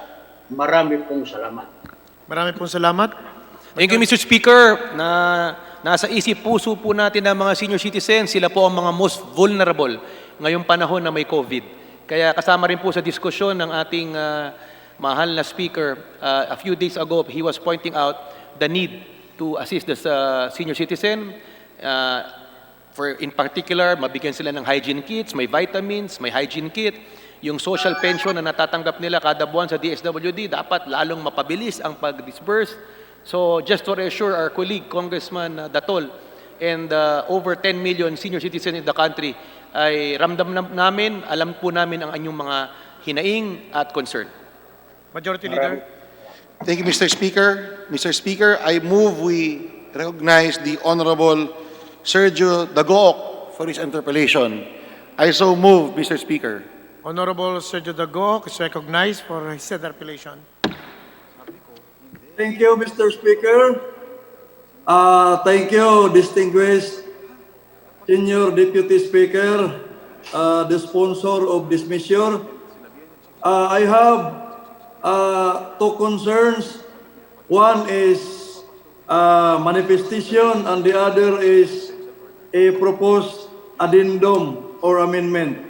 First, I would like to manifest that together with the rest of the representatives from the power sector representing the 121 electric operatives and 13 million member consumer owners residing in the countryside,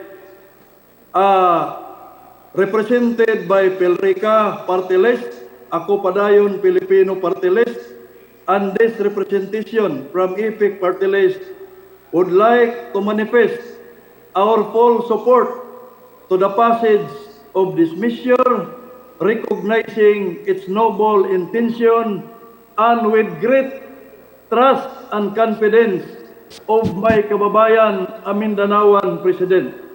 As a matter of fact, Mr. Speaker, the 121 electric cooperatives under the control of the National Electrification Administration is already doing our part in order as a government, a part of the government agency in order to ensure the continued electric service in our respective area while this problem exists. Since we consider ourselves already a government entity being supervised and controlled by a government agency, the National Electrification Administration. Secondly, Mr. Speaker, I would like to humbly introduce an addendum or proposal that under Section 4, Item number 13, an amendment be included. Mr. Speaker. That the generation Mr. Speaker. and transmission of energy Mr. and Speaker, power- now is not at the right time to introduce any amendment or any addendum, Mr. Speaker. That's right, Majority Leader. This is not the right time. We are in the period of interpellation and not on the period of amendments. I would like to apologize, Mr. Speaker. I would just like to amend my manifestation that my manifestation would include that the proposal that we have submitted this morning to the office of the Speaker be put on record that if ever I cannot participate, I will not be given the opportunity to participate in the period of amendment. This will be considered that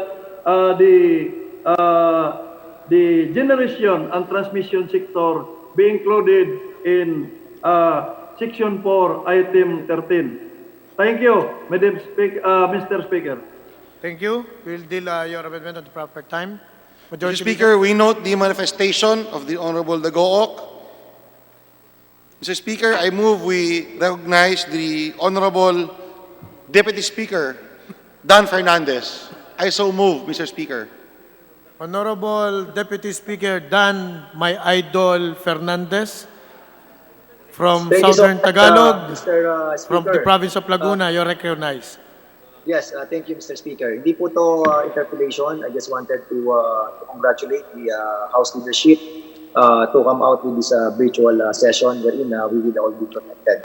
But allow me also, Mr. Speaker, to say my piece. Alam naman po natin that ang ating pong mga hospital are being mandated by the Department of Health para magamit sa ating mga COVID-19 cases, patients.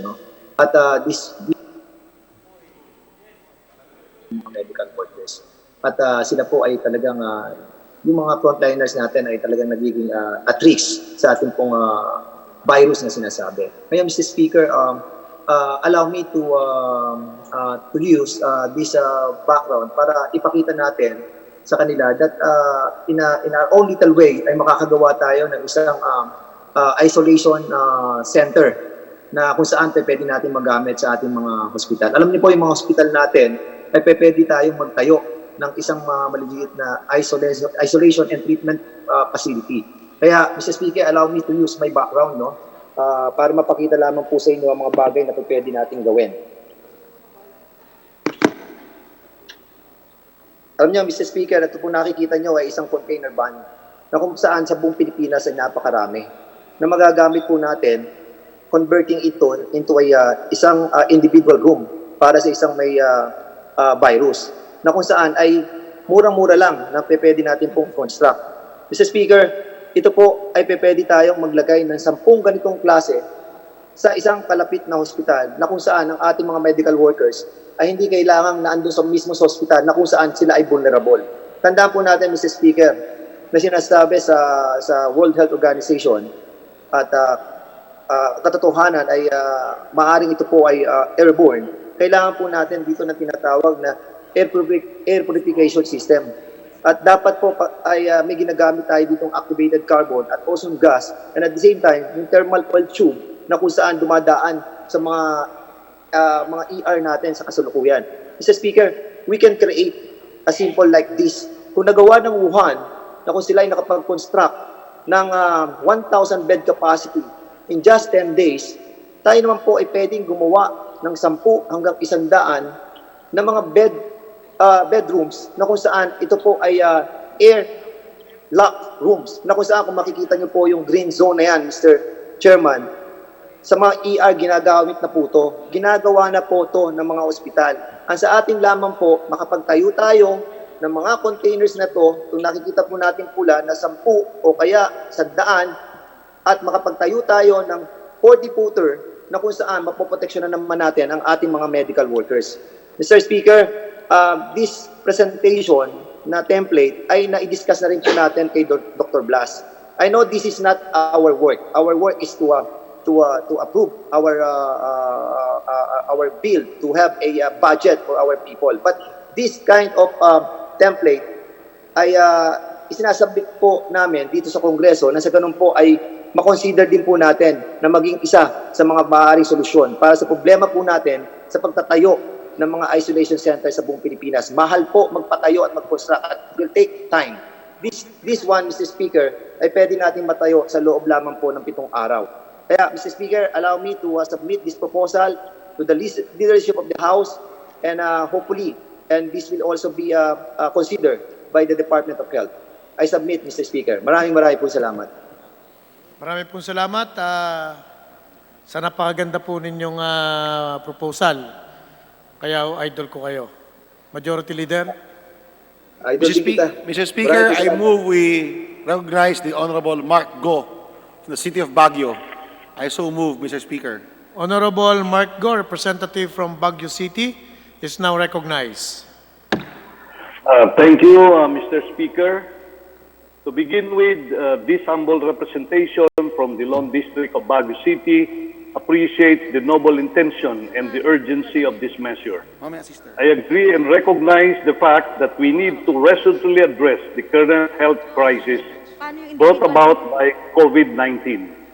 To cite a statement in Section 2 of the bill, despite government interventions and efforts, the number of confirmed cases of COVID-19 continuously grow and expected to rise throughout the country, as it is in the other parts of the world, giving rise to an urgent need for us to do all the efforts that we can. While I agree on the objective of this urgent measure, I wish to seek clarification on some of the provisions of the bill. Would the distinguished sponsor yield to a few clarificatory questions? Yes, Mr. Speaker, it would be an honor. In Section 4, Paragraph 4, it provides when the public interest so requires temporary takeover or direct the operation of any privately owned public utility or business affected with public interest to be used in addressing the needs of the public during the COVID-19 emergency as determined by the President. In the last paragraph of the same section, it states, provided finally that reasonable compensation for any additional damage or cost incurred by the owner or the possessor of the subject property solely on account of takeover may be given to the person entitled to the possession of such private properties or businesses. Mr. Speaker, I'd like to find out what is included in the compensation. Does the compensation include the use of the said private property? Mr. Speaker, just for clarification, the sections and provisions as cited by our distinguished gentleman from Baguio is not being sponsored or part of this bill, Mr. Speaker. The final version as filed, being discussed, those concerns and provisions read out by our distinguished gentleman from Baguio is no longer present, particularly takeover public utilities, and the last paragraph you mentioned is not applicable or within the bill, Mr. Chairman. Mr. Speaker. But I just would like to be clear that if we, let's say, ask them to manage their own property, will the government compensate these private entities that will be utilized by the government? Mr. Speaker, just to clarify, Section 4, Paragraph 4, page 3 of the bill, first sentence, specifically states, provided further that reasonable compensation for any additional damage or cost incurred by the owner or the possessor of the subject property solely on account of complying with the directive shall be given to the person entitled. Yeah, Speaker. that's what you were saying, that they will only be compensated when there is damage. What about the actual use? Let's say the government asks them to operate it for this purpose. Will they be given reasonable compensation? Mr. Should Speaker, they be, Mr. Speaker, it's very clear. taken over by the government, these private properties? Mr. Speaker, it's very clear in the provision, reasonable compensation or cost incurred by the owner. So the concern of the distinguished gentleman from Baguio has been addressed in this measure. Thank you, Mr. Speaker. So you are saying in effect that if the government will utilize these private properties, they will be compensated at the start and not simply after having incurred damages. Please refer to paragraph 6, letter C, page 3. List of real property or venue for use to house health workers or serve as quarantine centers, medical relief and aid distribution locations, or temporary medical facilities. Mr. Speaker, insofar as the concern of Congressman Marco, my answer is yes. So they will be compensated at the start when the government decides that they will be used for this purpose. As mentioned earlier, it's in the provision that reasonable compensation or cost incurred by the owner. Yeah, but the provision that you are mentioning just stipulates that the compensation shall be made Time expired. if there is an additional damage or cost incurred. But when you, Time has expired. let's say, identify a particular private Gentlemen. property or establishment... Mr. Speaker, just to clarify, no, it says there that reasonable compensation for any additional damage or cost incurred by the owner. So the concern has been addressed. Thank you, Mr. Speaker. Thank you. Good sponsor, Majority Leader. Thank you, Honorable Mark Go. Mr. Speaker, we have debated on this measure for the past so many hours. I believe we have already exhausted all the issues, Mr. Speaker. We have been repeating our questions time and again. Mr. Speaker, I wish to beg the indulgence of our colleagues who have not yet asked their questions. I hope they realize we have to finish this before the Senate starts their session. We have to transmit it to the Senate. Mr. Speaker, I move that we close the period of amendments. Mr. Speaker, I move that we close the period of sponsorship and debate. I so move, Mr. Speaker. Any objection? Objection. Second. The chair is none. The motion is approved.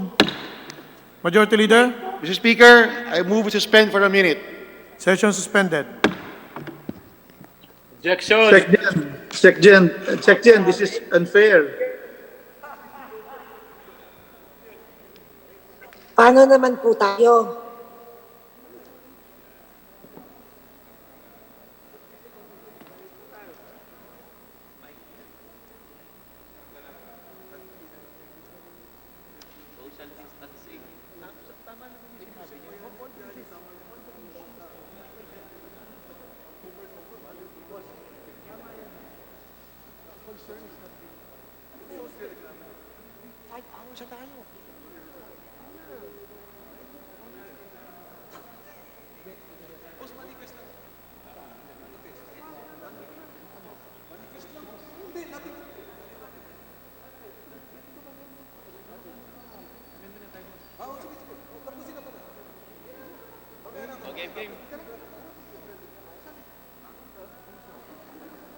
Elray, may individual amendments daw sila.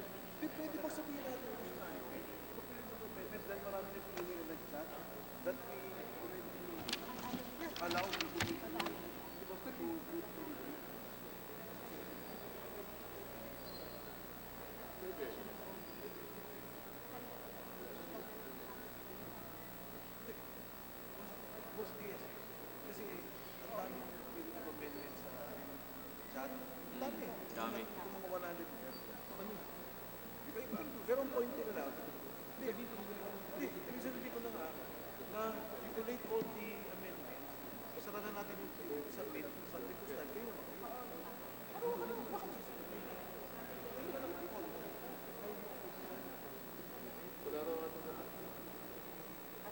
Yeah, okay, so the final. So, ikaw na mag-ano yan.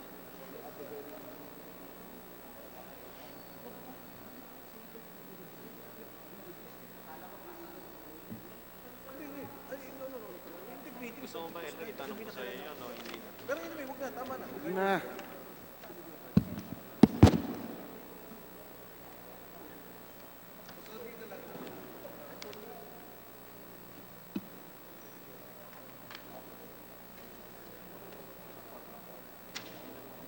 Uy, gusto ko si Abisado. Hindi ba nagkandya si speaker sa'yo? Kasi ano lang, ceiling lang yun. Sabi ko kay Abisado. No, pero sabi ko yung bro mo, hindi na makatulog. Yes, sir.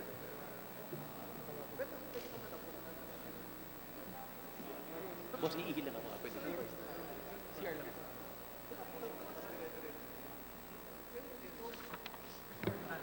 Sir, ang assurance na lang natin kasi written yung manifestation sa record. Yung ano, yung manifestation nila, sir.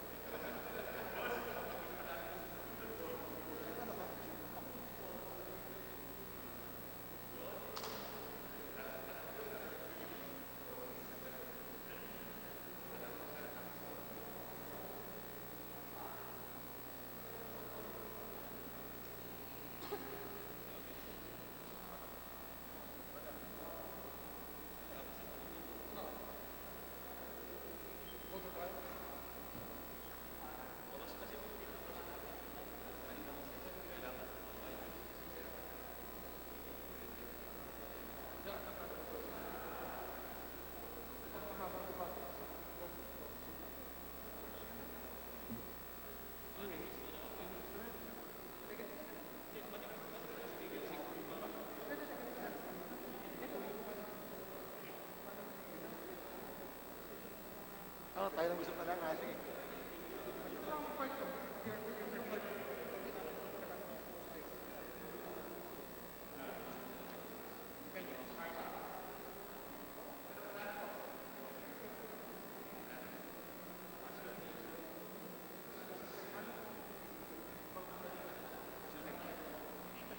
Ipanin ko lang po, boss.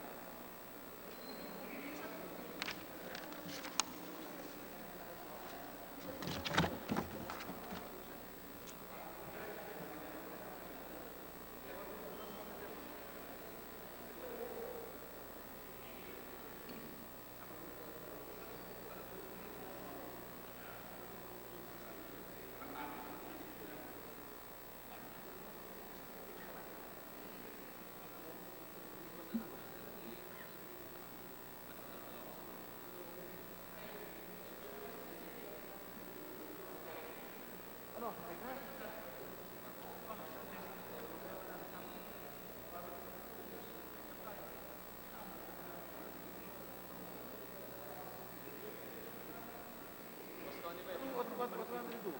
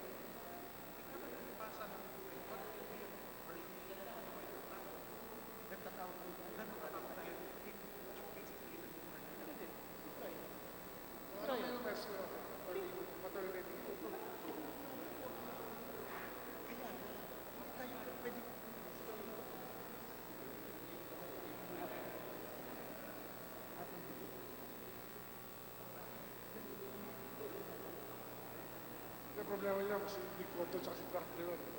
Si Frank ay iba siya. Pero bahala dapat siya. Pero pag wala si Uglen, hindi mo na kayo si Frank. Hindi mo na kayo si Frank.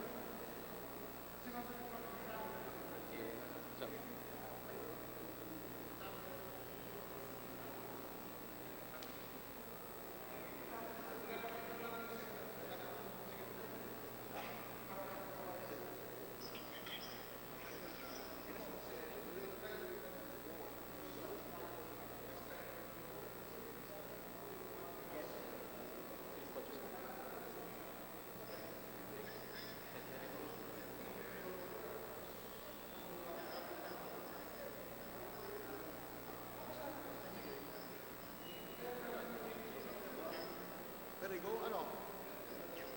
Rock and roll.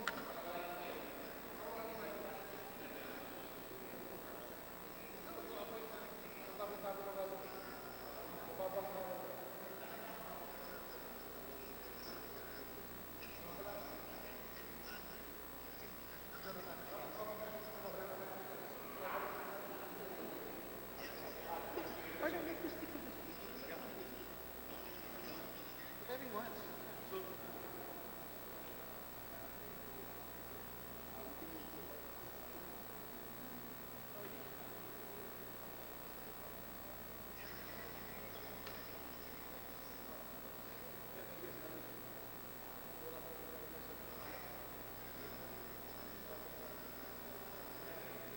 I saw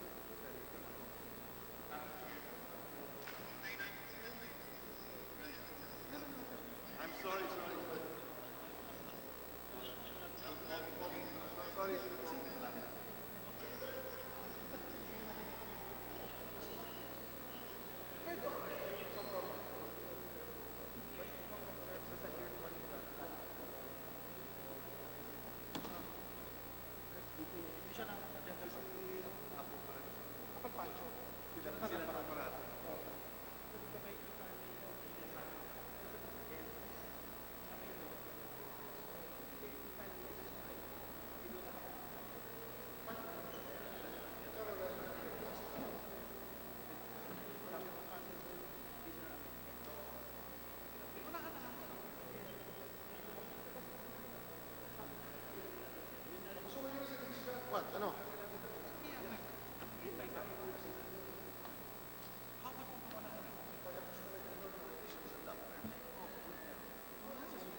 Hindi ka na.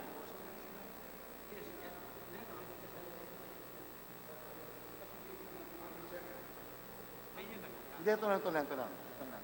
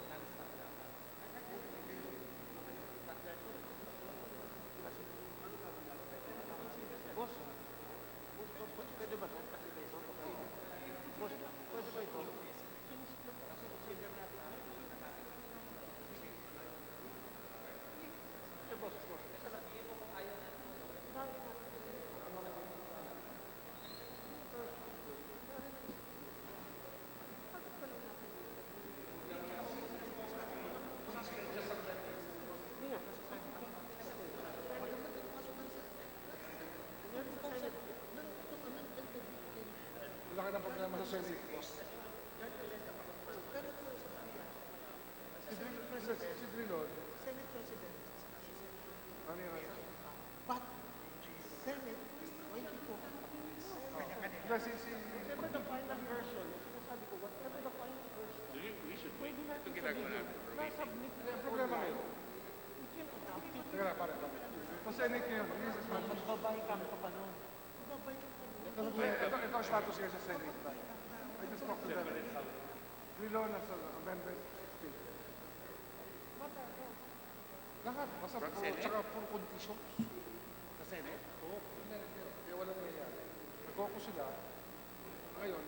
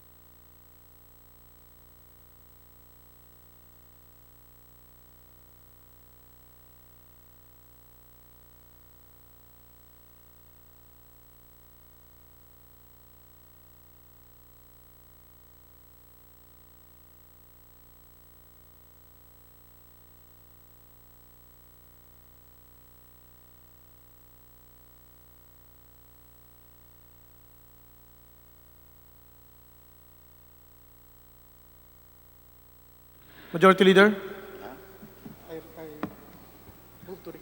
Mr. Speaker, the parliamentary status of our bill, House Bill number 6166, is that 6616 616.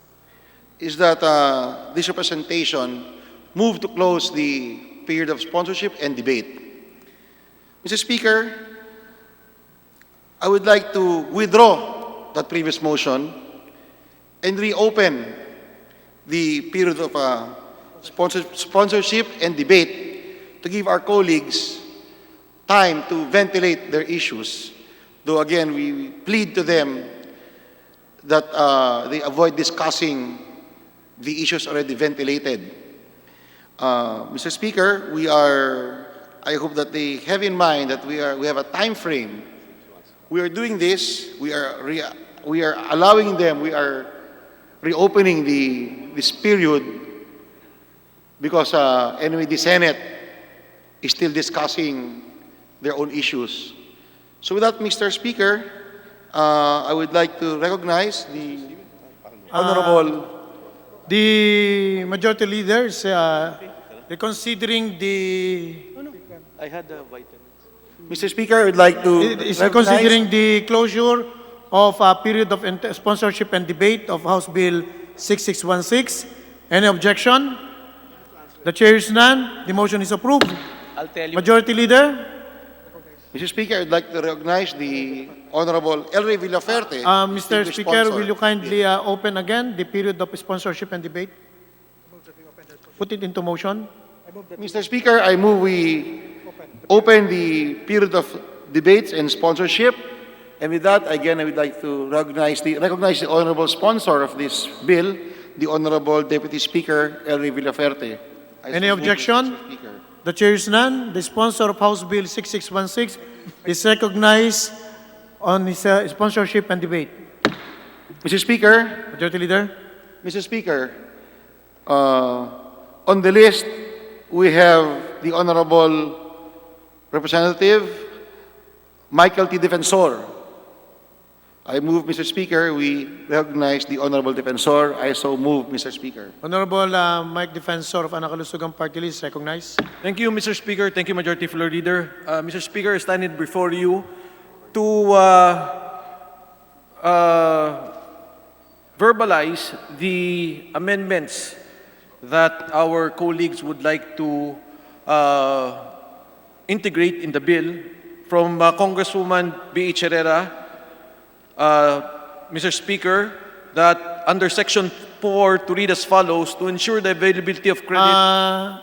Representative Defensor, this is just a manifestation of the proposals of our colleagues and not an amendment to the proposed bill. This is just a manifestation of their yes, Mr. Speaker. Proposals. Okay, yes, Mr. Speaker. Thank you, Mr. Speaker. To provide credit for the productive sectors of the economy through the MSME or the micro, small and medium enterprises. Mr. Speaker, to provide emergency loans, so far and so forth. I will, for the record, Mr. Speaker, forward this to committee if the honorable sponsor would accept this manifestation. Noted the manifestation. At the proper time. And we will deal it with the proper time, Mr. Speaker. Thank you, Mr. Speaker. In the Section 4, Mr. Speaker, under the bill, Section 419, that to correct the wordings of cancellation to suspension, Mr. Speaker. Please, paki-dire-diretso na lang dahil Thank you, Mr. Speaker. It's very important that the order to arrest and the prosecution of individuals or groups creating, perpetuating, spreading false information regarding COVID-19, such information having no valid or beneficial effect on the population, are clearly geared to promote chaos, panic, anarchy, and fear. And it is important to extend assistance to our SMMEs during this time. We have to change the language and change cancellation to suspension, Mr. Speaker.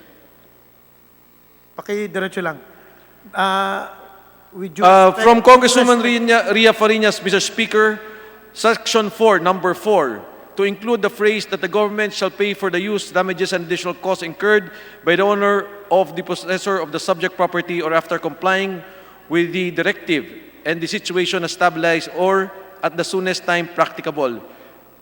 Again, Mr. Speaker, provided that finally, that if the foregoing enterprises unjustifiably refuse or signify that they are no longer capable of operating their enterprises for the purpose started herein, the President may take over the operation subject to the limits and safeguards enshrined in the Constitution.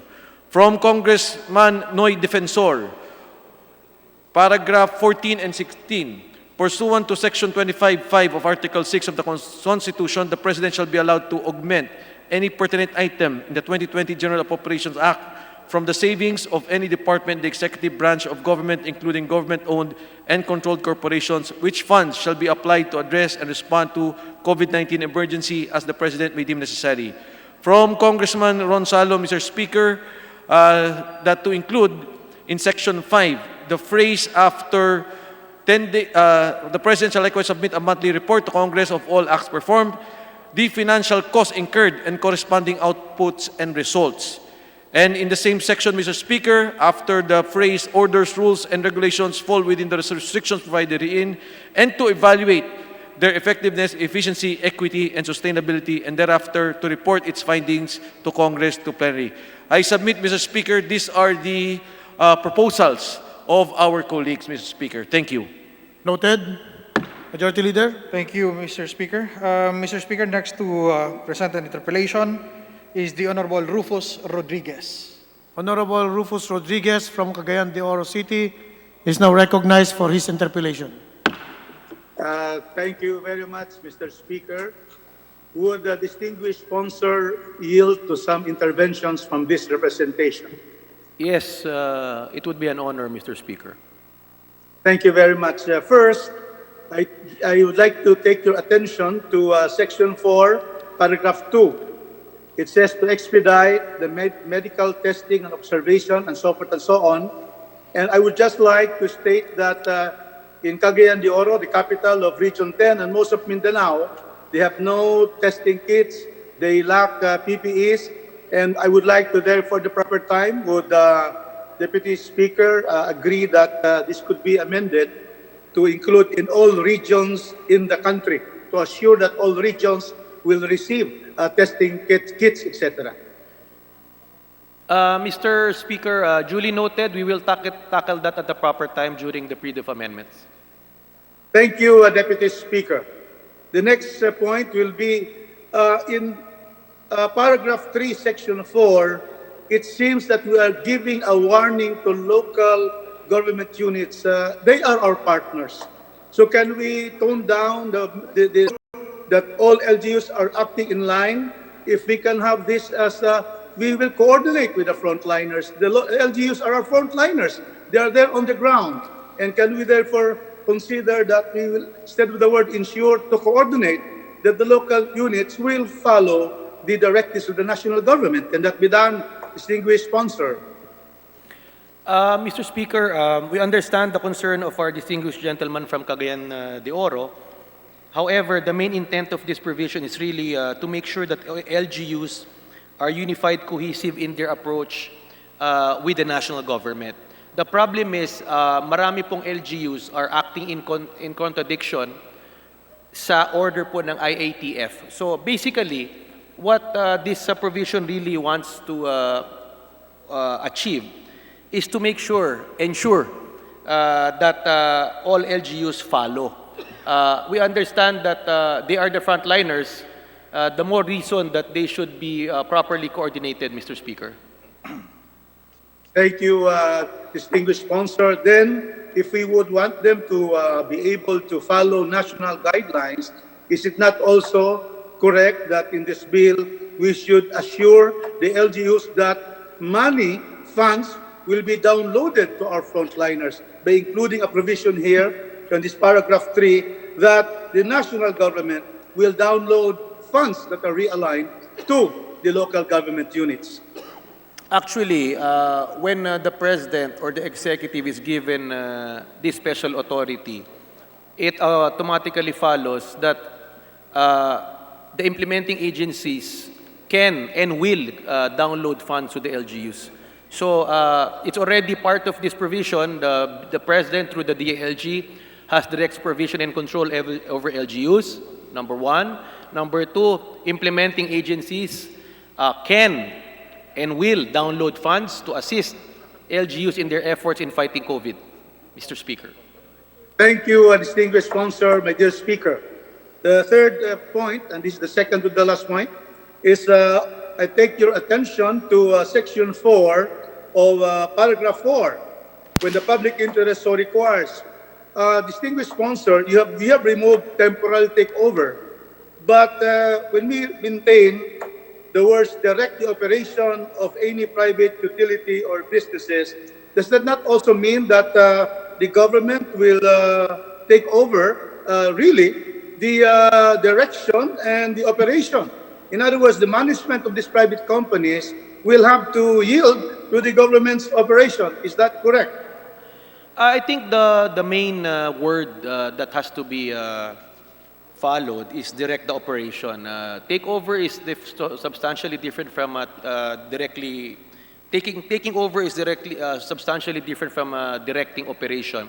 The main intent of this is basically, if there are areas where there are no private hospitals, public hospitals, and there's a need to directly operate, at least the government has the power to direct these people to accept patients. Because being a private entity, the government does not have the right to direct and make them agree to accept patients. I think this provision basically is really to protect public interest, in this case, taking care of COVID patients, PUI, PUM, Mr. Speaker. Thank you, distinguished sponsor, my dear Speaker. And on Last this question. particular point, is it not that our Executive Secretary has said that the private sector has by and large coordinated and not followed government rules? And is it not that therefore there is no need for this provision because the law cannot assume or speculate that these particular businesses will not follow the government directives, distinguished sponsor? I think what the Executive Secretary has mentioned is that the large multinationals, the large companies, private, have really pitched in by helping fight this first by providing their employees salaries despite having no work. But the intent of this is for all private companies to cooperate and the government to have the authority to directly operate their operations, particularly yung privately owned hospitals and medical health facilities, Mr. Speaker. Thank you. Thank you, Deputy Speaker. My last point is on section, paragraph 16 of section 4. And I'd like to call your attention may I remind that in the time this has already section, expired. the President is able to align funds. And so is it not that when we align funds under the case of David versus Arroyo, this alignment of funds should have specifics and should have limitations? But don't you agree that in this particular section, we should know where the funds should go, where the funds would come from, and what particular public purpose, Mr. Speaker? I agree. It's part of the oversight function. When the executive, we will require them to submit a weekly report.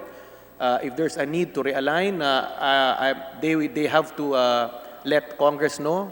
So we will exercise our oversight function and monitoring and making sure that all funds are spent within the Constitution, within the bounds of law. Thank you, Mr. Speaker. Thank you, Mr. Speaker. Lastly, about effectivity. Just one last point. In the effectivity, it states that the period of this law shall be for 2 months for this particular force and effect for 2 months. Now, it will be extended as may be determined by the President. Would this not be in violation of the Constitution that requires that there should be limit? There should be a limit. It says here in the Constitution, Section 23(1), that in times of national emergency, Congress by law authorize the President for a limited period. Now, if you have 2 months plus whatever the President will decide is determined, it will be indeterminable. It has no limit. Can we put here, therefore, that as may be determined by Congress? After all, Congress can meet like this now. It is easily done, and it can easily be able to extend it if it is necessary. Just to be able to have a term, there is a limit to the powers given by this bill.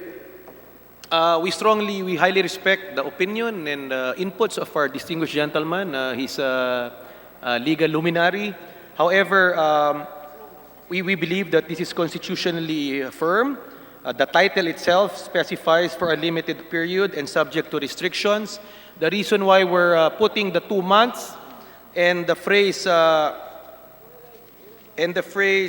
or longer if the calamity will persist is that we should give the executive, especially the president, the authority to continue functioning and be given the authority if this goes beyond 2 months.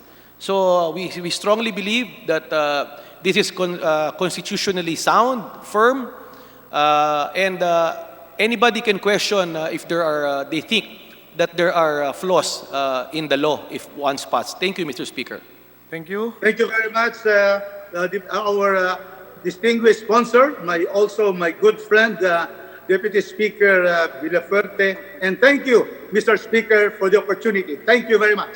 Thank you. Majority Leader. Mr. Speaker, next to interpellate is the Honorable Crystal Bagatsing. But before we recognize the Honorable Crystal Bagatsing, may I remind our colleagues that we will adhere to the 5-minute rule.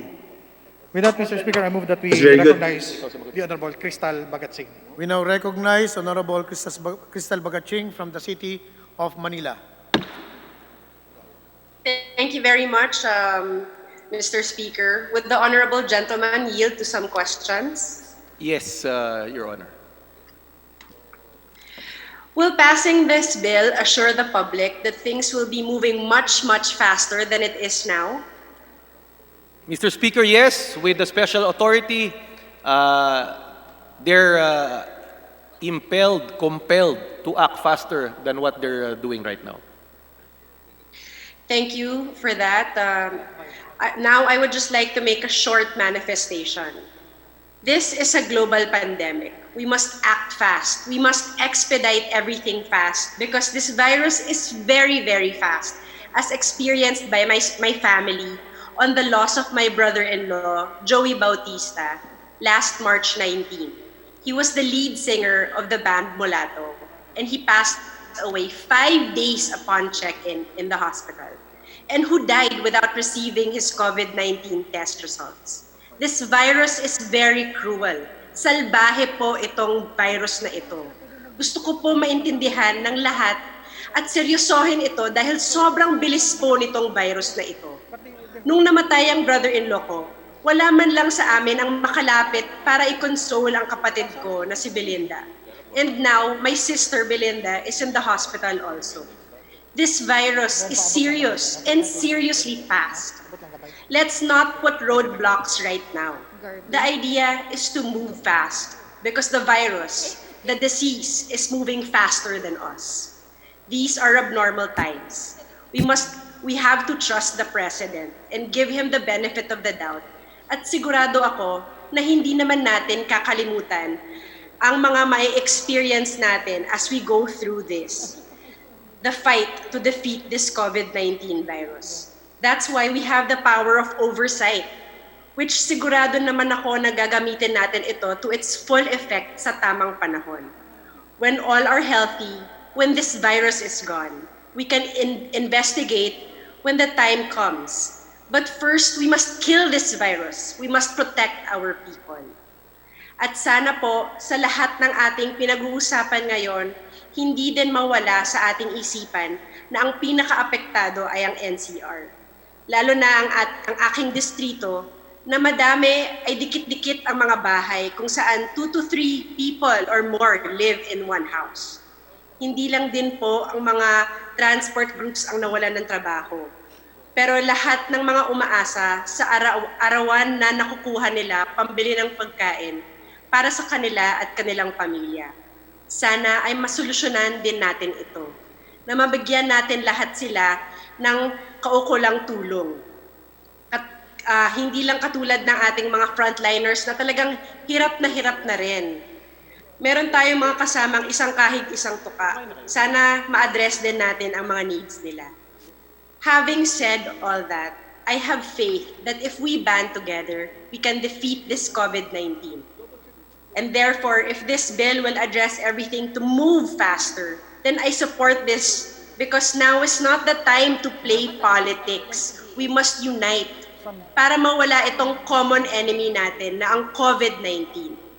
To all the frontliners, the people there in Congress present today, thank you for all that you have done for us and for all that you do. To everyone else, please listen. Makinig kayo. Take this virus seriously. Stay home. Bond with your families, but be safe.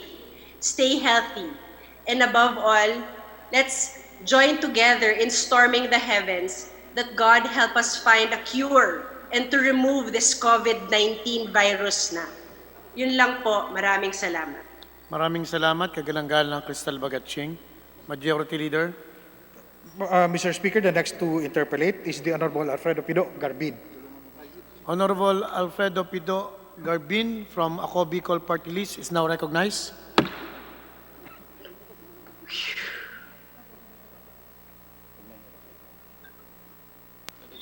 Salamat, Mr. Speaker, and to our esteemed sponsor, Deputy Speaker Ellery Birapuerte. Ang Ako Bicol Party List nakikiisa sa pagbigay ng kadagdagang kapangyarihan sa ating Presidente upang labanan at mapuksa ang COVID-19. Also in line with our frontliners for yung kanilang buhay is at stake, the health workers, and also to address yung kakulangan ng ating mga medical supplies, lalong-lalo na ho yung mga mask, ventilators, gloves, alcohols. We fully support the passage of this said bill. Magkakaroon na ho kami ng ibang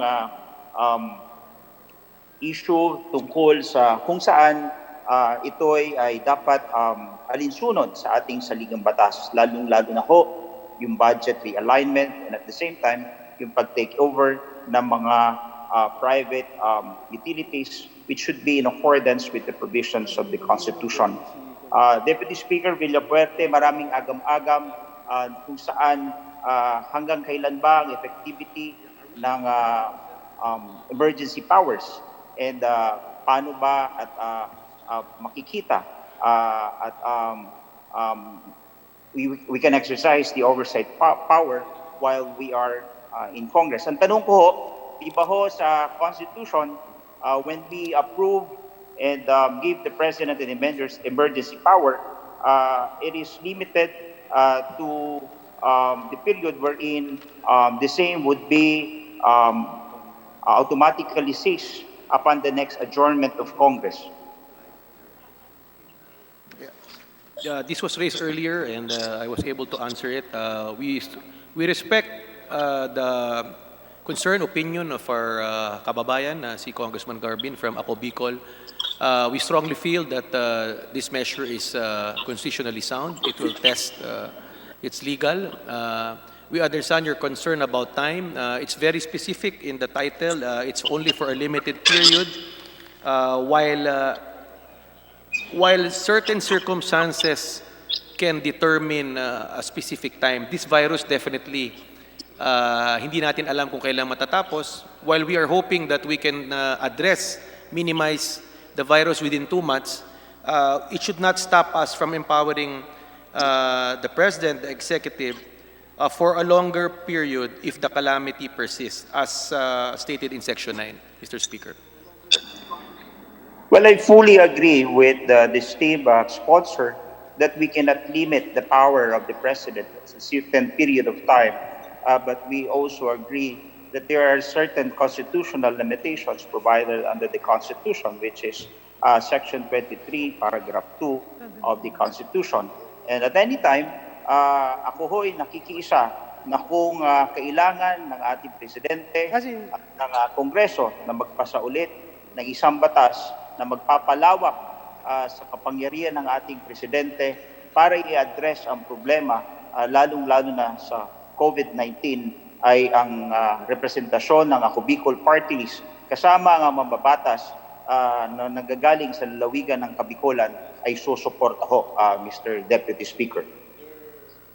Thank you. As stated, just to reiterate, the constitutional base of this bill is Section 20, Article 6, Section 23(2) of the Constitution, constitutional base of the Proclamation number 922, declaring a state of public health emergency throughout the Philippines is based on Section 15, Article 2, Section 23(2) of Article 6, Section 7 of RA 11332. So in proposing this bill, definitely all legal angles have been studied.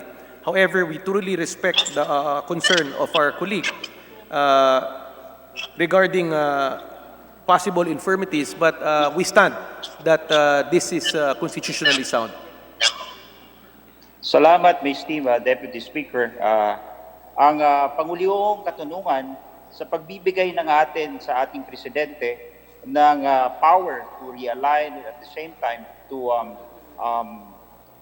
augment some of the budgets of the departments in order to fight and finance the COVID-19 with regards to the purchase of equipments, medical supplies, and at the same time to help also our frontliners and those yung mga kababayan natin na nawalan ng trabaho.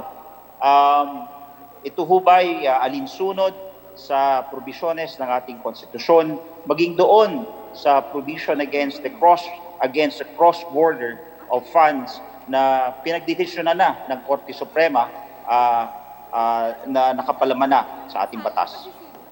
Well, talagang Mr. Speaker, nung dinraft tong bill na to, pinag-aralan talaga lahat ng anggulo ng konstitusyon. Una, pangalawa, yung Supreme Court decision on savings, on transfer of funds. So, again, we stand that this is constitutionally sound. It will stand the test of those who will question it before the Supreme Court.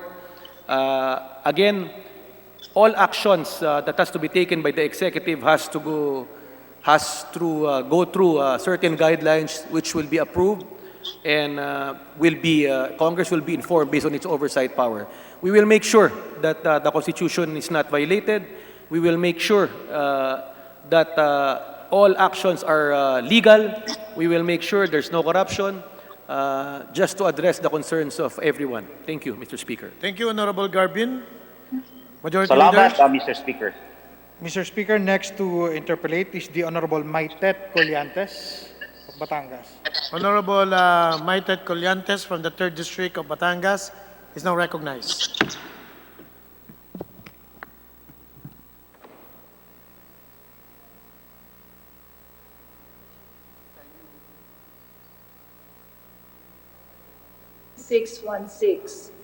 Mr. Speaker, may this representation appeal that the 3rd District of Batangas, composed of 2 cities and 10 municipalities, which were recently devastated by the Taal volcano eruption, be included in the priority areas to be immediately helped by this bill.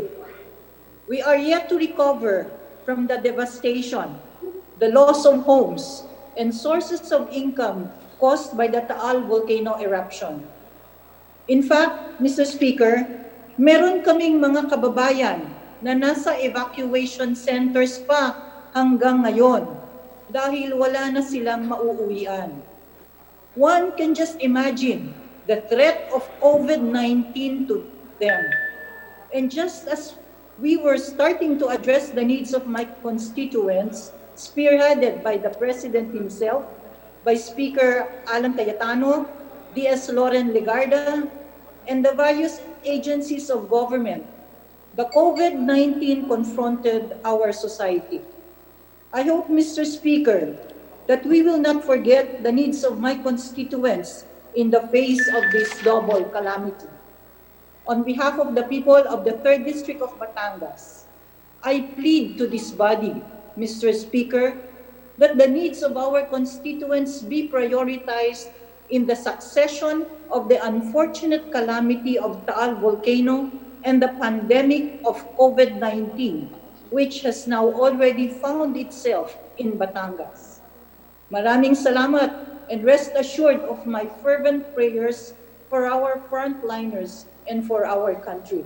Thank you and stay safe, everyone. Good afternoon. Mr. Speaker, just to reassure our colleague from Batangas, we understand that they have suffered and continue to suffer from the devastation of the Taal volcano eruption, and they continue to be devastated, to suffer during these times of COVID. Not only Batangas, but even neighboring provinces like Cavite, Tagaytay City, continue to suffer, not because of loss of livelihood, loss of income, even mental, there's mental state of stress and devastation cannot be really explained at this time, Mr. Speaker. Thank you. Thank you very much sa distinguished sponsor. Thank you very much sa aking kababayan. Nakikisa rin po ang presiding officer ninyo na Batanggenyo para sa apila ng ating kababayan mula sa 3 distrito. Majority Leader. Salamat. Salamat, Mr. Speaker.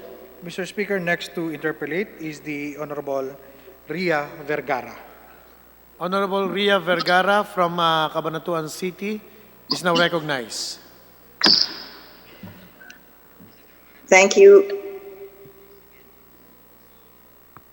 Naka-mute. Naka-mute ka, naka-mute. Oh, is that okay, Mr. Speaker? Thank you. Thank you very much. While I support government being given the power to direct the operation of private hospitals, may I inquire with the honorable sponsor on the realistic capacity of the national government to effectively take over the operations of private hospitals who opt to turn over their operations, given the already overworked personnel and limited equipment in the public health sector. What is the capacity of our national government to take over these hospitals should it be requested by these hospitals that are in dire need? Thank you, Mr. Speaker. Just for clarification, the word takeover is not in the bill. The specific word is direct the operation. The government does not intend to take over. Direct operation means they will coordinate, they will ask the private companies when public interest so requires in helping the people defeat this virus. Alam nyo po, kulang po ang public facilities, kulang po ang public hospitals. Kailangan po magtulong-tulungan tayo kasama po ang pribadong sektor na makabigay ng atensyon po sa ating mga kababayan. The reason behind the provision on Section 4, Paragraph 4, when public interest requires direct operation, is that, can you imagine hundreds of people wanting attention? Wala na silang mapuntahan except private hospitals, and the private hospitals say no. So, the government is also obliged and mandated to help these people. So that is basically the purpose of this provision. Not to take over, but direct operation. The operation will still be run by the employees. The operation will be run by the existing personnel. And as provided also, reasonable compensation for damage or cost incurred by the owner will be given, Mr. Speaker. Thank you, Mr. Speaker. Thank you for clarifying the question. Mr. Speaker, may I ask that a special section be created in this bill to address the need to purchase, distribute rapid test kits? And if it's allowed, I can submit within the day this specific section if the honorable author will permit. Mr. Speaker, at the right time, at the proper time, the floor is open for amendments. Once this body has declared the period of amendments, we are free to accept suggestions, Mr. Speaker. Thank you, Mr. Speaker. As a manifestation, desperate times call for desperate measures, and this is such a time.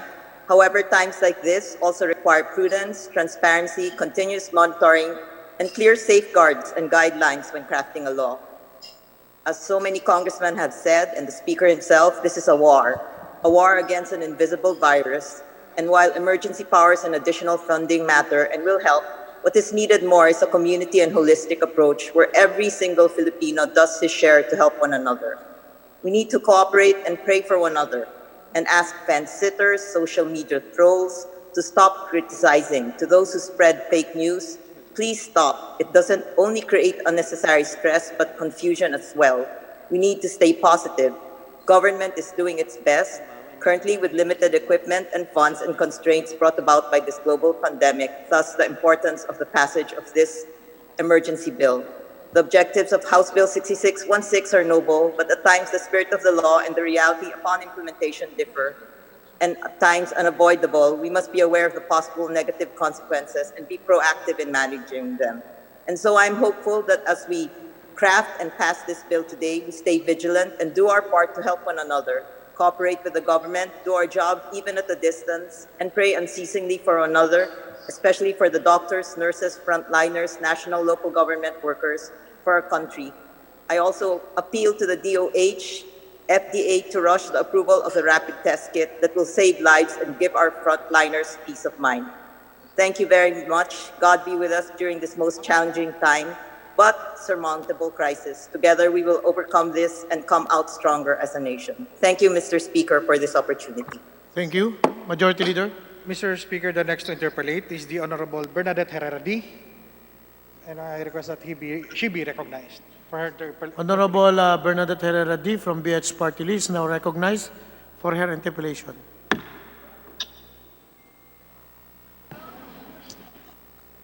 Mr. Speaker, can you hear me? Yes, you may proceed. Thank you. Mr. Speaker, I fully support the administration's move to provide additional funds to combat the anti-pandemic war effort and mitigate the impact of this deadly virus on Filipino households, workers, and businesses, especially the small and medium-sized enterprises who comprise almost 90% of our businesses in the country. That's why on that aspect, Mr. Speaker, I would like to propose some amendments, and I would like to manifest it now, that instead of just ensuring the availability of credit to the productive sectors of the economy in the countryside, we should include also the micro, small, and medium enterprises through measures not just lowering the effective lending of interest rates, but declaring moratoriums for loans and credit card payments, making available emergency loans to MSMEs for additional capital outlay to enable them to jumpstart operations and avoid massive unemployment if they are unable to resume operations, and a revamp of capital markets to allow easy access to capital for small and medium enterprises, and so the local stock market may grow competitively like our Asian neighbors.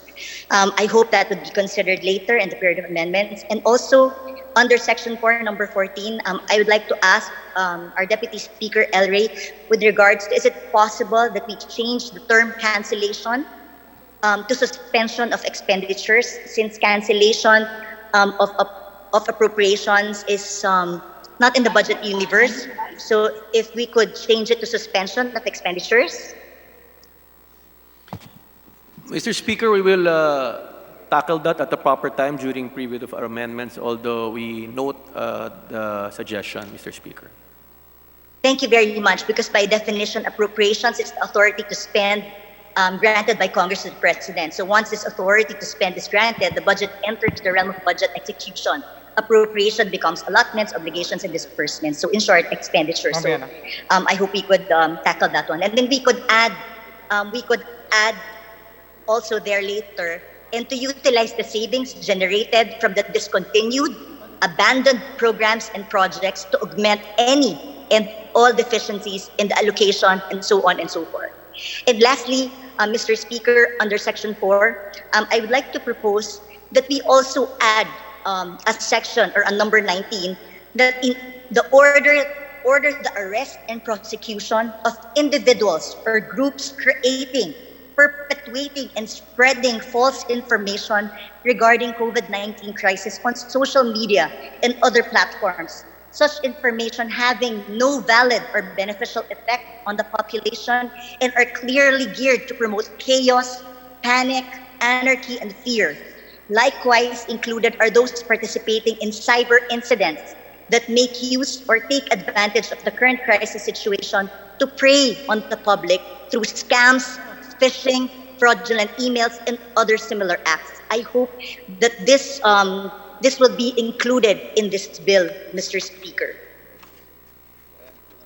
Noted, Mr. Speaker. We will discuss that at the proper time. Thank you very much. And moving forward, let me assure everyone that we will continue to perform our oversight functions to make sure that the funds to be allocated will be spent properly and for the benefit of our people. At sa atin pong mga kababayan, nakikiusap po kami, please stay home and please help us control this COVID-19 para lahat po tayo ay maka-move on, maka-move forward at magkaroon po tayo ng maayos na kinabukasan. Maraming salamat, Mr. Speaker, at magandang hapon po sa inyong lahat. Thank you. Majority Leader. Mr. Speaker, next to interpellate is the Honorable Christopher De Venecia. May I move that he be recognized, Mr. Speaker? Honorable Christopher De Venecia from Pangasinan Province, now recognized. Thank you, Mr. Speaker. Will the honorable sponsor yield some questions? Yes, Mr. Speaker, it would be an honor. Thank you, Mr. Speaker. On the subject of social amelioration, though through Congress's oversight capacity as proposed in Section 5, would the sponsor consider propounding to the executive, since the latter would be empowered with budgetary flexibility in Section 14, 15, and 16, substantial hazard pay for frontliners who continue to answer to the call of duty? We note that suggestion, but this concern is already addressed in numerous provisions of this bill. Not only frontliners, but people really directly involved in the fight against COVID, people who were affected, the poor. So your concern, the distinguished gentleman from Pangasinan's concern is and has been addressed in the draft, the proposed bill that I'm sponsoring, Mr. Speaker. Thank you, Mr. Speaker. And through Congress's oversight capacity, would the sponsor consider propounding to the executive lifetime benefits for families of frontliners who died in the line of duty? Yes, that is a very good concern, but that will be part of the guidelines in the implementation of this law. But we will make sure as part of our oversight powers that these suggestions are taken. They are very good suggestions, Mr. Speaker. Good to hear, Mr. Speaker. Our medical frontliners risk their lives. The least government could do is make it up to their families. Through Congress's oversight capacity, would the sponsor consider propounding to the executive provision of PPEs and other preventive supplies, not only to the medical frontliners, but also to the police and military, as they have constantly clamored on the ground, as well as city, municipality, and barangay frontliners who are partners of national government in enforcing the enhanced community quarantine? Yes, Mr. Speaker. Thank you, Mr. Speaker. And through Congress's oversight capacity, would the sponsor consider propounding to the executive strengthening of mental health services for our people as they comply with immediate guidelines of enhanced community quarantine? Yes, Mr. Speaker. Good to hear, Mr. Speaker. Very challenging kasi ngayon yung sitwasyon na kinakarap nating mga mamamayan, hindi lamang dahil sa enhanced community quarantine, kundi sa pinsalang dulot ng COVID-19. And on the subject, Mr. Speaker, of health measures, at present, COVID-19 testing kits are donations from the private sector and foreign entities.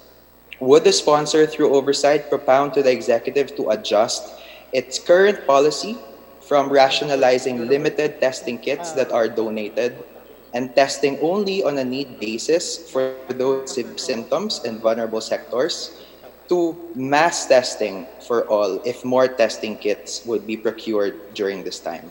As I've propounded and explained earlier, the government intends to expand the testing centers to 15 more regional centers. In line with that, of course, they have to be capable of having a lab. They have to be capable of having testing kits.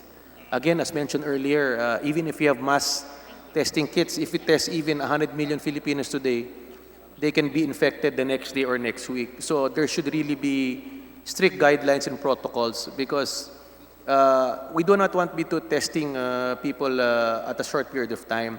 The important thing here is for people to stay at home, follow the enhanced community quarantine. The less people in the streets, the more people who practice social distancing, the less people who will be infected, contaminated with this virus. Thank you, Mr. Speaker. We echo the wisdom of the honorable sponsor, Mr. Speaker. And finally, could we just ask for clarification from the sponsor on what is meant by the bill in Section 4, Paragraph 6E?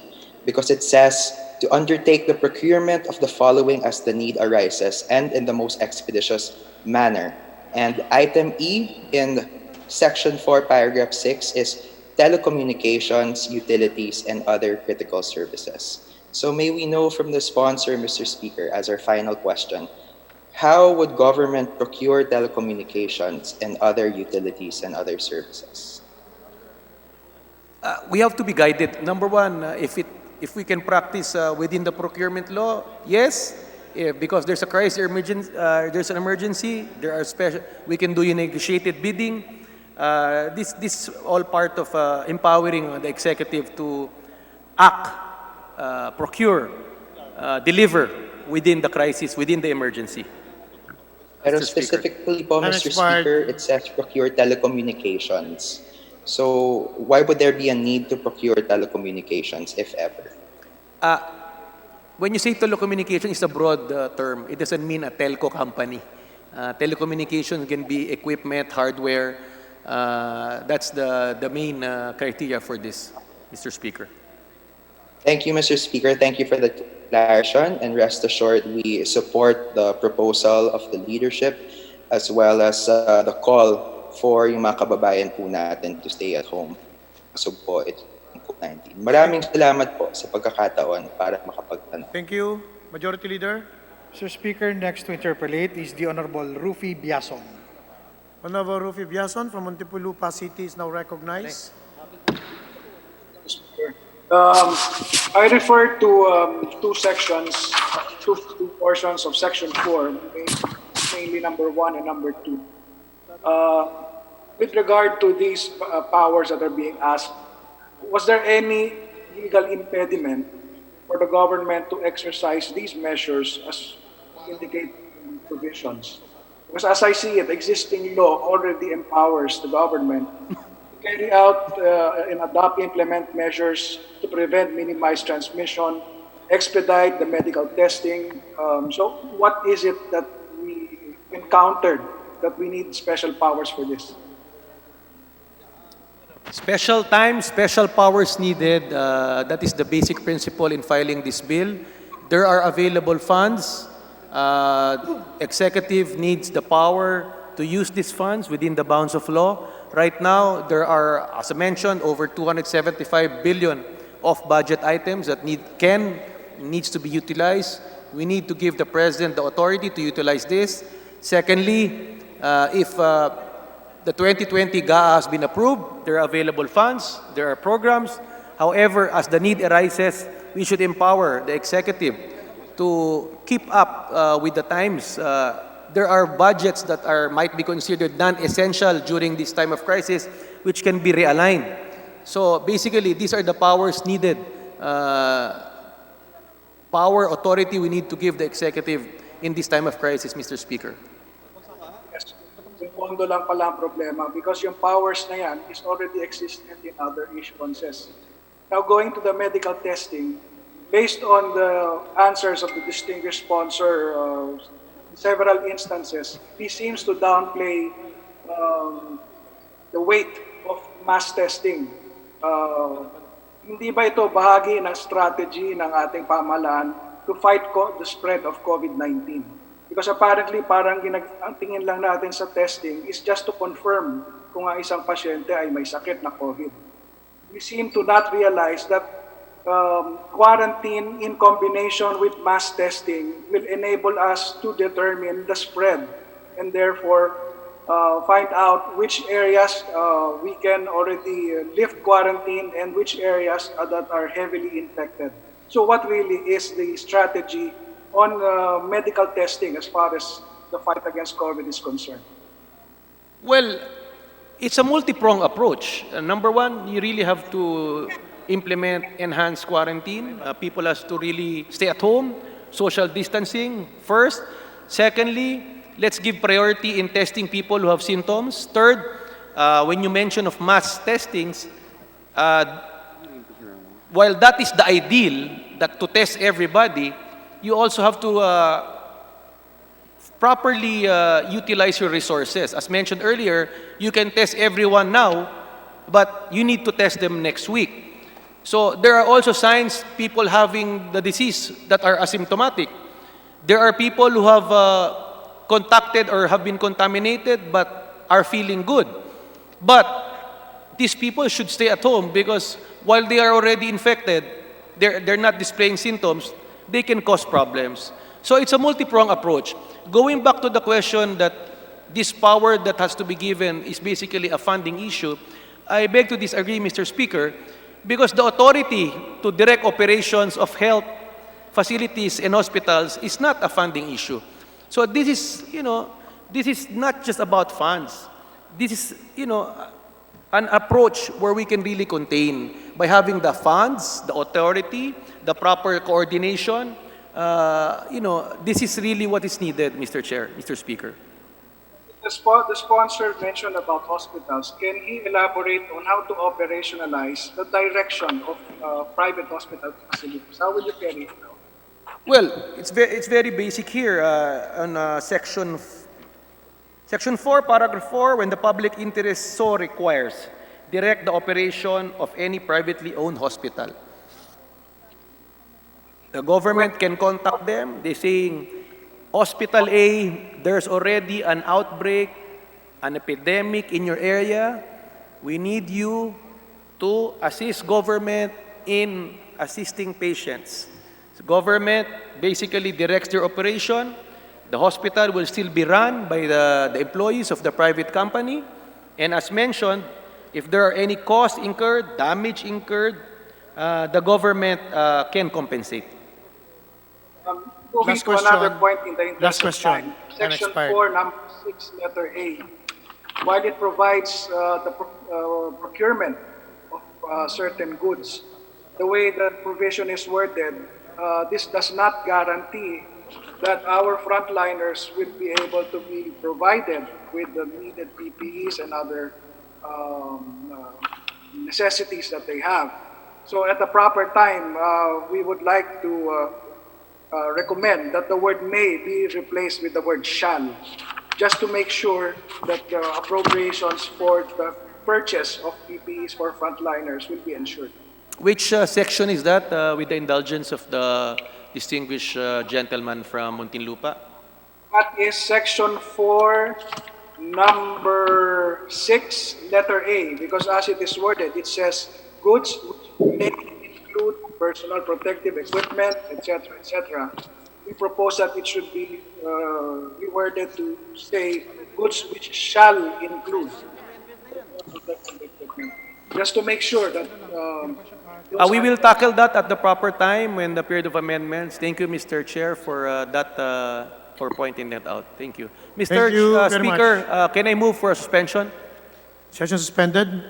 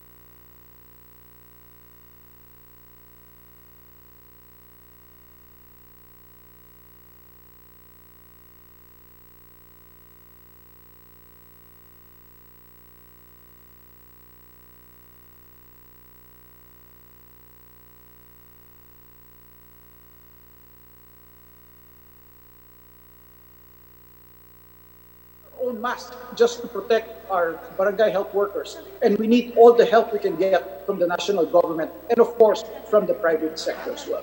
This is all, Mr. Speaker. Mabuhay po tayong lahat. Maraming pong salamat. Team 3. Thank you. Thank you. Well Majority noted, Leader. Mr. Speaker.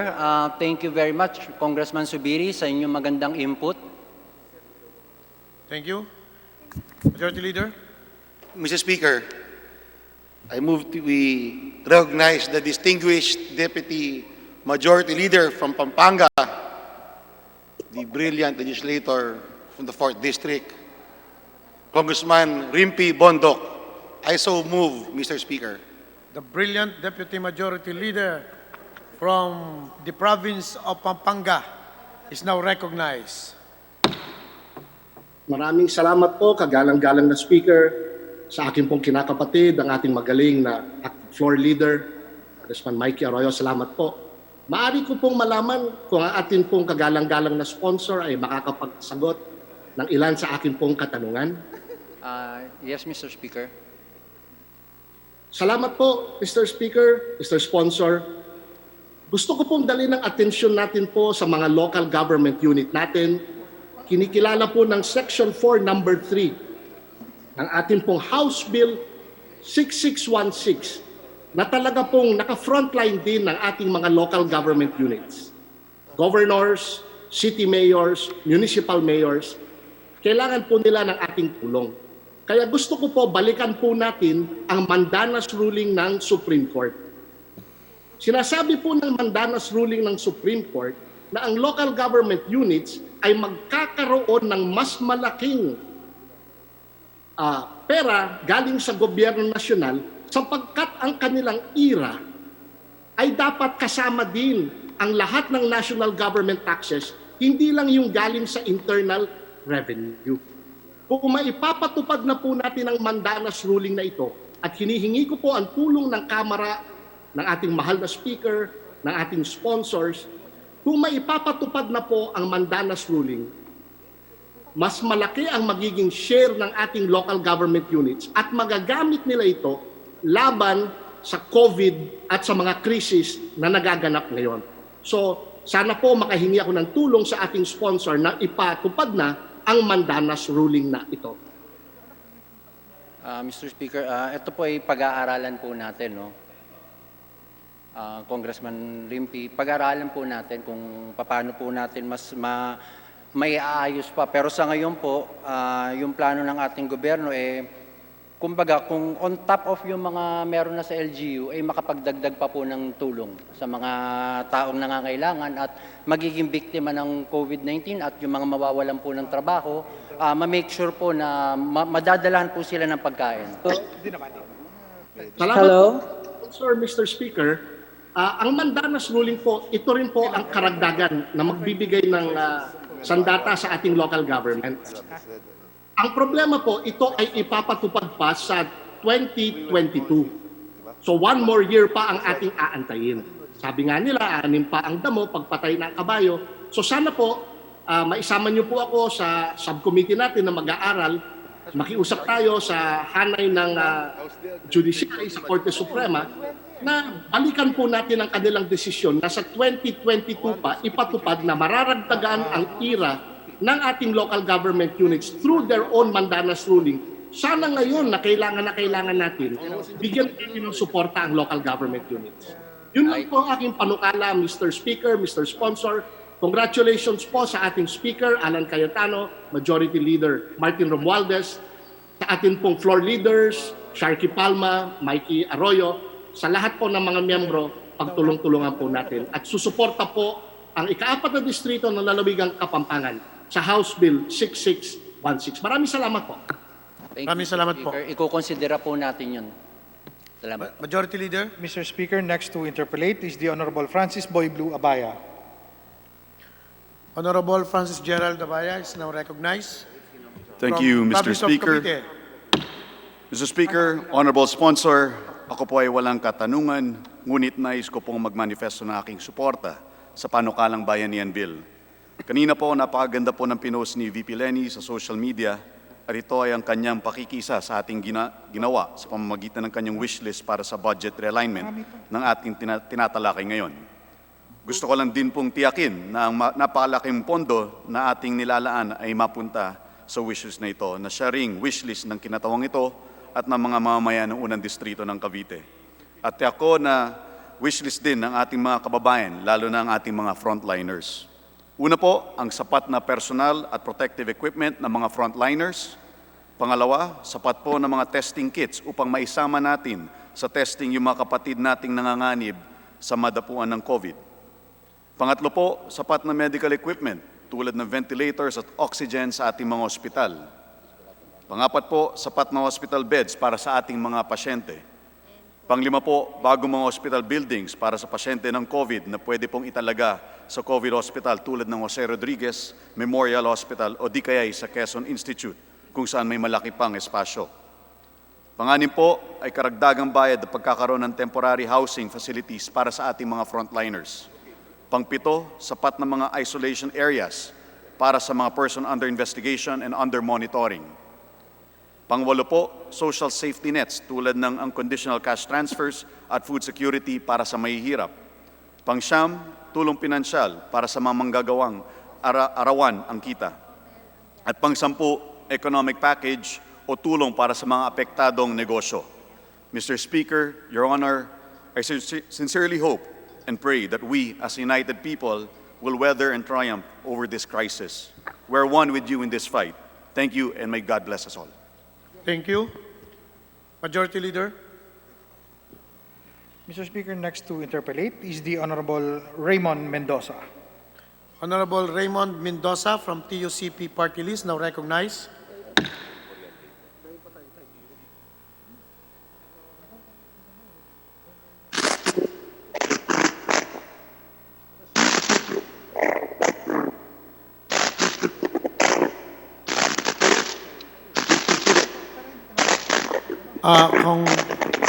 Kong Raymond, pakiayos muna ng audio. Pakiayos ng audio.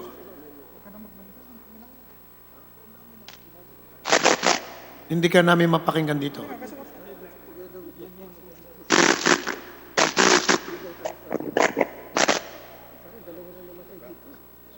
May static.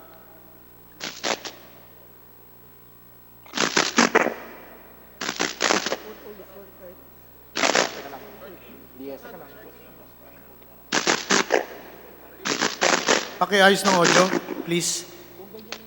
Please, Kong Raymond. Mr. Speaker, Mr. Yan, Sponsor. maganda na. Hello? Mr. Speaker, Mr. Sponsor, magandang hapon. TUCP humbly proposes and please consider the following para sa manggagawang Filipino workers in this country. Early this month, DOLE, or Department of Labor and Employment Secretary Bello, met with us, the labor leaders of this country, together with the TUCP and NAGCAISA.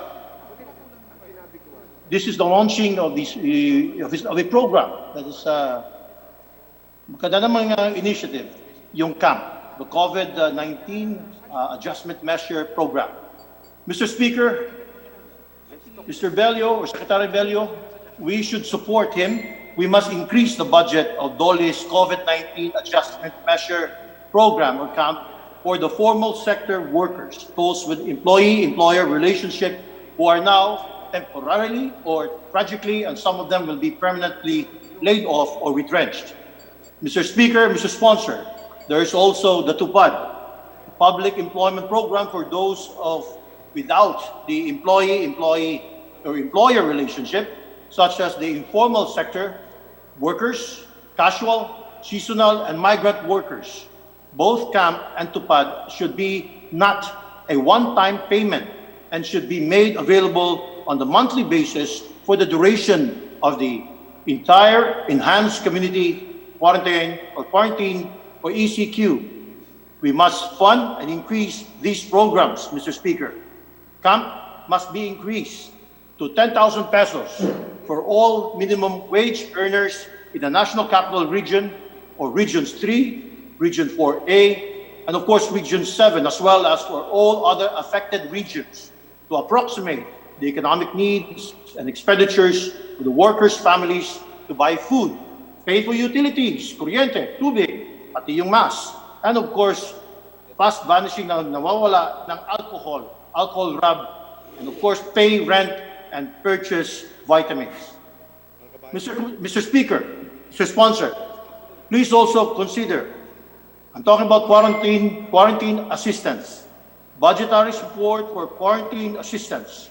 All employees, both from the privado at saka sa publiko, government and private sectors, as well as the formal and the informal sectors, should receive from government through DOLE, Department of Labor and Employment, at least 10,000 pesos in quarantine assistance to ensure the survival of the worker and his or her family during the 14-day mandatory quarantine period. You know, we have a no work, no pay principle. So the compensation during this period is a must, therefore encouraging testing and medication. Mr. Speaker, we also support the provisions of hazard pay, especially in the private sector. I believe and I hope it is provided in a provisions of this bill or through an executive order. Mr. Speaker, in another note, before I forget, TUCP supports tax holidays, tax incentives, tax breaks, and subsidies for enterprises that are now providing their workers the 13-month pay, paying now 13-month pay during these times of the ECQ, Extended Community Quarantine.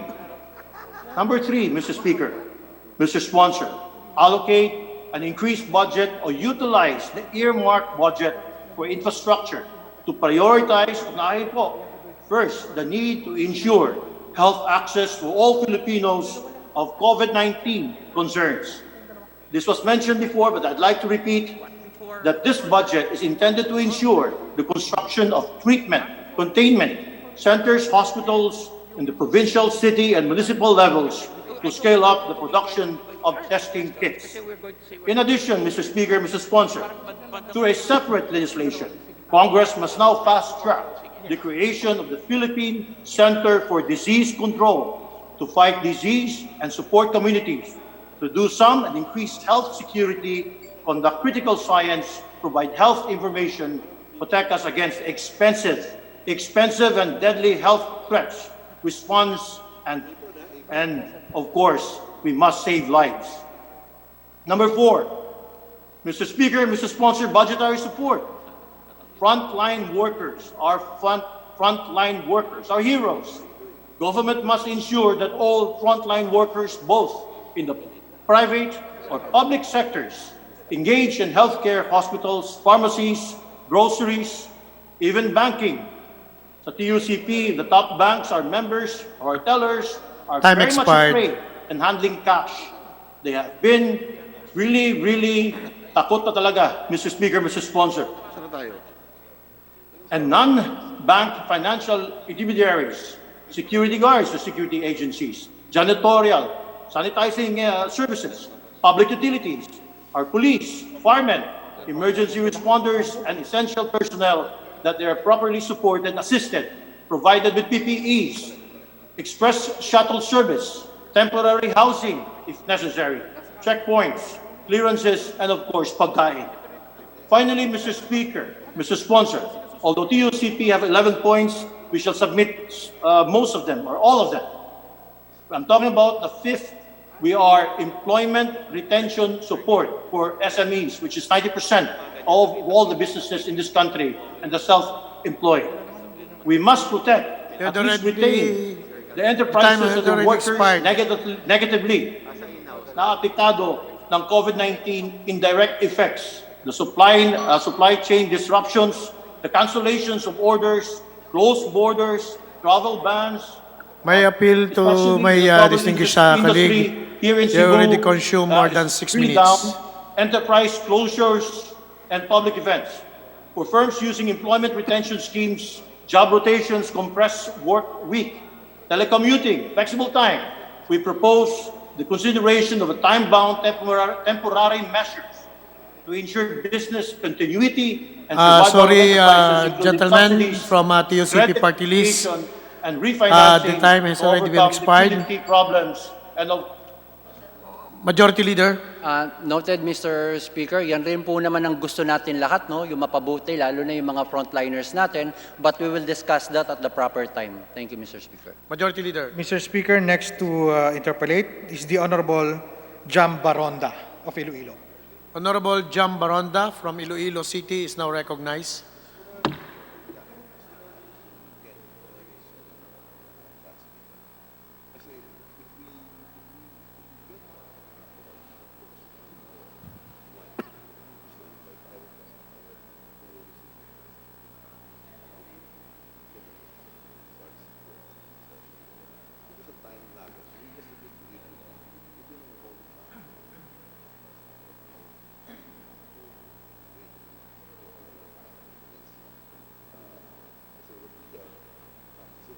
Thank you. Mr. Speaker, I think we have a technical difficulties with the Honorable Jam Baronda. May we move to the next interpellator? Proceed. I move that we recognize the Honorable Onyx Crisologo. Honorable Onyx Crisologo from the 1st District of Quezon City is now recognized. Sir, can you hear me? Mr. Speaker, can you hear me? Please proceed. Thank you, Mr. Speaker. In behalf of the people of the 1st District of Quezon City, I would like to manifest my full support to this proposed bayanihan bill that could be used to fast-track the provision of healthcare, food supply, distribution, testing kits, and the like, and assurance of security to the whole nation. Unang-una, lalo na po sa aking distrito, dito po sa unang distrito, may isang positive cases since this COVID-19 has begun. Ako rin po ay nagpapasalamat sa lahat ng frontliners, lalo na po in my district, the brave doctors and nurses in Quezon City General Hospital, East Avenue Medical Center, Heart Center, Lung Center, Veterans Memorial Medical Center, and KTI. I would like to also make an appeal to the national government na bilisan ho natin, emphasis po sa bilisan. Naitanong na po kanina kung pagpasa nitong bill na to kung gaano kabilis maibibigay lahat ng serbisyo. Tayo po ay nakikiisa na sana, hindi patagalin po kundi ibigay agad sa ating mga frontliners, sa mga ospital, na mga supplies na hinihingi nila, at syempre sa ating mga barangay. Alam niyo po ang mga barangay sa nakaraang linggo, sila po ay hirap na hirap sa kakaikot na nagbibigay ng pagkain as mandated by the President. However, temporary po ang kanilang food supply. So tayo po ay nakikiusap sa ating national agencies tulad ng NFA, DSWD, na sana po pag naipasa po itong ating House Bill 6616 ay ibigay ng mas lalong mabilis na panahon sa ating mga lokal na barangay. Of course, dadaan po sa LGU bilang coordinating body ang ating mga pagkain, medical supplies, and food supplies. And lastly, ako po ay dapat may clarificatory question po regarding Section 9. Kaya lang ho naitanong na po ni Congressman Rufus Rodriguez, and I had submitted my proposed amendment to the Committee on Rules, so mamaya ako na lang babanggitin po ang aking proposed amendment. However, meron po akong isang katanungan sa ating proponent. Actually, mahaba po ang tanong galing sa aking constituents. Pero kasama po pa dito sa Section 4, Paragraph 4, when you talk about hospitals, medical and health facilities, kasi marami ho nagtatanong, lalo na po yung mga nagdadialysis sa mga private centers, wala ho silang transportation, yung iba po binabayaran pa ng PhilHealth, wala hong tagasagot ng DSWD ng kanilang mga pangangailangan. Paano ho maia-address ng House Bill 6616 ang pangangailangan ng mga nagdadialysis sa mga private institutions? Salamat po. Majority Leader. Mr. Speaker, next to interpolate is the Honorable Geraldine Roman. Honorable Geraldine Roman from Bataan is now recognized. I believe I had a question. Thank you very much, Mr. Speaker. Can you hear me? Yes, you may proceed. Yes, thank you very much. Extraordinary times require extraordinary measures and solutions. And for this reason, I can only express my full support to House Bill 6616.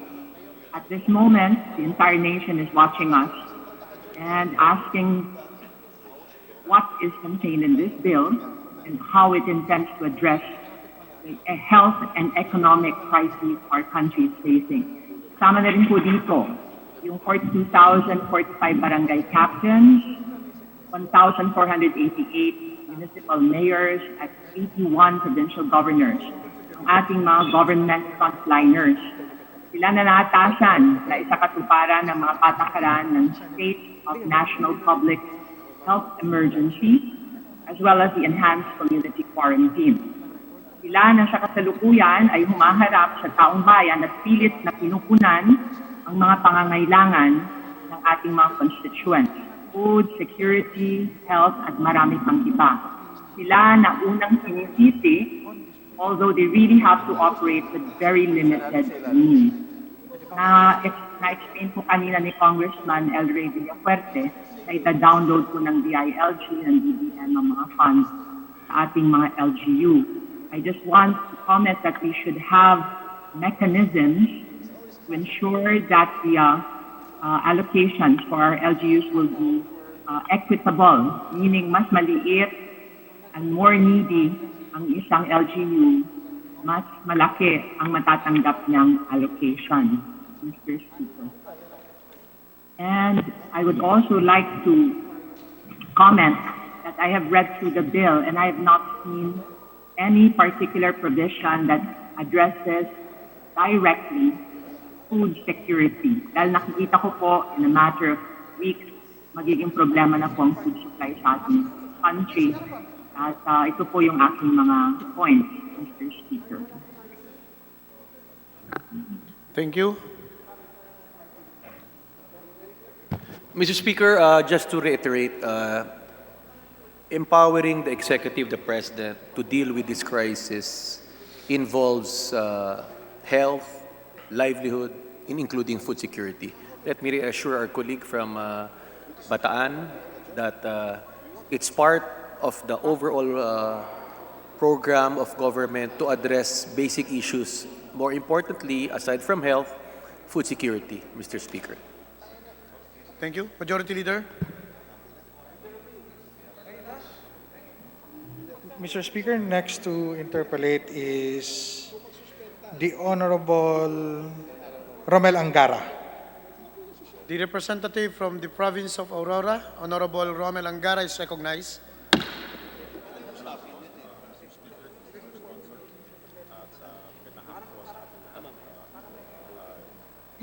Kay DS El Rey Villafuerte, may mga ilang katanungan lang po ako hindi sa ating Pakilakas lang ng audio. Pakilakas lang ng audio.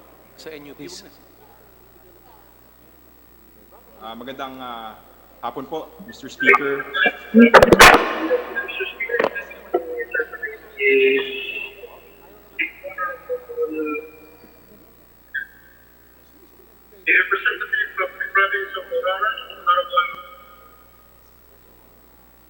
Magandang hapon po, Mr. Speaker. Medyo mahina lang ang audio mo. Medyo mahina lang. Pero please proceed.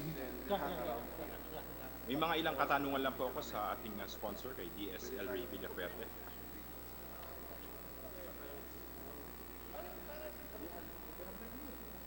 Please proceed, please.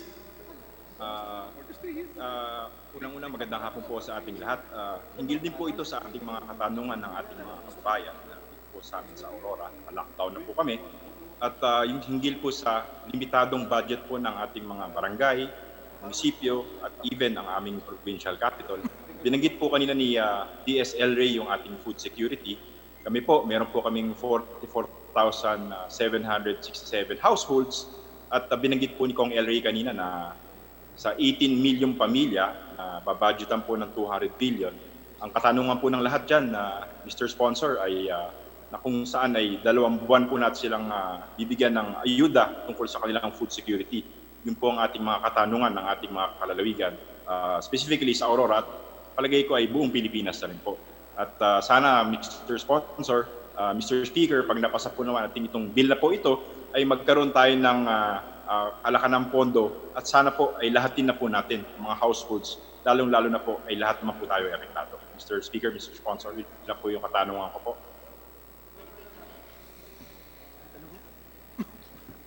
Mr. Speaker, the honorable gentleman from Aurora has mentioned about food security.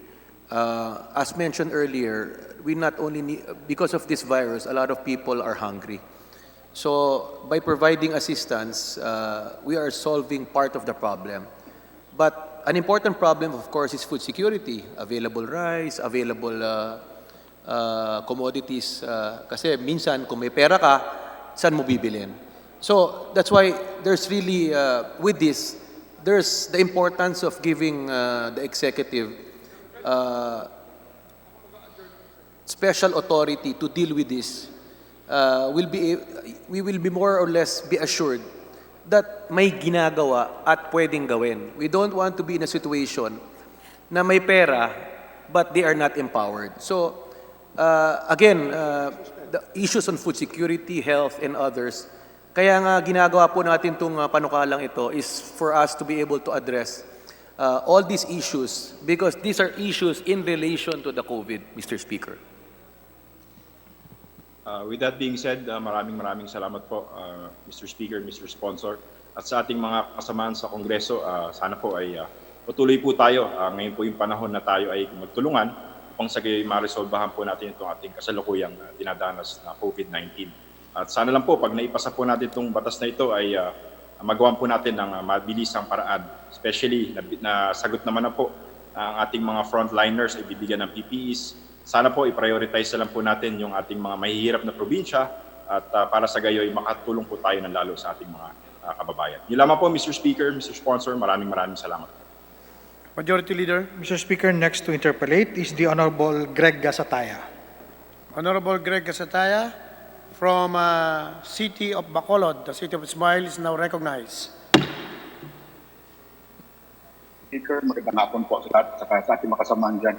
Mr. Speaker, Mr. Sponsor, would you mind being for some questions? Yes, Mr. Speaker. Hello. Yeah, thank you po.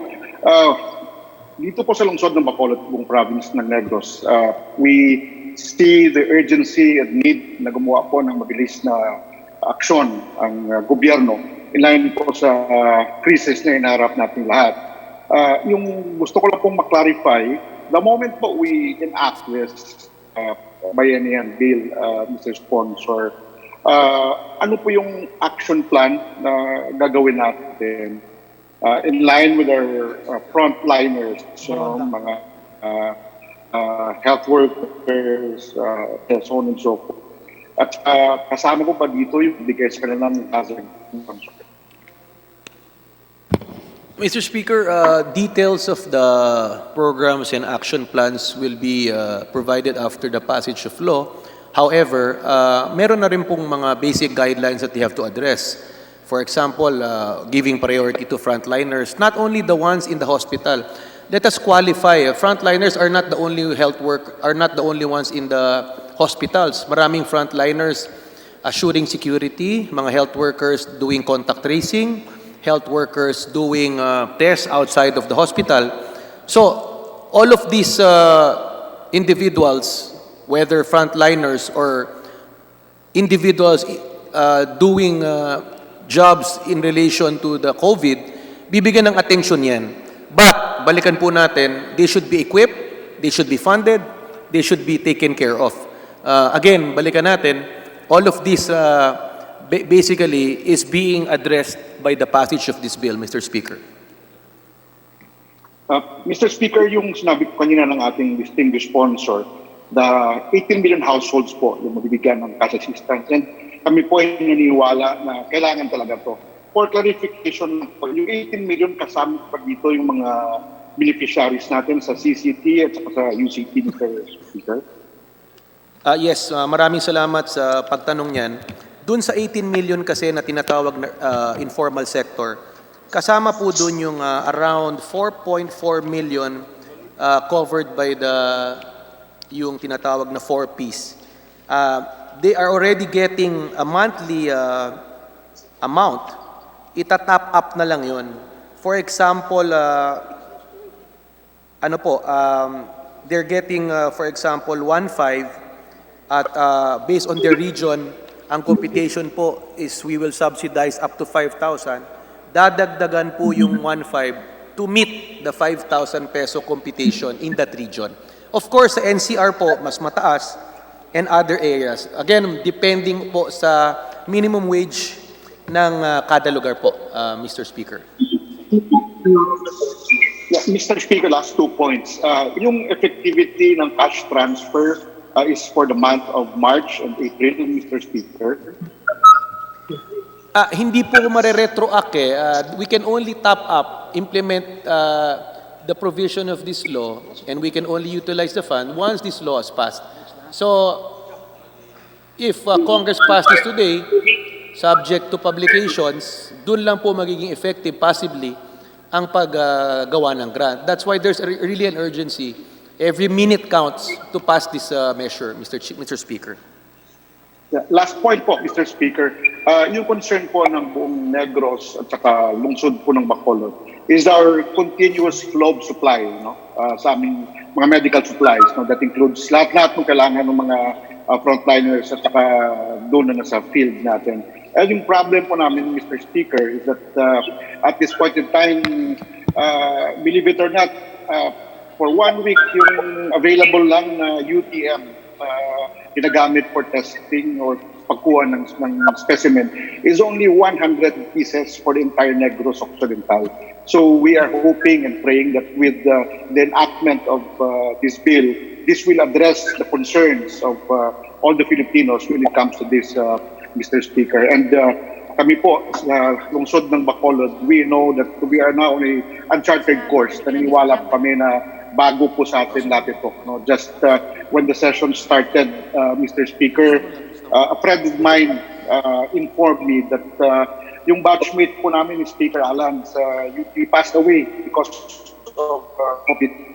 So he got actually fast in his with maraming salamat po at distinguished member. Yes, Mr. Speaker, the lack of test kits and others were duly inputted when drafting this measure. That's why, again, reiterate, this measure has to pass. Secondly, again, when people, I've been standing up here for more than 5 hours, and I've heard the word test kits over 100 times.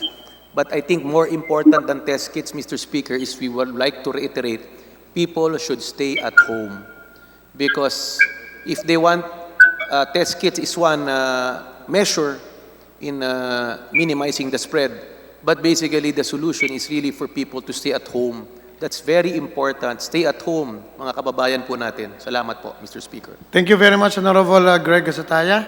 Your time has already expired. Majority Leader.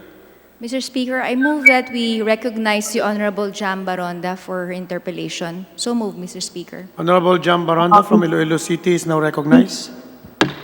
Yes, Mr. Speaker. Good afternoon, everyone. Am I online, Mr. Speaker? Yes, you may proceed. Yes, I would like to manifest my support to this bill, Mr. Speaker. I believe that this bill will enable and empower the government to address the needs of the country during this trying time. The bill intends to raise 275 billion pesos. 200 billion will serve as financial assistance to 18 million Filipino households. This will be of great help to the millions of Filipino workers and their families affected by the community quarantine. Also, equally important is the 75 billion pesos that will be used to fund the mass testing, to purchase PPEs and other healthcare requirements, and to boost our healthcare system. In line with this, Mr. Speaker, with boosting our health system, I would like to take this opportunity to ask this august body to support the endorsement of our personal request to Secretary Duque last March 21, 2020 to accredit West Visayas State University Medical Center as additional COVID-19 testing center in Western Visayas. This is a proactive measure to ensure that Western Visayas Medical Center will not be overwhelmed by the expected hundreds, if not thousands, of requests for testing in the entire region with more than 7.5 million inhabitants. This will be backed-up mechanism should the Western Visayas Medical Center staff be exhausted or should their machines malfunction, or worse, should the laboratory staff be put in quarantine. I further manifest, Mr. Speaker, that all regions across the country will have their own accredited COVID testing centers as well, so that there would be no delays in diagnosis of the Filipino to better and more efficiently manage the cases. May the accreditation, Mr. Speaker, be done the soonest possible time. Mr. Speaker and members of this august body present today, our healthcare workers are most valuable resource, and as such, it is imperative that we provide them with as much support as we can. Again, I am supporting this bill. I pray that we focus on the spirit and intent of the bill, that is to promote the health and welfare of the public. I agree, this is not the time for politiko. This is not the time na mag-pinpoint tayo ng finger kung saan-saan. This is the time for us to join and be united to win this war against COVID 2019. Thank you so much, Mr. Speaker. God bless Iloilo City. God bless my beloved Region 6. God bless Philippines. Thank you. Salamat, Mr. Speaker. Majority Leader. Mr. Speaker, I move that we recognize the Honorable Mickey Villago for her interpellation. The Honorable Mickey Villago from Province of Nueva Ecija is now recognized.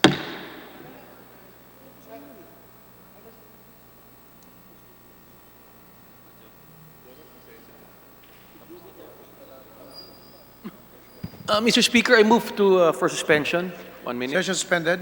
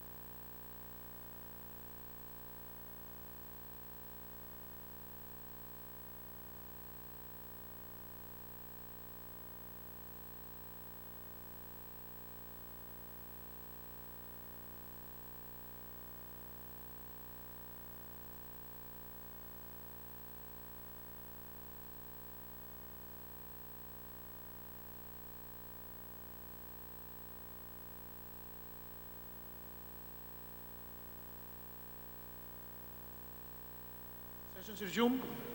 Majority Leader. Mr. Speaker, I move that we recognize the Honorable Ben Canama for his interpellation. Honorable Ben Canama from Co-op NATCO is now recognized.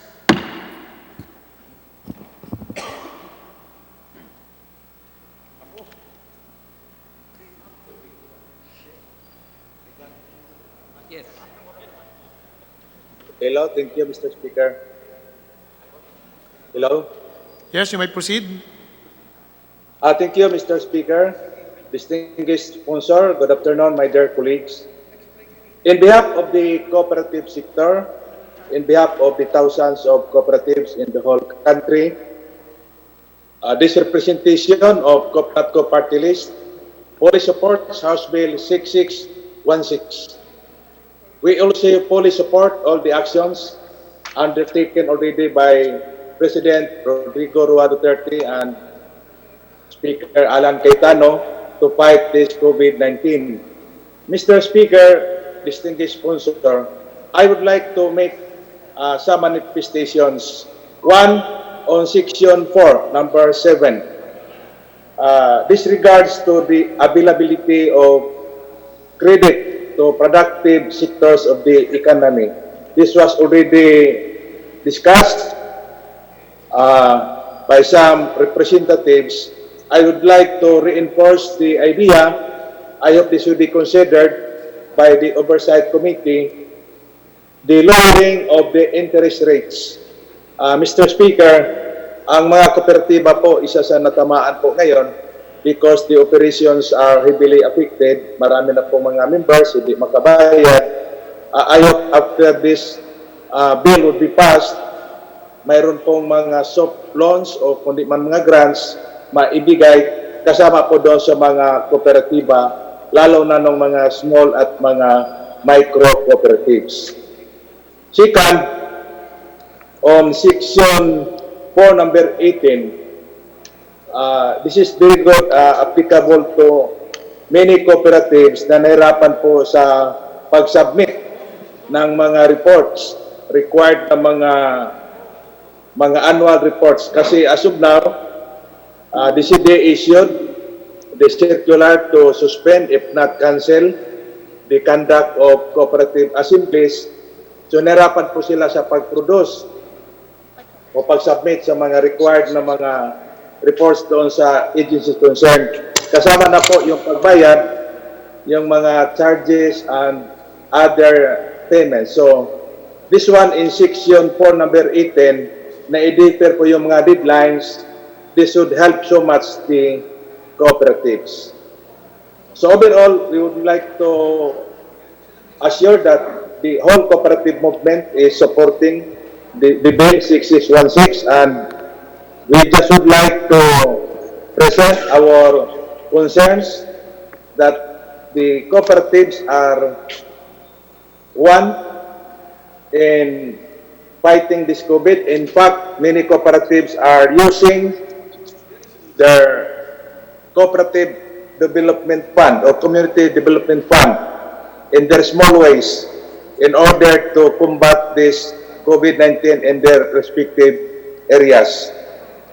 So yun lang po, Mr. Speaker, distinguished sponsor, sana po ma-implement po itong particular na provisions, may sama po sa Oversight Committee yung mga specific provisions to help the cooperatives, especially yung natamaan po dito sa suspension of operations, hindi po makapag-report kaagad and so forth.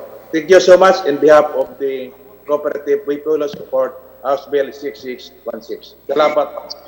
Salamat po. Majority Leader. Mr. Speaker, I move that we recognize the Honorable Buboy to pass. Honorable Buboy Tupas from the province of Iloilo is now recognized.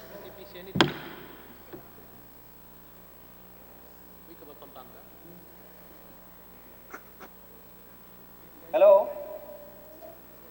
Yes, you may proceed. Thank you so much, Mr. Speaker.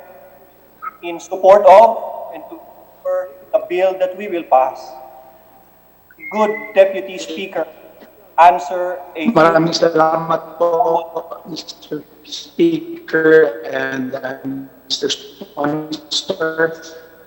Mag-umpisa po ako sa aking manifestation. Sandali lang. May konting technical problem tayo sa audio. Hello? Yes, maraming salamat ulit, Mr. Speaker.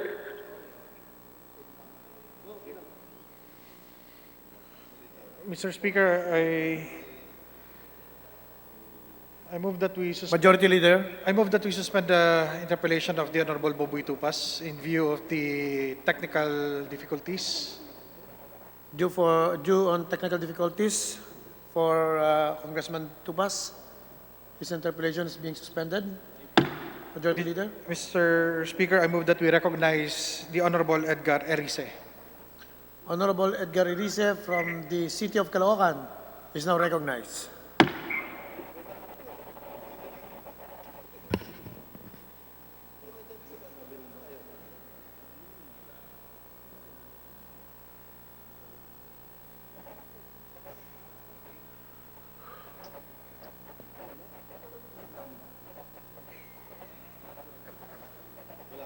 Majority Leader. Mr. Speaker, in view of the technical difficulties, may we suspend the interpellation of the Honorable Edgar Erice. May we get back to the Honorable Boboy Tupas for his interpellation. Honorable Boboy Tupas from the province of Iloilo is now recognized.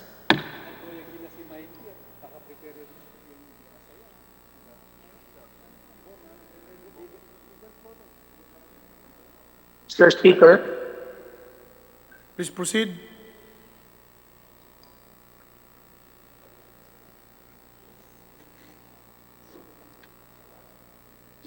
Majority Leader. Mr. Speaker, in view of the difficulties that we are experiencing, I move that we suspend the interpellation of the Honorable. Maraming salamat po, Mr. Speaker and Mr. Sponsor. Mag-uumpisa po ako sa aking manifestation by stating the fact that Chairman Tupas. Chairman Tupas, sandali lang, saglit lang. Pakiayos lang ng iyong signal. Maraming salamat po, Mr. Speaker and Chairman Tupas.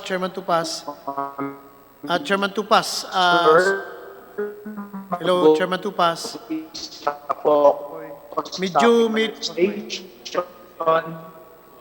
Chairman Tupas, may technical difficulty siyang iyong signal diyan. Hindi ka maintindihan. Yung audio mo, hindi masyadong marinig dito. Hindi ka, wala gid. Why gid? Okay na po? Yan. Okay na po. Mr. Speaker, in view of my personal call to the Honorable Boboy Tupas, Mr. Speaker. He moves that he should be suspended. Yes, Mr. Speaker. Congressman Tupas, pakiayos mo na ng signal mo diyan.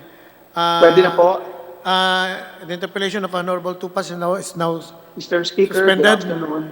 Majority Leader. Okay na. Bong, okay na. Majority Leader. Mr. Speaker, thank you. Mr. Speaker, next to interpellate is the Honorable Defensor. Honorable Lawrence Defensor of the same province of Iloilo is now recognized. Wala kang audio. Walang audio. Mr. Speaker. Mr. Speaker, can you hear me? Yes, you may proceed. Thank you so much, Mr. Speaker. In support of and to ensure the bill that we will pass is legal and valid, Deputy Speaker answer a few clarificatory questions from this representation. Please proceed. Thank you. Will the Honorable Sponsor agree with me that all laws passed by Congress must also pass the constitutionality test? Yes or no? Yes, Speaker. Will the good sponsor also agree with me that while the powers of Congress are plenary in nature, all its acts must never contravene the Constitution. Mr. Speaker, yes. And in our proposed bill, we have proposed that the President shall be given the power to realign, reallocate, and reprogram funds. In view of that, and in consideration of the constitutional provision that no law shall be passed authorizing the transfer of any appropriation, may I know from the very good sponsor what will be our specific legal basis to assure all the members of Congress that the bill we will pass will not circumvent this constitutional provision. Constitutional base of this bill, as mentioned earlier, is Section 23(2), Article 6 of the Constitution. Constitutional base of the Proclamation number 922, which is the basis for this measure. Section 15, Article 2, Declaration of Principles and State Policies. Section 22, Article 6. Section 7 of Republic Act 11332. And just to assure the distinguished gentleman from Iloilo, under Section 7, under construction or interpretation, specifically mentioned, if you will allow me to read, nothing in this act shall be construed or interpreted as a restriction of the Bill of Rights or of the Constitution. In case the exercise of the powers herein granted conflicts with other laws, this act shall prevail. Also in the separability clause mentions certain guarantees, Mr. Speaker. We understand the concern. This has been raised by our other colleagues. We stand by our belief that this measure is constitutionally sound, it's legal. Anybody can question once this is passed to the Supreme Court. But again, this is to reassure our colleague from Iloilo that this is legal, constitutionally sound, Mr. Speaker. Thank you so much to the honorable sponsor. Can we get the assurance that we will not be setting a precedent in future deliberations, that the provisions of the GAA can be amended and that it will set a precedent in the future, and that this will only apply for this specific extraordinary circumstance that we are having to combat COVID-19? Definitely. The GAA is a law. It can only be amended by a law. If you're saying is this a precedent, hopefully there will be no such need in the future.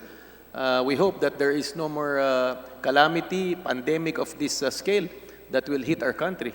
That is the prayer, that is the hope, Mr. Chair, Mr. Speaker. Thank you so much, Mr. Sponsor. Mr. Speaker, may I personally thank the Speaker and the good Deputy Speaker for its speedy and decisive action through the House of Representatives and through this bill so that we can combat COVID-19 as soon as possible. On behalf of the 3rd District of Iloilo, I would like to thank the Speaker and the Honorable Sponsor. Thank you so much. Thank you, Majority Leader. Mr. Speaker, next to interpolate, I move that we recognize the Honorable Amihilda Sangkopan of the Anak Mindanao. Representative from Anak Mindanao, Honorable Amihilda Sangkopan is now recognized. Ako na, wag kayo maingay.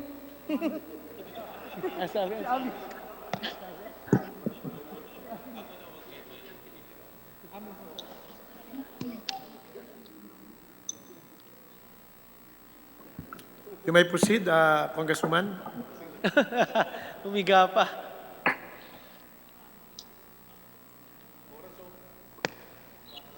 Yes, Mr. Speaker. Yung time. Please proceed.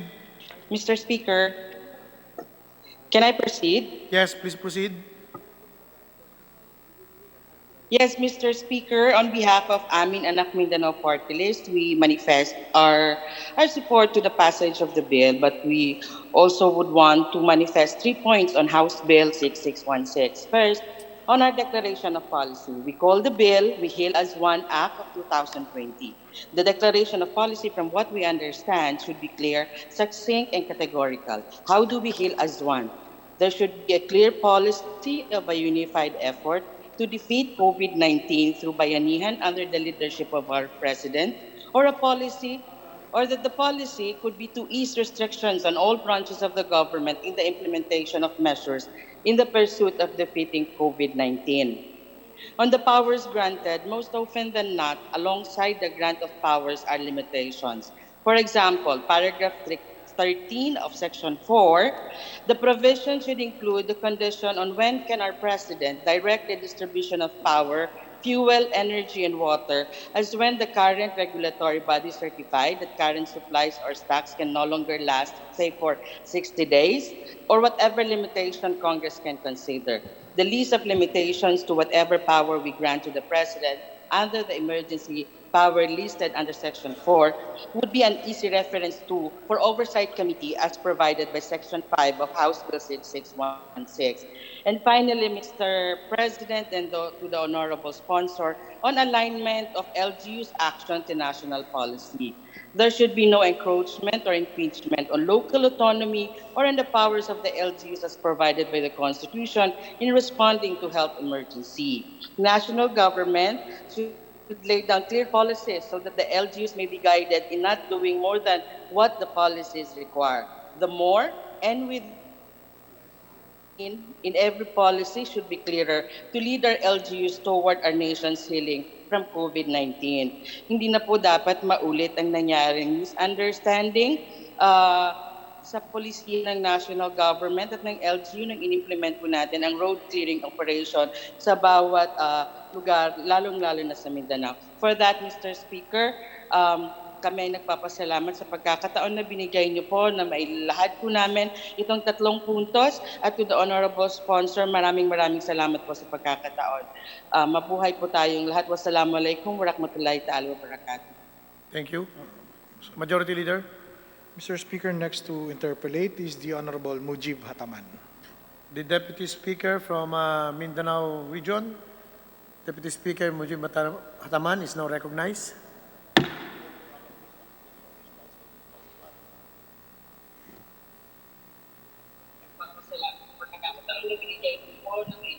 Namin itong 3 puntos at to the honorable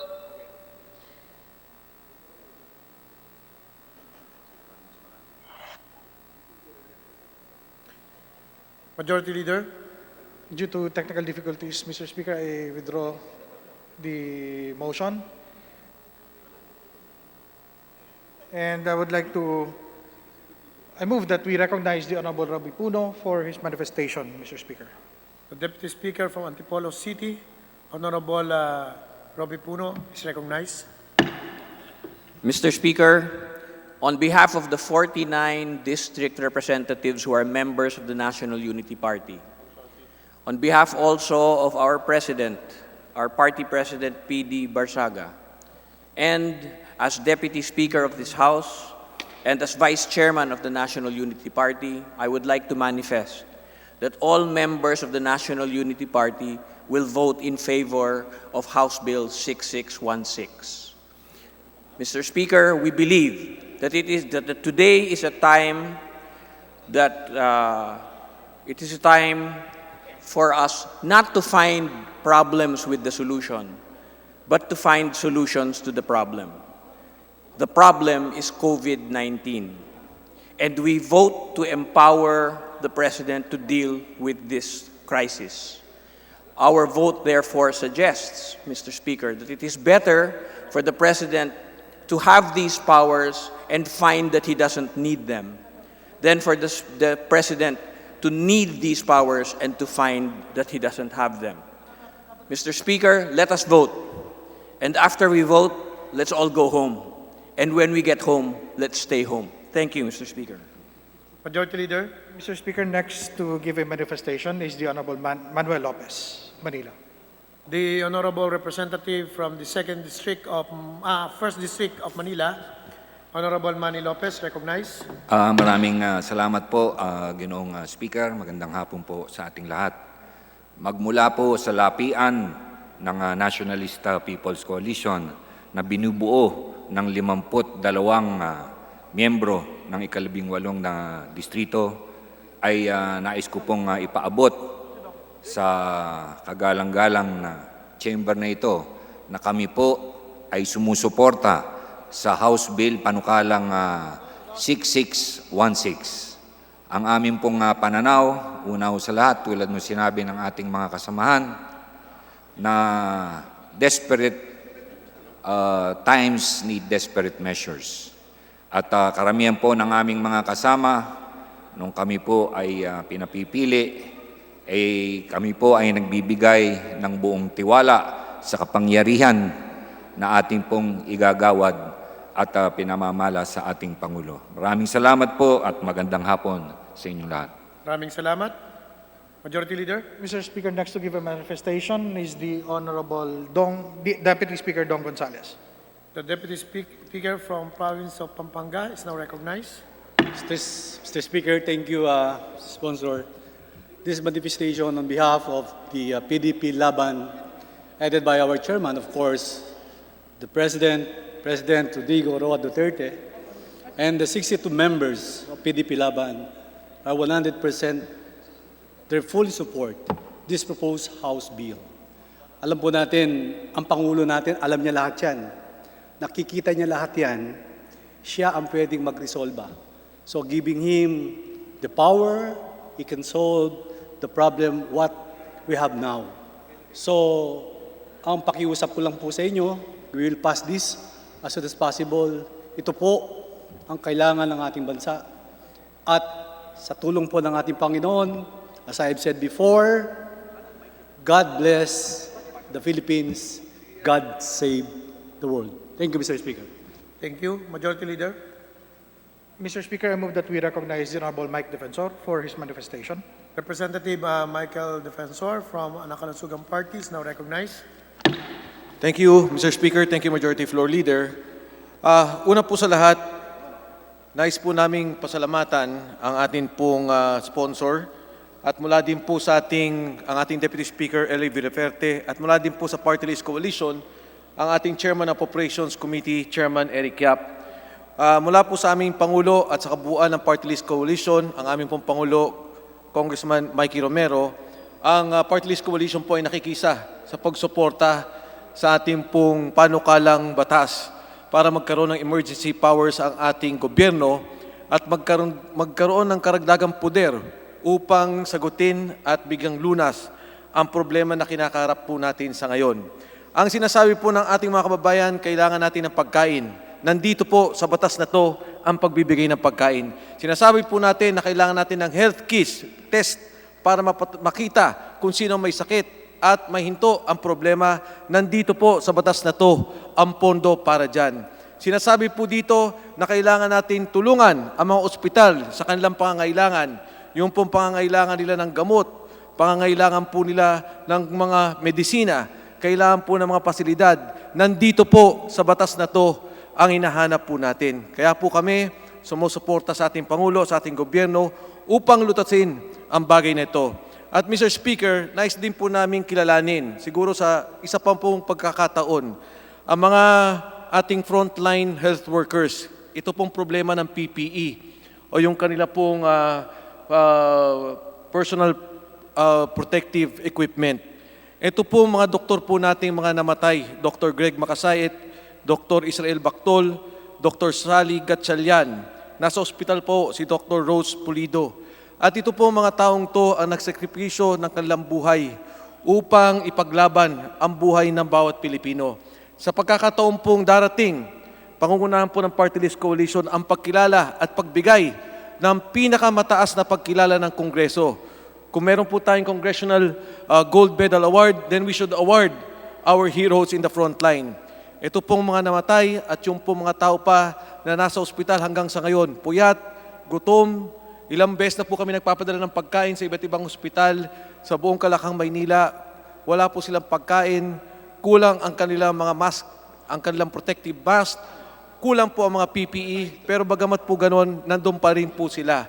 Kaya Mr. Speaker, kung kinakailangan po na dagdagan pa ang tulong at dagdagan pa ang pondo para malalayan ng ating Pangulo, ang ating gobyerno, kami po ay sumusuporta pa doon. Maraming salamat Mr. Speaker and congratulations to our sponsors of the bill. Thank you. Majority Leader. Mr. Speaker, next that I would move to recognize is the Honorable Juan Miguel Arroyo for his manifestation. Honorable Juan Miguel Arroyo from the province of Pampanga is now recognized. Thank you, Mr. Speaker, dear colleagues. In behalf of the Lakas, Kampi, NUCD party, not only in the lower house, but our colleagues and members in the local government units, our governors, our mayors, our councilors, our party has decided to take a stand to fully support this measure, Mr. Chairman. Our party, Mr. Chairman, I believe is a strong supporter of the administration. None of us, Mr. Chairman, is in the minority. We are all solidly in the majority. May pwesto o wala, maayos o hindi, kami po ay 100% na naniniwala sa lahat ng adikain ng ating mahal na Pangulo. We believe not only in his vision, but we believe in his strength, his capability, and his sincerity. Thank you, Mr. Speaker. Majority Leader. Mr. Speaker, I move that we recognize the author, the Honorable Deputy Speaker El Rey Villaferte, for his manifestation. Thank you, Mr. The Honorable Deputy Speaker for Finance, El Rey Villaferte from the province of Camarines Sur is recognized. Thank you, Mr. Speaker, distinguished colleagues in the House of Representatives. In behalf of the over 50 members of the Nacionalista Party in this August body, I would like to manifest, I would like to express our strong commitment, endorsement, support for House Bill 6616. The Nacionalista Party is one of the oldest political party in the country, established 1907.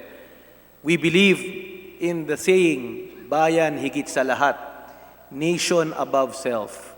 We believe that since 1907, and we would like to express the belief now in supporting this bill. We strongly believe that this bill is needed. We strongly believe in the leadership of our President, and we strongly believe that if we unite, we can solve and defeat this virus. Thank you, Mr. Speaker. God bless us all. Thank you, Majority Leader. Mr. Speaker, I move that the manifestations and the written documents forwarded by our colleagues in the online platform be made as part of the records for the interpellation of this House Bill number 6616. Any objection? The chair is none. The motion is approved. Majority Leader. Mr. Speaker, there being no other members. Mr. Speaker, there being no other members wishes to interpellate on this measure, I move that we close the period of sponsorship and debate. Any objection? The chair is none. The period of interpellation and debate of House Bill 6616 is now closed. Mr. Speaker, I move to suspend session. Session suspended.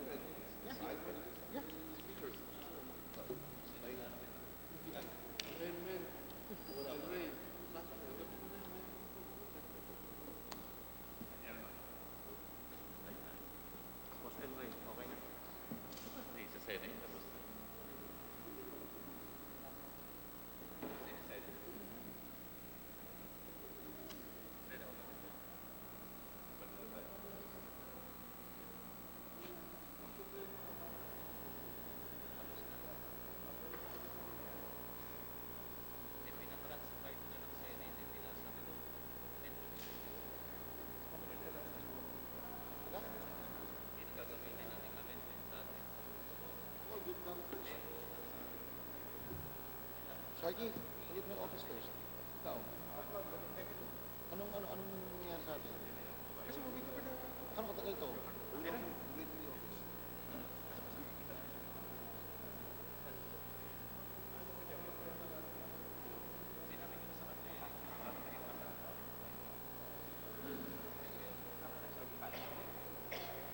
Taas.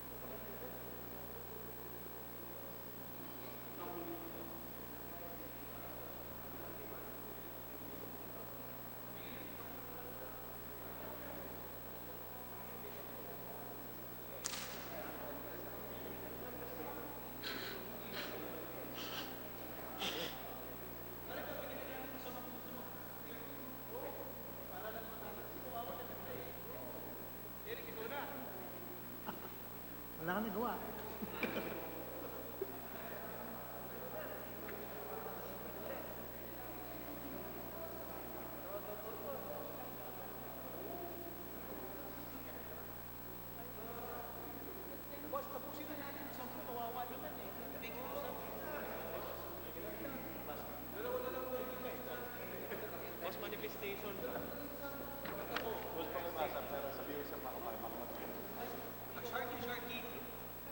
Boss? Martin. Pare, pwede bang sabihin natin we will accommodate them pero in 3 minutes na lang? Angelica po. No,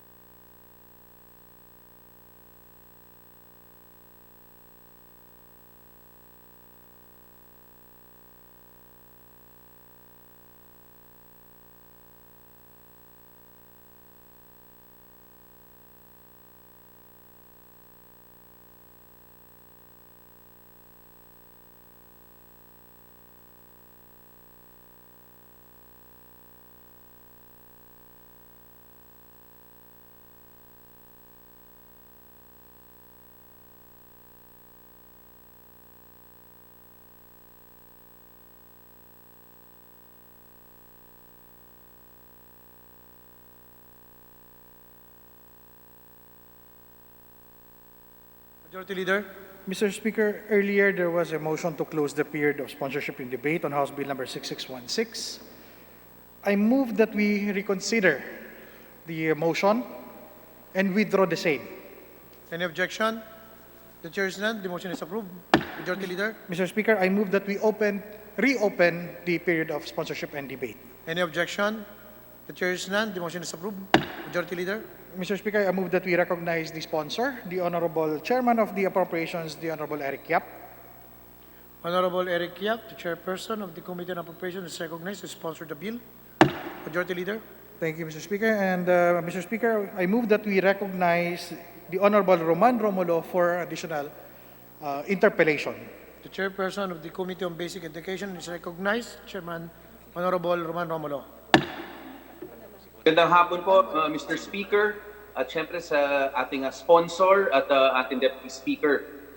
Mr. Speaker, napagkasunduan naman po natin kanina na pagka yung subject ay natanong na at nasagot, ay dapat huwag ulitin. Kaya siguro, pupunta na akong diretso, tapos na tayo dun sa mga ibang issue. Yung tungkol po dito sa oversight. Kasi kanina pa na pag-uusapan, ang importante po dito ay makita agad yung resulta. Nakalagay po sa Section 5 ng ating bill o Section 7 ay yung oversight will be within 10 days o 10 days after each month. Medyo masyado hong mahaba yun. Tayo po, nasa kanya-kanyang distrito, araw-araw po tinatawagan tayo ng ating mga TODA, tinatawagan po tayo ng mga nagtatrabaho ng daily na hindi makapasok. So, yung mga assistants na kailangan po nila ay syempre sa atin po pupunta yan at magtatanong dahil nagpasa po tayo ng batas. Kung ang oversight po ay napakatagal pa, ay baka siguro dapat po ipag-isipan natin, amend natin, weekly na po yung gawin natin dito para meron yung venue ang mga kongresista na masabi po may feedback system po. Mr. Speaker, the points raised by the distinguished gentleman from Pasig is very valid and napakaganda po. Let me assure the Congressman, the distinguished gentleman from Pasig, Congressman Roman, that this will be resolved dun sa period of amendments, particularly reporting of weekly reporting every Monday of the week, so that the Oversight Committee can properly be informed, they can properly monitor, and properly determine actions for or as an advisory to the executive. Another amendment later is the Congress has the power to override the executive. So this will be tackled later, but just to let Congressman Roman, the distinguished gentleman from Pasig, for his information, his concern will be addressed by an amendment to be sponsored later by a colleague. Thank you, Mr. Speaker. Salamat, Deputy Speaker. Siguro follow-up na lang po. Itong Oversight Committee po na ito, makakakuha sila ng, sabi niyo nga po, magkaka-amendment later on na weekly report. Itong weekly report naman po ay aabot po sa bawat kongresista rin para alam naman po namin kung ano yung sasagot namin sa kanya-kanyang mga distrito, yung mga fruits nitong batas na ating pinapasa. Duly noted the good suggestion of our Congressman from Pasig, Mr. Speaker. Thank you, Deputy Speaker. Thank you to the author. And Mr. Speaker, maraming salamat. Magandang hapon po sa inyo. Thank you. Majority Leader. Mr. Speaker, next to interpellate is the Honorable Alfred Vargas. Honorable Alfred Vargas from the City of Quezon. Hi, Mr. Speaker. Am I heard clearly? You may proceed. Yeah, thank you, Mr. Speaker, and our Honorable Deputy Speaker, Elry Villaferte. Just a manifestation, representing the 5th District of Quezon City, and after much monitoring and consultations with our constituents, I would like to manifest that we fully support this fight for against COVID. We support the Bayanihan Bill, and much more so, we see this as a bill that will help prevent this public health problem from becoming a peace and order dilemma. Napakahalaga po nito. And the distinguished sponsor was able to clearly articulate a while ago that this measure is constitutional And our oversight function, our inherent power for oversight will not be neglected. And the COA rules will be strictly followed. And protect talaga from corruption ang paggasta nitong 275 billion na ito. I would just like to say that in NCR is a very, very challenging case. Much more so in Novaliches, the district that I represent. And sana po ay makapagbigay po tayo kaagad ng pondo dito po sa amin sa Novaliches dahil urban poor po ito, dikit-dikit ang mga bahay-bahay po dito. And I hope we can formulate a contactless way of delivery of goods. And sana po itong budget na ito magamit din sa frontliners, sa health sectors, sa lahat ng lumalaban, and especially sa Novaliches District Hospital na talagang nangangailangan ng pagkain, transportation, PPE, at marami pa pong iba. And of course, yung mga vulnerable sectors natin, sana po wag mapabayaan tulad ng mga persons with disabilities at yung iba pong may sakit na hindi related po sa COVID na nag-aagaw buhay rin po. Kaya po, Mr. Speaker, thank you very much. And Mr. Sponsor, Deputy Speaker L. Ray Villaferte, thank you very much. And Chairman of APRO Committee, Congressman Eric Yap, thank you very much. Thank you. Majority Leader. Mr. Speaker, I move that we recognize the Honorable Angelica Co for her interpellation. So moved, Mr. Speaker. Honorable Angelica Co from BHW Party List is now recognized for her interpellation. Hello. Yes, you may proceed. Yes. Thank you, Mr. Sponsor, Mr. Speaker, for giving me the time to manifest my support to the passage of this measure recognizing its noble intention. But I would also like to request that our barangay health workers be also included in the mention of health workers in this bill, lest we forget that these BHWs are mostly senior citizens who are the most vulnerable in this pandemic.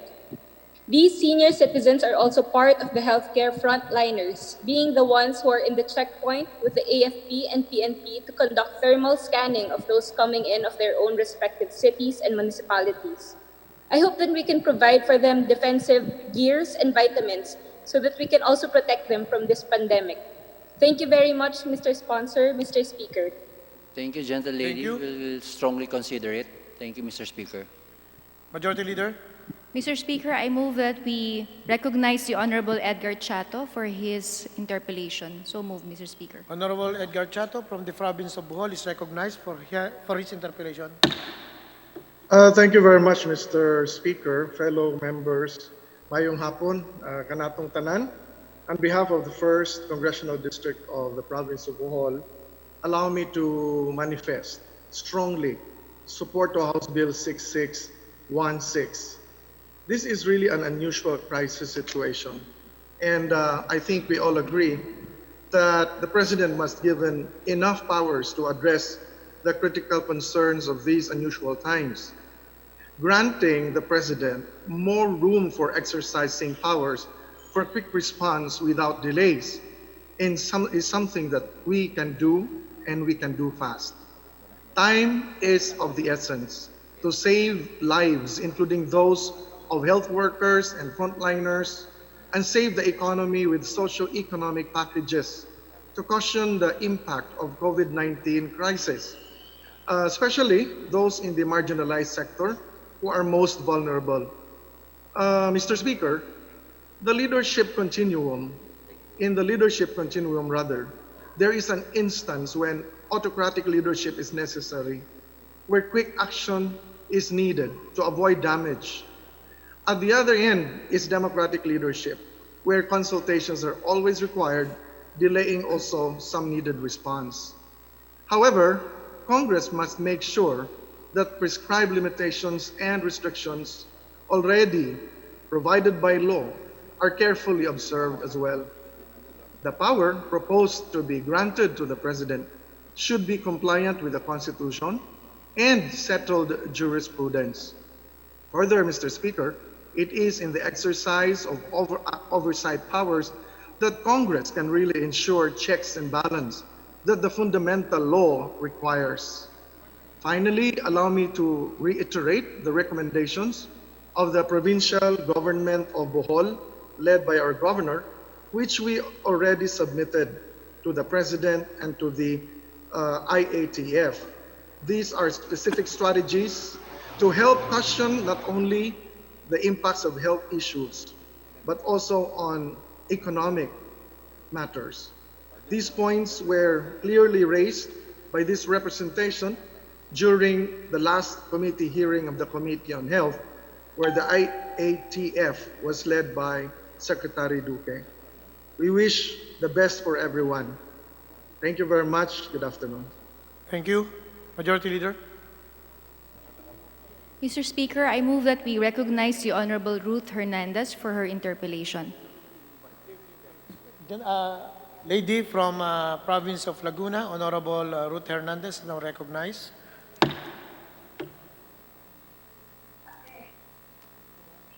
The First Lady of province of Laguna.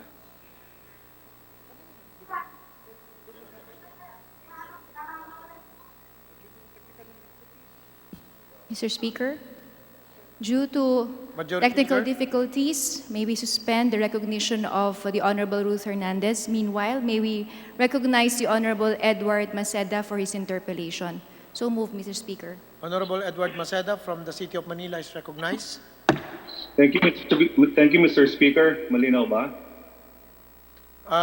Proceed. Yeah. Okay, thank you, Mr. Speaker, Madam Majority Floor Leader.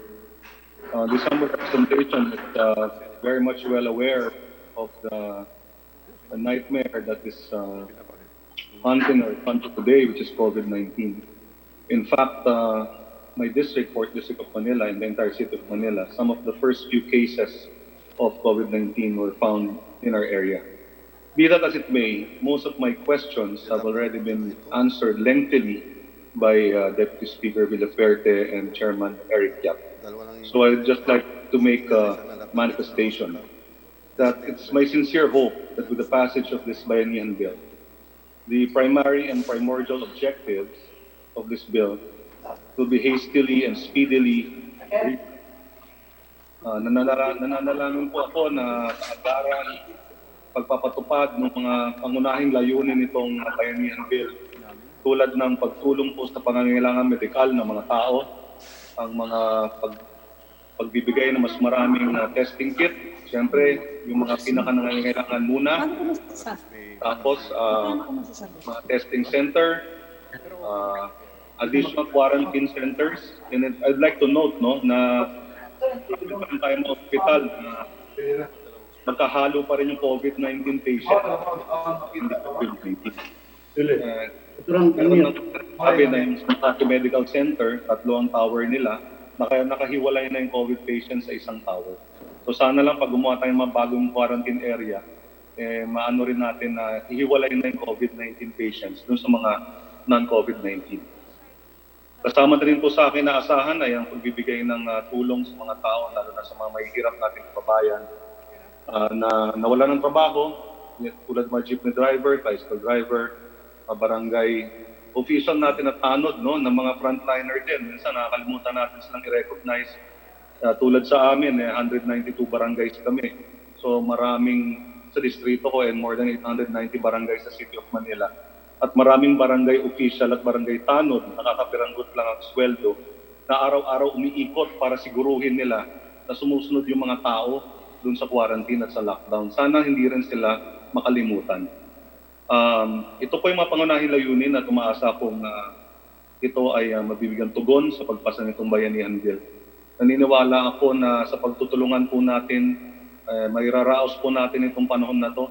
We're not living in normalcy, we're not living in normal times. It's an abnormal period in our history. Talagang bangungot tuwing gumigising ang mga tao sa distrito ko, pinapangalanin namin na sana panaginip lang ito.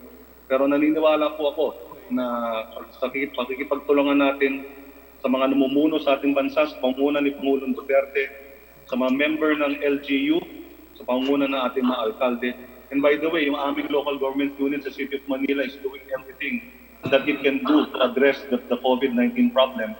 Pero kailangan siyempre namin ng ayuda galing sa national government.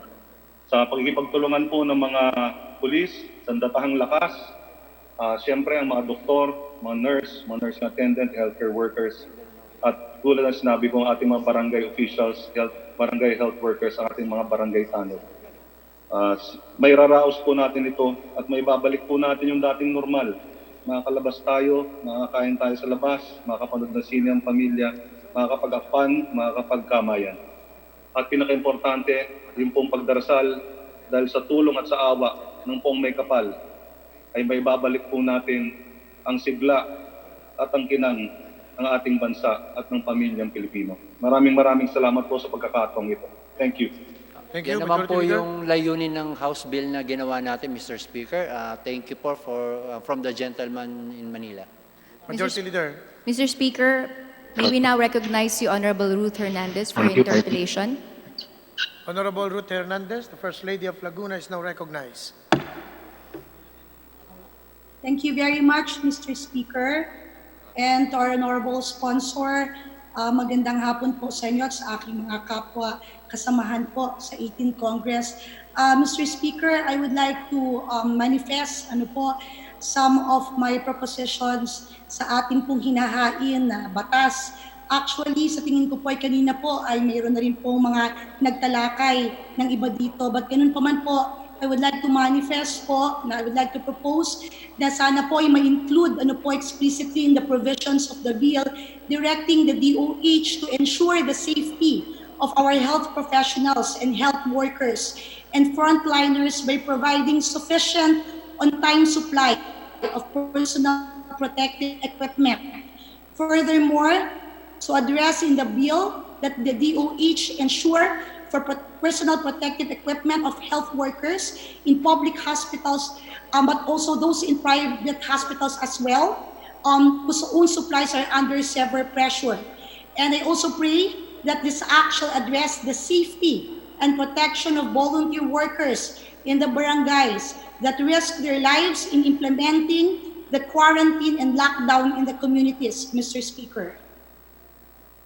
We will strongly consider it, Mr. Speaker. Thank you to the gentle lady from Laguna, Mr. Speaker. Majority Leader. And Mr. Speaker, furthermore, Please proceed.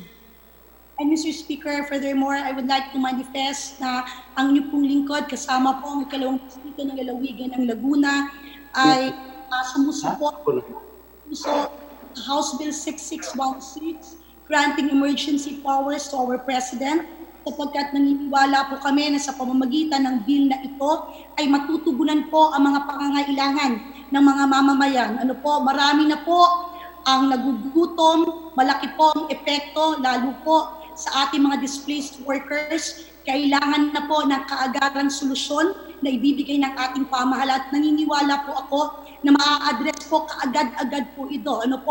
Fast and expeditious kung ito po ay maaaprubahan po natin at mabibigyan po ng emergency powers ang ating Pangulo.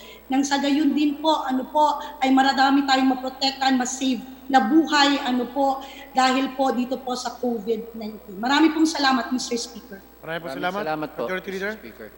Mr. Speaker, may we now recognize the Honorable Ted Haresco for his interpellation. Honorable Ted Haresco from Panay Province, Panay Region, is now recognized.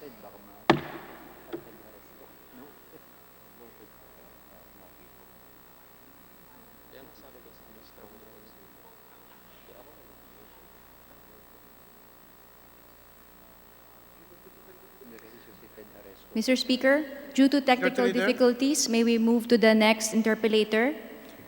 May we now recognize, Mr. Speaker, the Honorable Sunny Lagon for his interpellation. Sunny Lagon is now recognized. Good afternoon, Mr. Speaker, Mr. Sponsor, and distinguished colleagues. In behalf of Ako Bisaya Party List, I'd like to raise a simple point about our health workers and frontliners are not in virus response. On March 13, the media reported that 39 heart center doctors and staff under quarantine for exposure to COVID-19 patient who died. There are subsequent reports that 2 of the doctors died.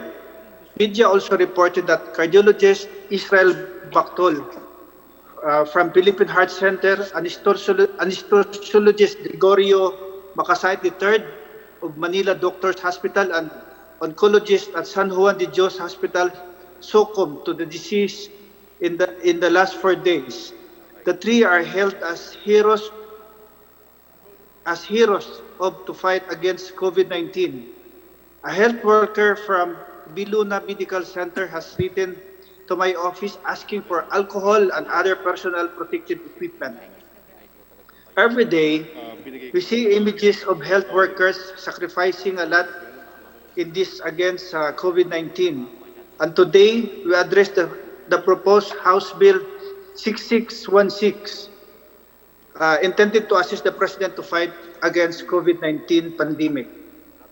Mr. Speaker, I raise a simple point. Health workers are not mentioned in the coronavirus response. I propose that this bill include explicit provision commanding the Department of Health to ensure the safety of our health workers and frontliners by providing sufficient on-time supply of personal protective equipment. Furthermore, I ask the Department of Health to ensure the personal protective equipment of health workers in the public hospitals, but also those private hospitals whose own supplies are under severe pressure. Finally, I ask the Bayanihan Act to mobilize, empower, and protect barangay health workers and medical students so we can immediately multiply by several folds the front line in this fight. Thank you, Mr. Speaker, and maayong hapon sa inyong tanan. Thank you, Mr. Speaker. Sisiguraduhin natin itong mga bayaning health workers natin ay kasama sa mga makikinabang dito sa atin House Bill na to. Thank you very much, Mr. Speaker. Thank you. Thank you. Majority Leader? Mr. Speaker, I move that we recognize the Honorable Deputy Speaker D.V. Savillano for his interpellation. Honorable Deputy Speaker D.V. Savillano from the province of Ilocos Sur is now recognized.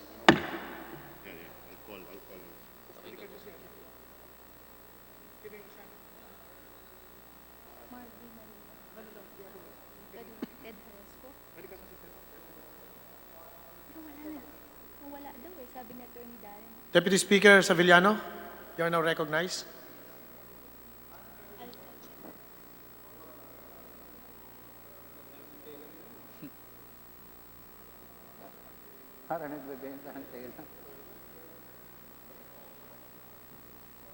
You may proceed. Good afternoon, Mr. Speaker, Mr. Sponsor. This is just a short manifestation from the Northern Luzon Alliance. That since today we are holding the historic special session that we need to have an immediate action by giving the President Rodrigo Roa Duterte the special authority to address the COVID-19 virus problem. This problem needs immediate action that our Speaker even remedied a forum where members can participate in the deliberation of the said measure. The Northern Luzon Alliance supports the said measure. Mr. Speaker, let us give the benefit of the doubt to the implementers. Anyway, an oversight committee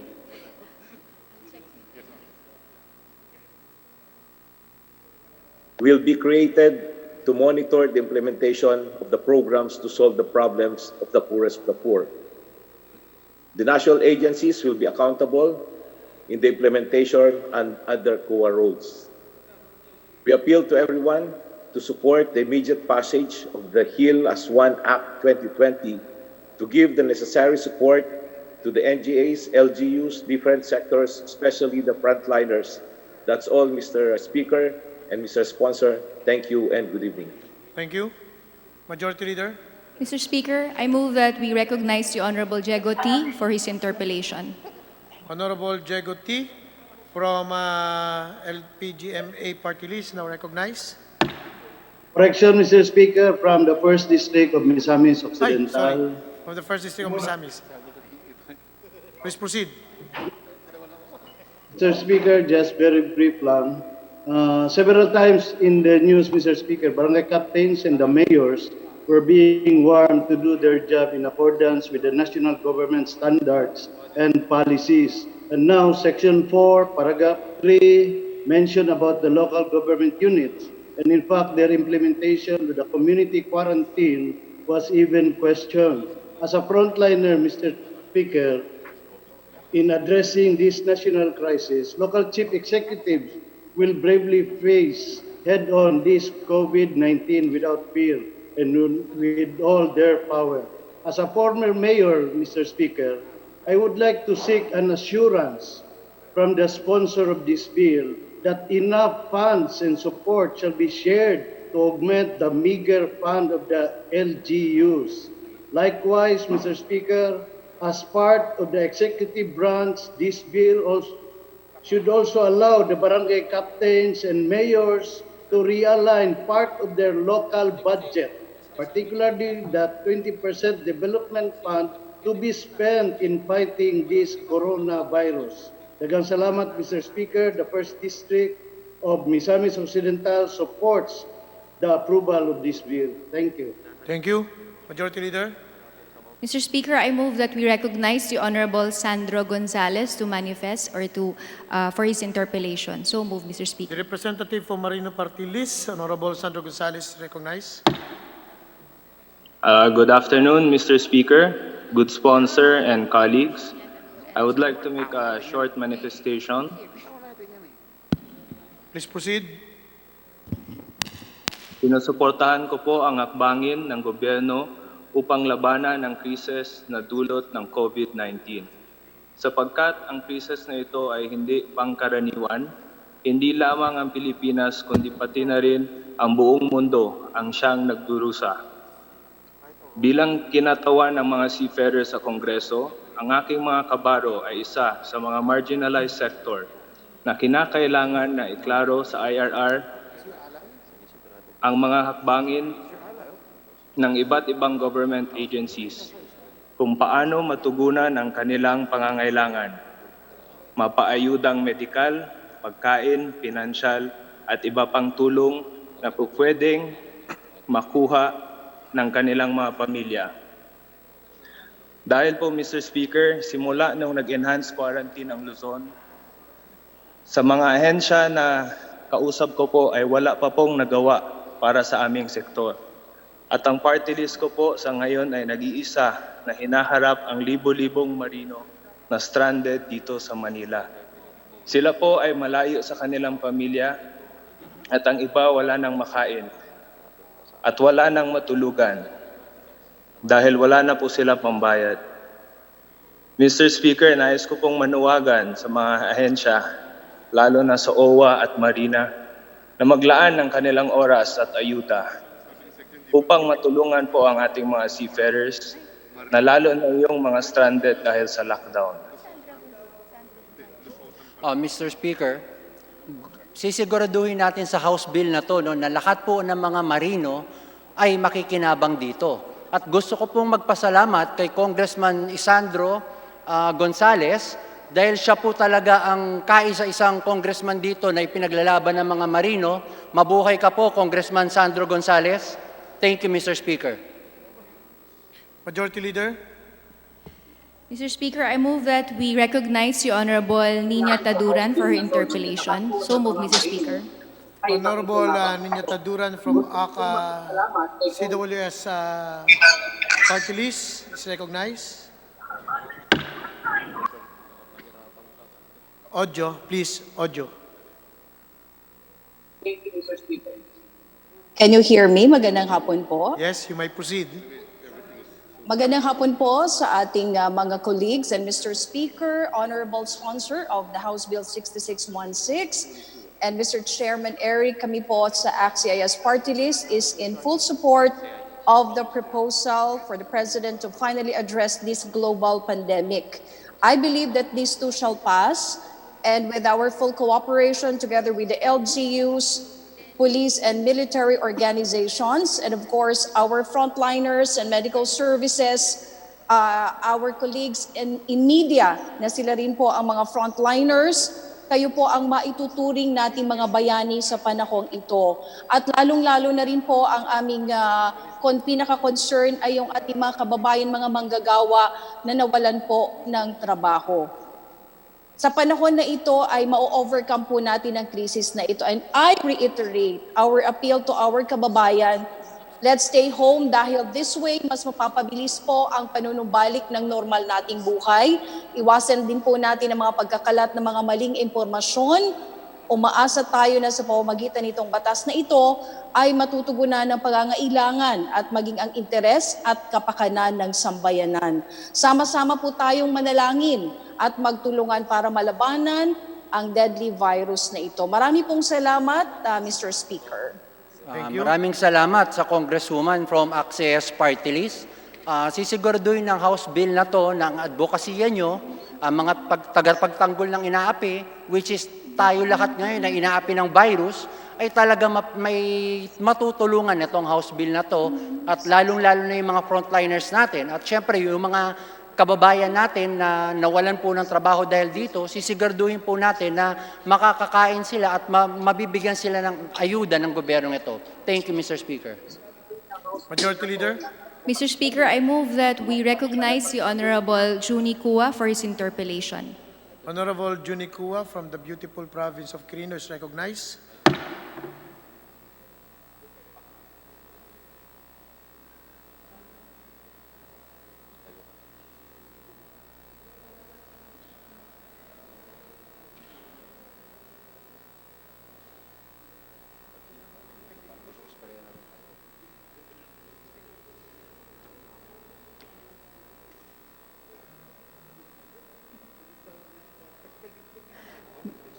Mr. Speaker, due Majority Leader. to technical difficulties, may I move on to recognize the Honorable Macnel Lusotan for his interpellation.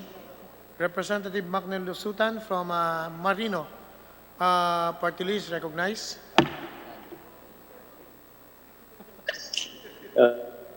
Thank you, Mr. Speaker. Mr. Speaker, Yes, you may proceed. I would like to manifest that the representatives of Marino Party List, Representative Sandro Gonzales, and this representation fully support House Bill 6616. Mr. Speaker, I would like to manifest also that the overseas Filipino seafarers are very much affected by COVID-19 among Filipino overseas workers. Thousands were terminated or repatriated, and thousands were not able to be deployed as many ship owners stopped operating because many countries closed its borders as part of their lockdown measures. Mr. Speaker, Mr. Sponsor, the sector we represent, the Marinong Filipino, have requested representation to us for one question. Mr. Speaker, ano po bang pwedeng maasahan ng sa batas na ito ng Pilipinong Marino at mga land-based overseas Filipino workers? That's all. Sisiguraduhin Mr. po namin Speaker. makakatulong ito, Mr. Speaker. Salamat. Majority Leader. Mr. Speaker, I move that we recognize the Honorable Alan Reyes for his interpellation. Honorable Alan Reyes from the city of Quezon is recognized.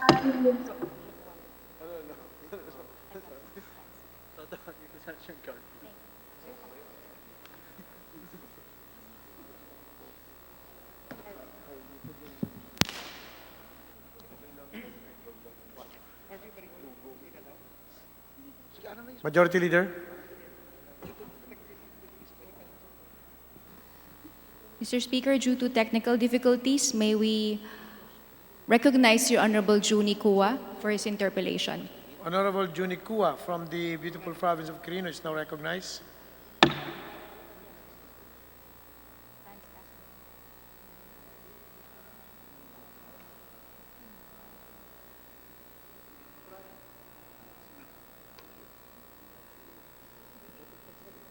Mr. Speaker, Majority Leader. due to technical difficulties, may we now recognize the Honorable Franz Castro for interpellation.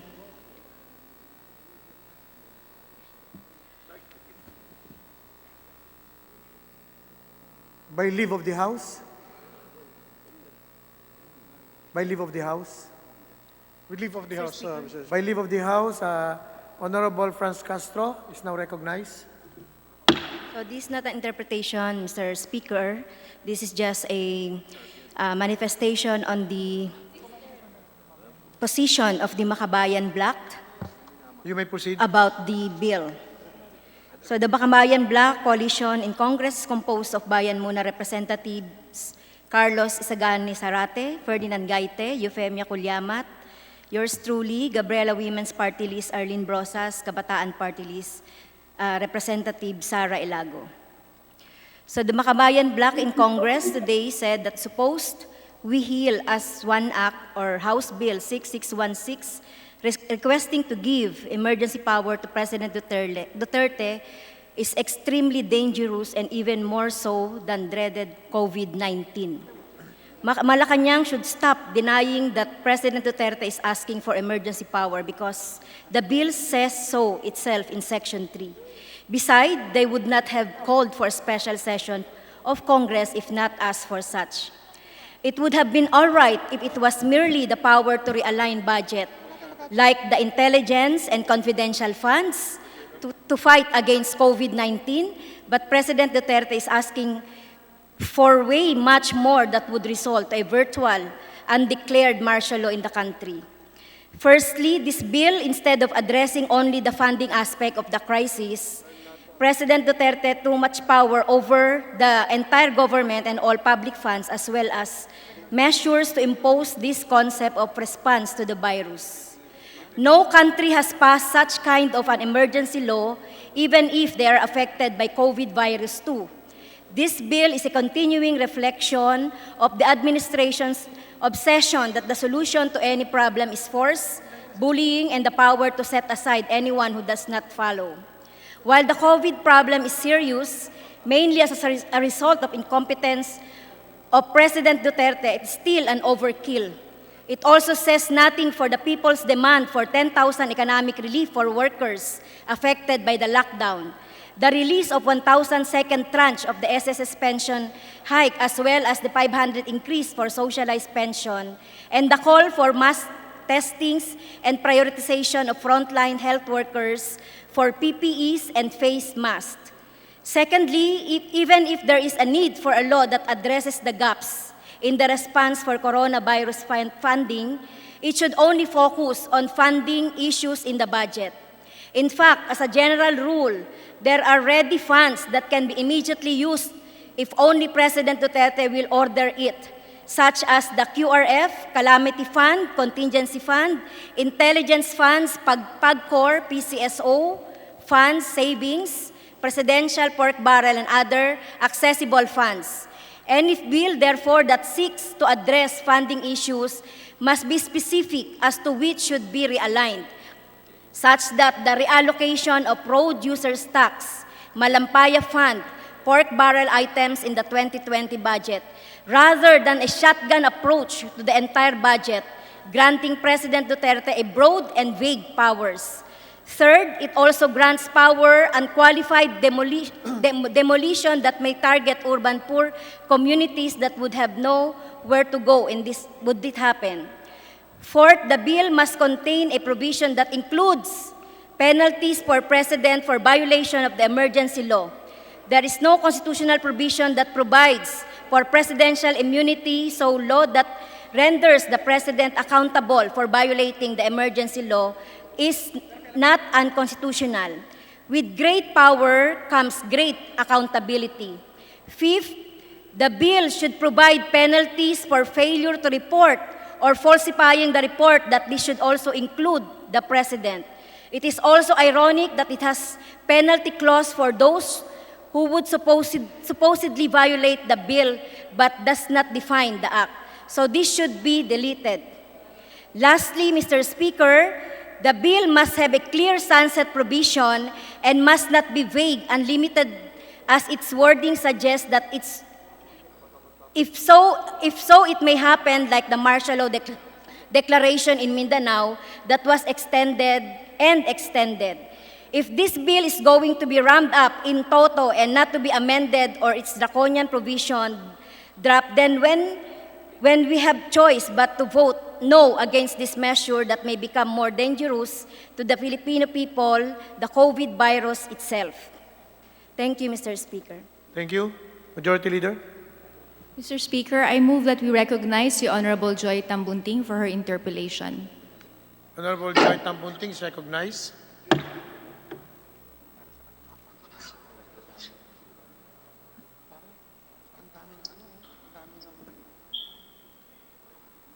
Honorable. Mr. Speaker,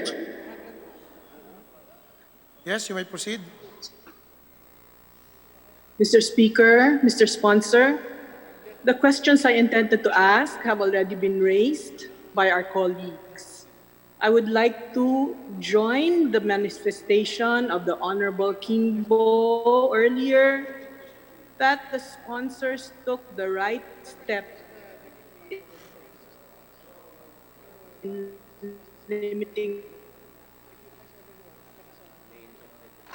the power Congresswoman Tambunting, you have a technical to problem. direct the private businesses to only hospitals and other similar establishments. This is what we need in the light of the health crisis we face. This also allies the fear suddenly taken over. Takot na takot may sa Diyos din. Takot na takot sila mamatay sa gutom. We must move fast to heal our sick, feed our people. Let us pray without ceasing. Let us pray together and ask our Lord for help and guidance in these trying times. On behalf of the 2nd District of Parañaque,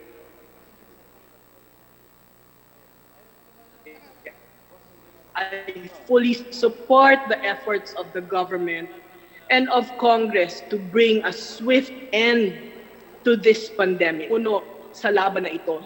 Maraming salamat po. Thank you. Majority Leader.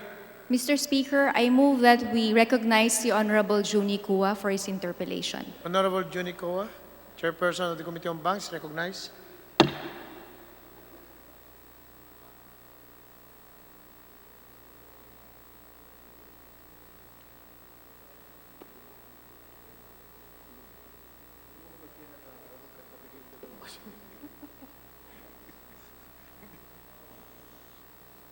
Mr. Speaker, Majority Leader. technical difficulties. May I suggest to our dear colleagues who wishes to deliver their sponsorship or their interpellation or manifestation, instead of doing this in the internet, may I request that the colleagues of ours just submit a written manifestation or written interpellation to either via email or via the Viber group that we have. The manifestation and or remarks of the Majority Leader is noted. Mr. Majority Speaker, there being no other members who wishes to interpolate on this said measure, I move that we again close the period of. Any objection? The chair is none. The motion is approved. Majority Leader. We suspend the session, Mr. Speaker. Session suspended.